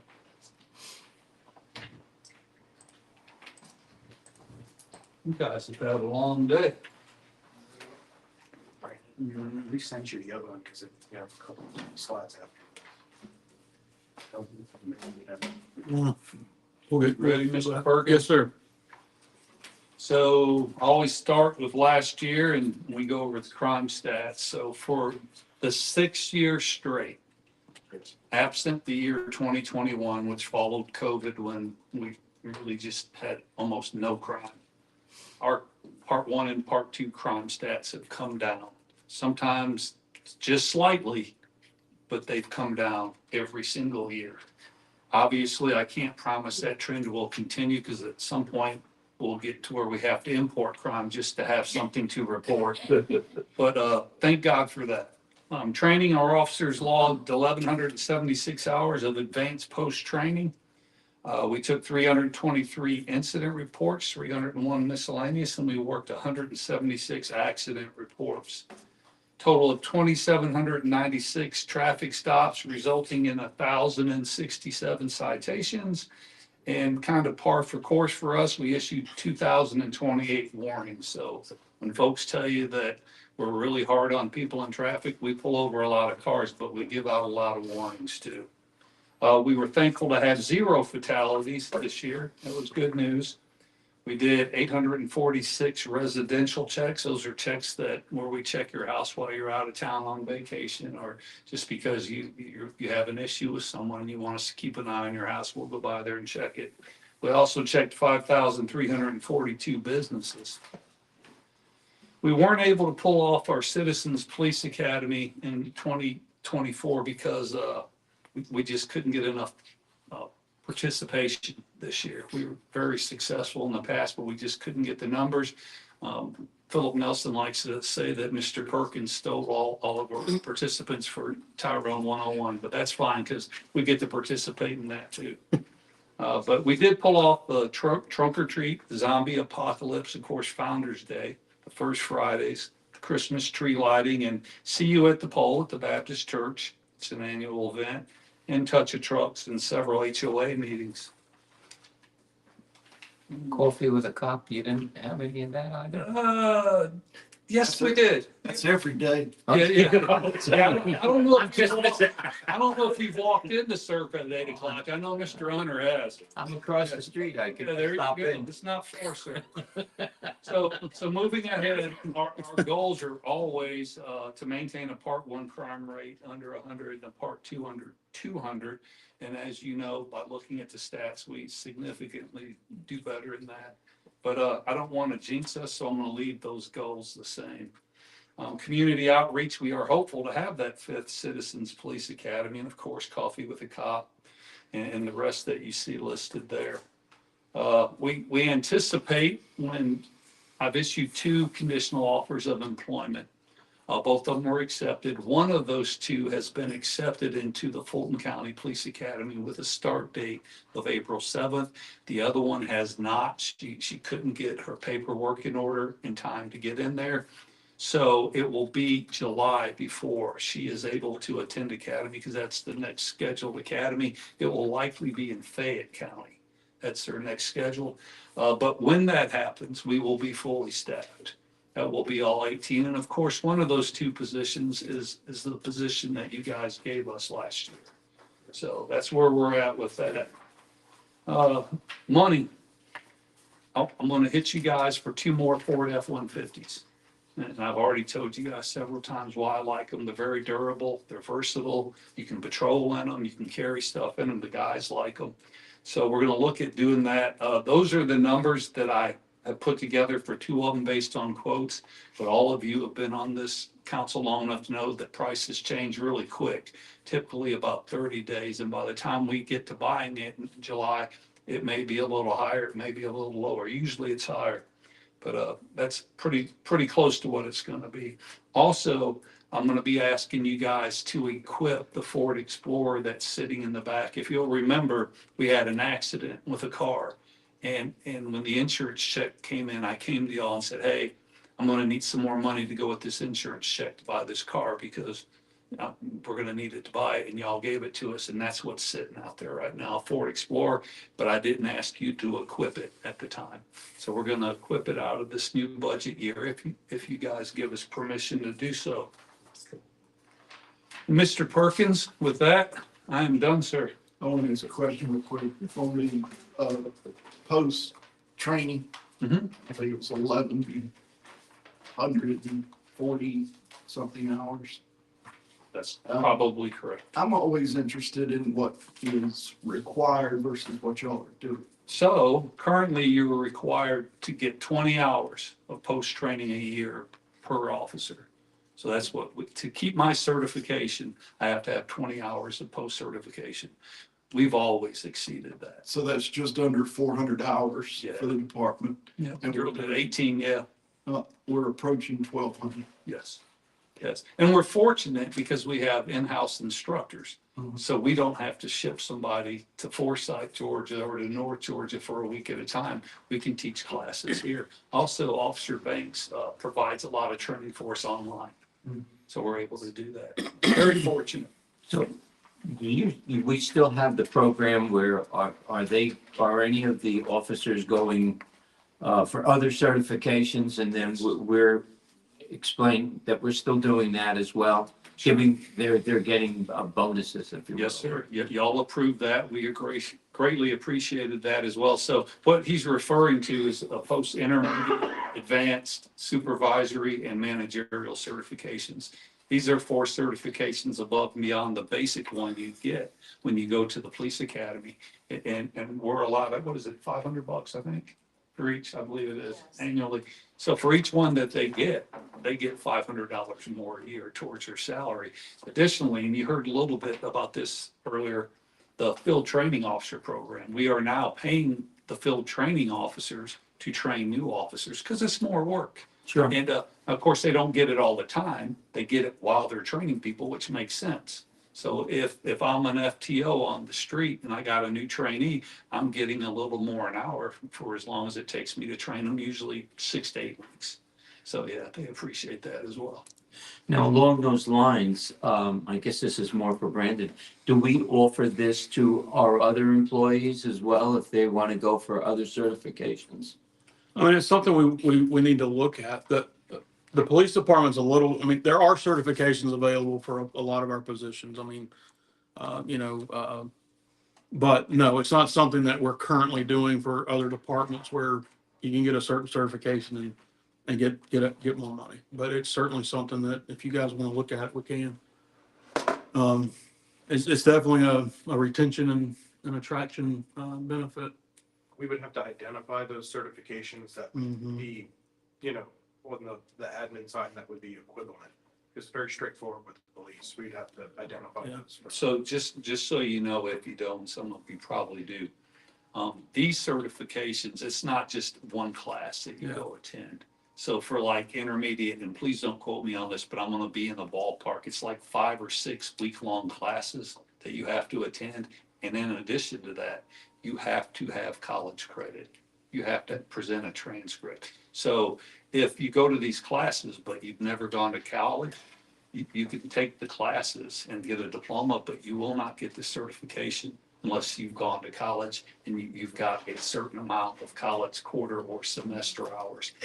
As you go up in the certifications from intermediate to advanced to supervisory to managerial, that requirement for college credit increases. I think ultimately in managerial, you have to have at least an associate's degree, I believe.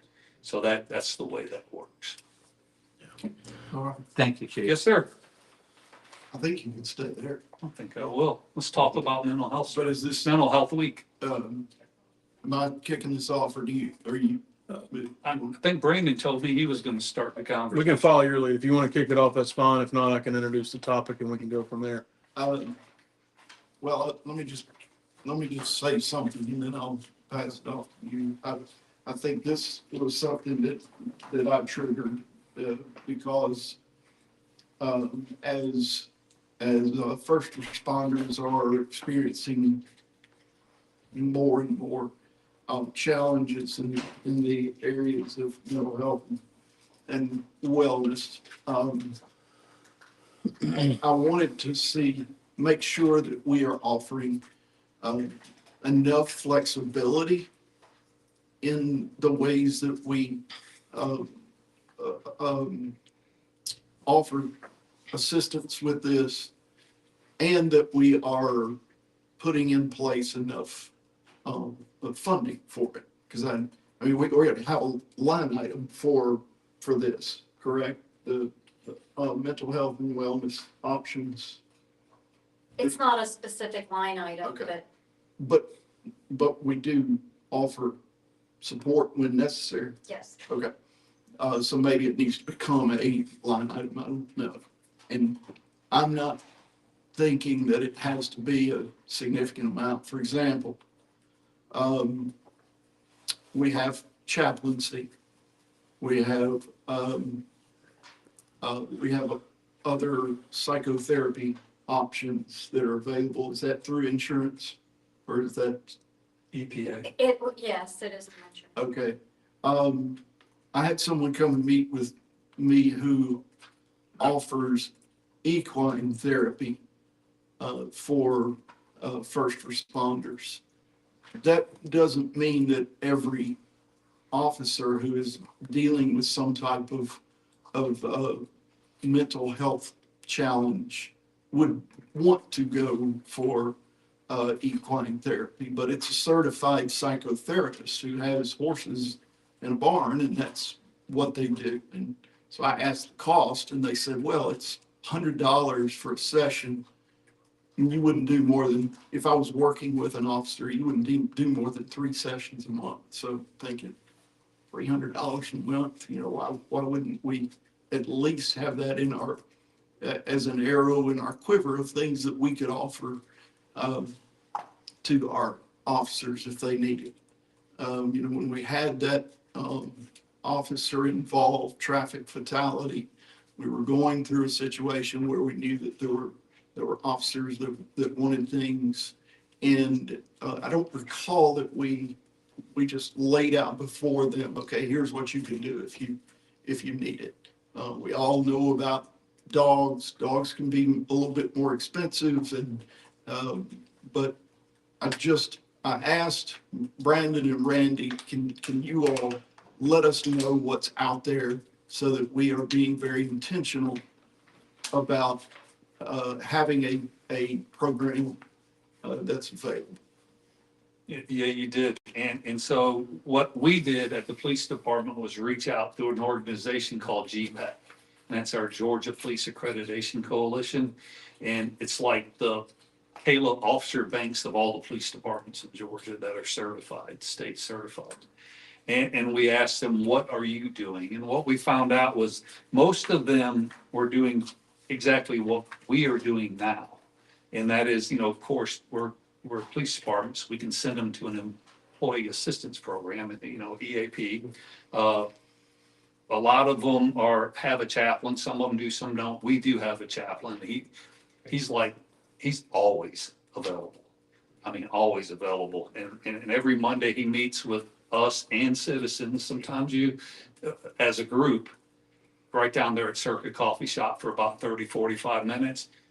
But even when it's not Monday at 10 o'clock, he's available. And if you come to the police department in the evening, sometimes you'll see him sitting back there in the break room with the guys. And he'll get in the car with individuals and ride with them. So he does a phenomenal job. His name's Frank Mercer. He owns 4 Heroes down the street. Great guy. Resiliency training, that's something that kicked off really big after 2020. It's offered at all the regional academies. You go in and they teach you how to be resilient. They teach you, hey, exercise is important, breathing is important. These are things you can do to decompress at the end of the day.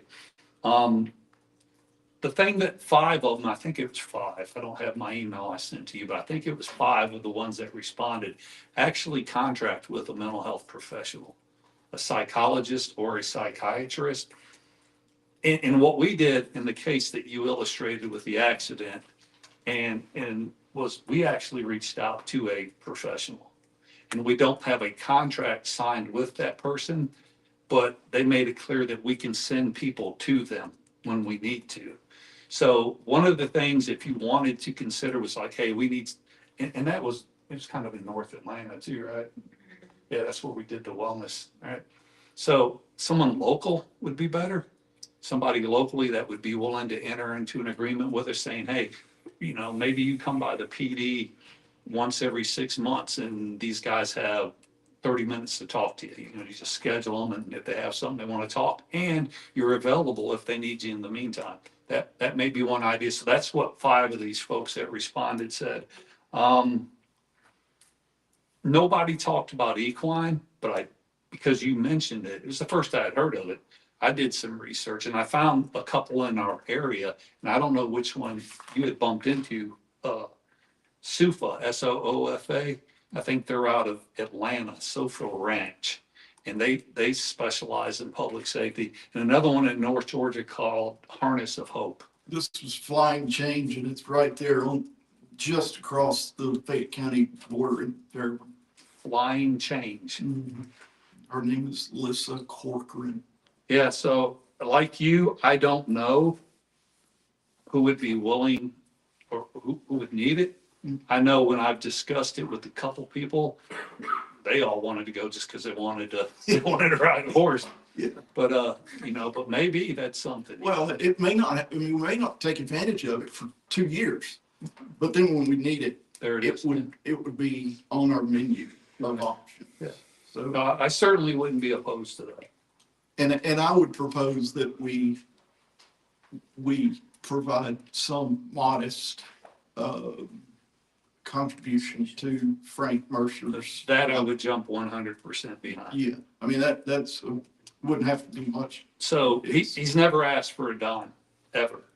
And he's here all the time. I found out by snooping, because that's what I do. Fayette County Fire Department pays him a little bit. They actually budget to pay him a little bit. It's not much. And then also Fayette County 911, because it's not just us he's doing it for. He goes and hits these other agencies. Again, never asked for anything, and he won't.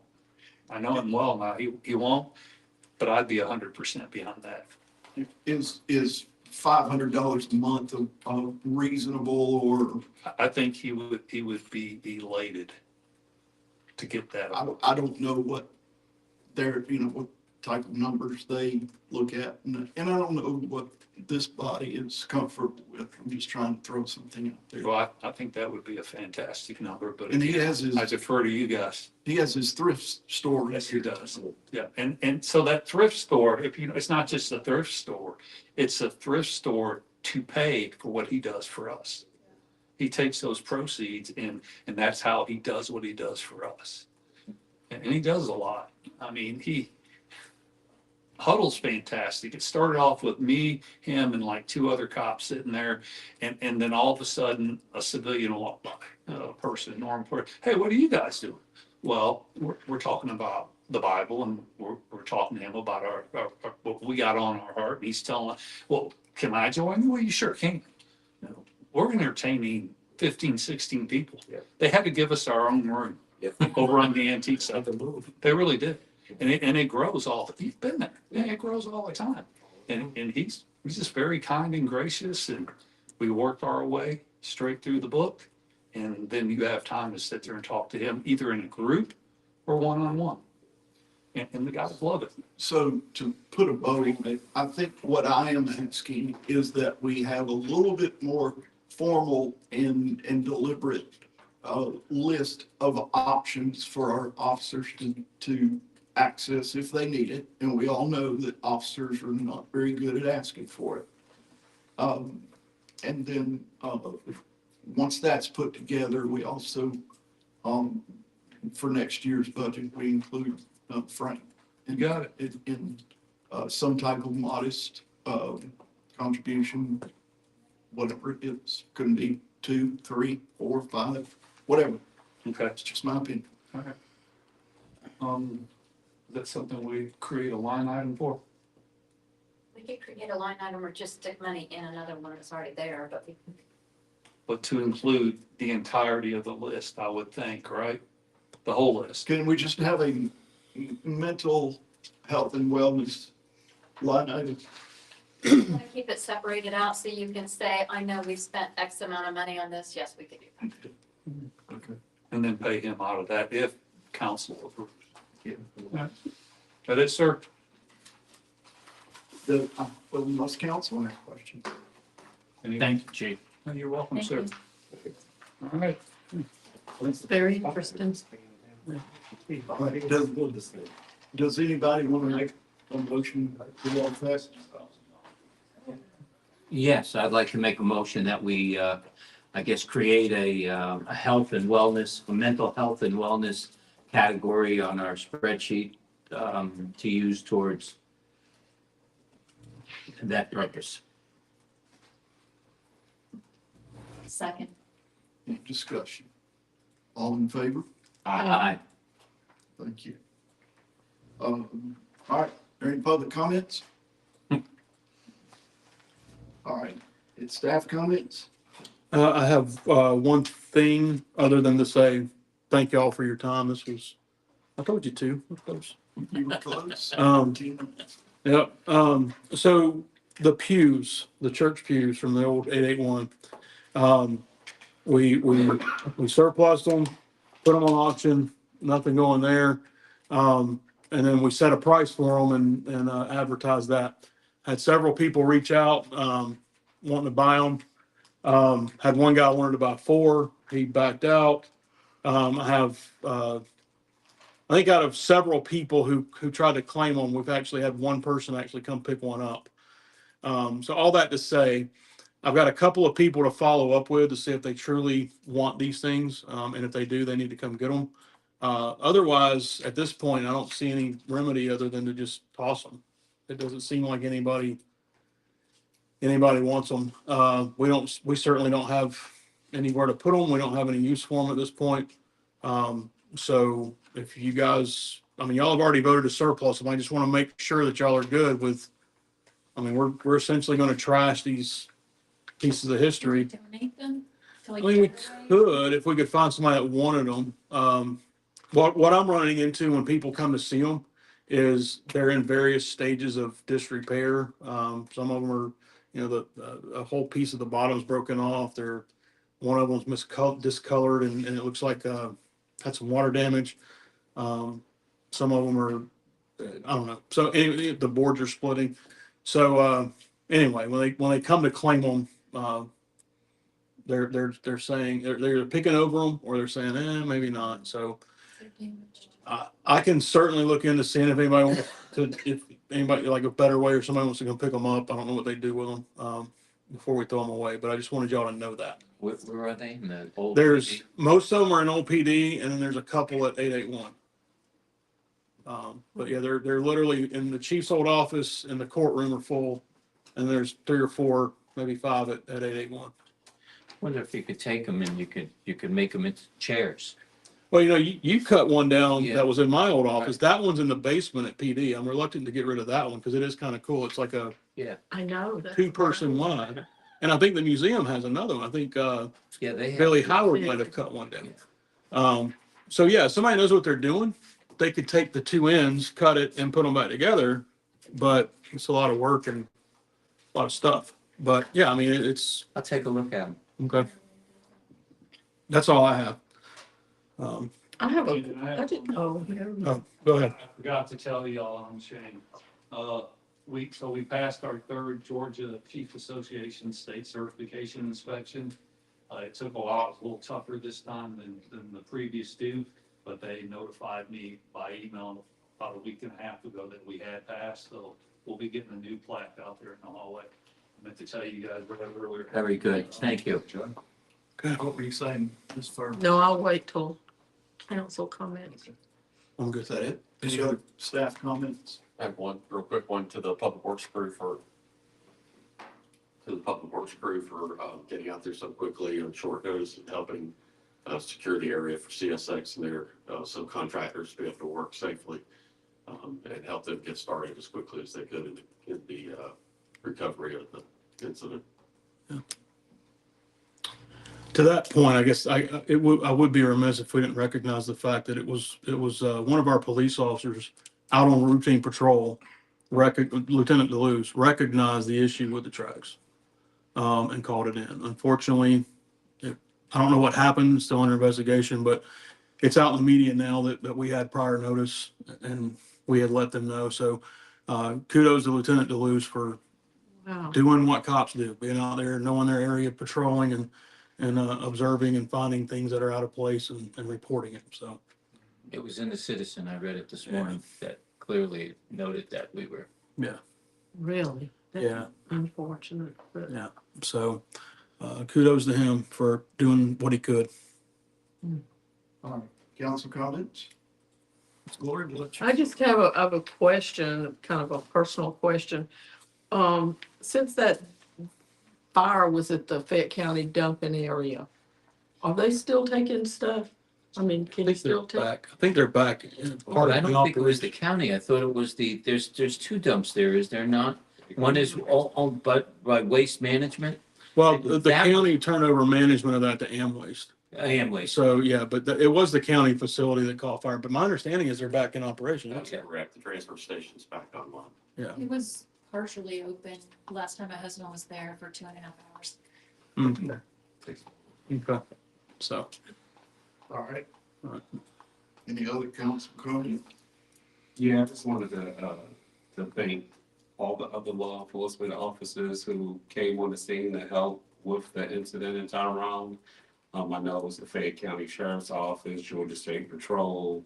Of course, we were first on the scene, and everybody was working together like they always do. And Chief was doing what he does best, talking to the other chiefs, and it was just a fantastic show of cooperation, and we appreciate it.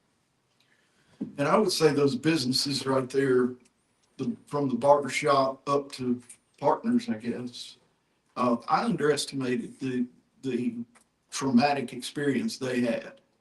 And they are still in shock. And so, and they're not getting much visitation from the offenders. So if you have a chance, just stop by, and whether you go in Spazano's or Gunnins or the barbershop or whatever, and just tell them you're checking on them, we're thinking about it and all that. So, definitely. Just last but not least, certainly thank you to all the department heads and Brandon and Philip for what you guys presented today. That was a lot of work and a lot of hours in there, and we appreciate that very much. Did a great job. Appreciate it. Yes, thank you to everyone, very professionally and well presented on every item, and thank you for answering all our questions. And I want to thank God for that derailment happening the way it did, and no one was injured. No serious chemicals were spilled in our town, and it's just the providence of God watching over us, because I can think of a lot of worst case scenarios on what happened. So I just first and foremost want to acknowledge that was the hand of God. Right, because those cars were parked right there on that Yes. road. I couldn't believe it. Mm-hmm. Yeah.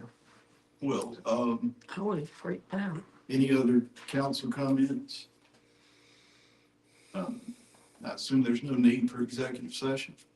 May I stray off of our routine, and Ms. Whalen, do you mind praying and thanking the Lord for his protection? Father God, we come in Jesus' name, acknowledging that you are the God of the universe and that you watch over everything, even in our small town, in our personal lives. Lord, when we acknowledge you, when we seek your face, you answer our prayers, Lord. And we pray every meeting for your wisdom, for your revelation, for your intervention, Lord. And we just come with grateful hearts, Lord, and just lift up a thanks of praise for you, Lord, watching over all the citizens and all the things that could have gone wrong, Lord. You prevented it.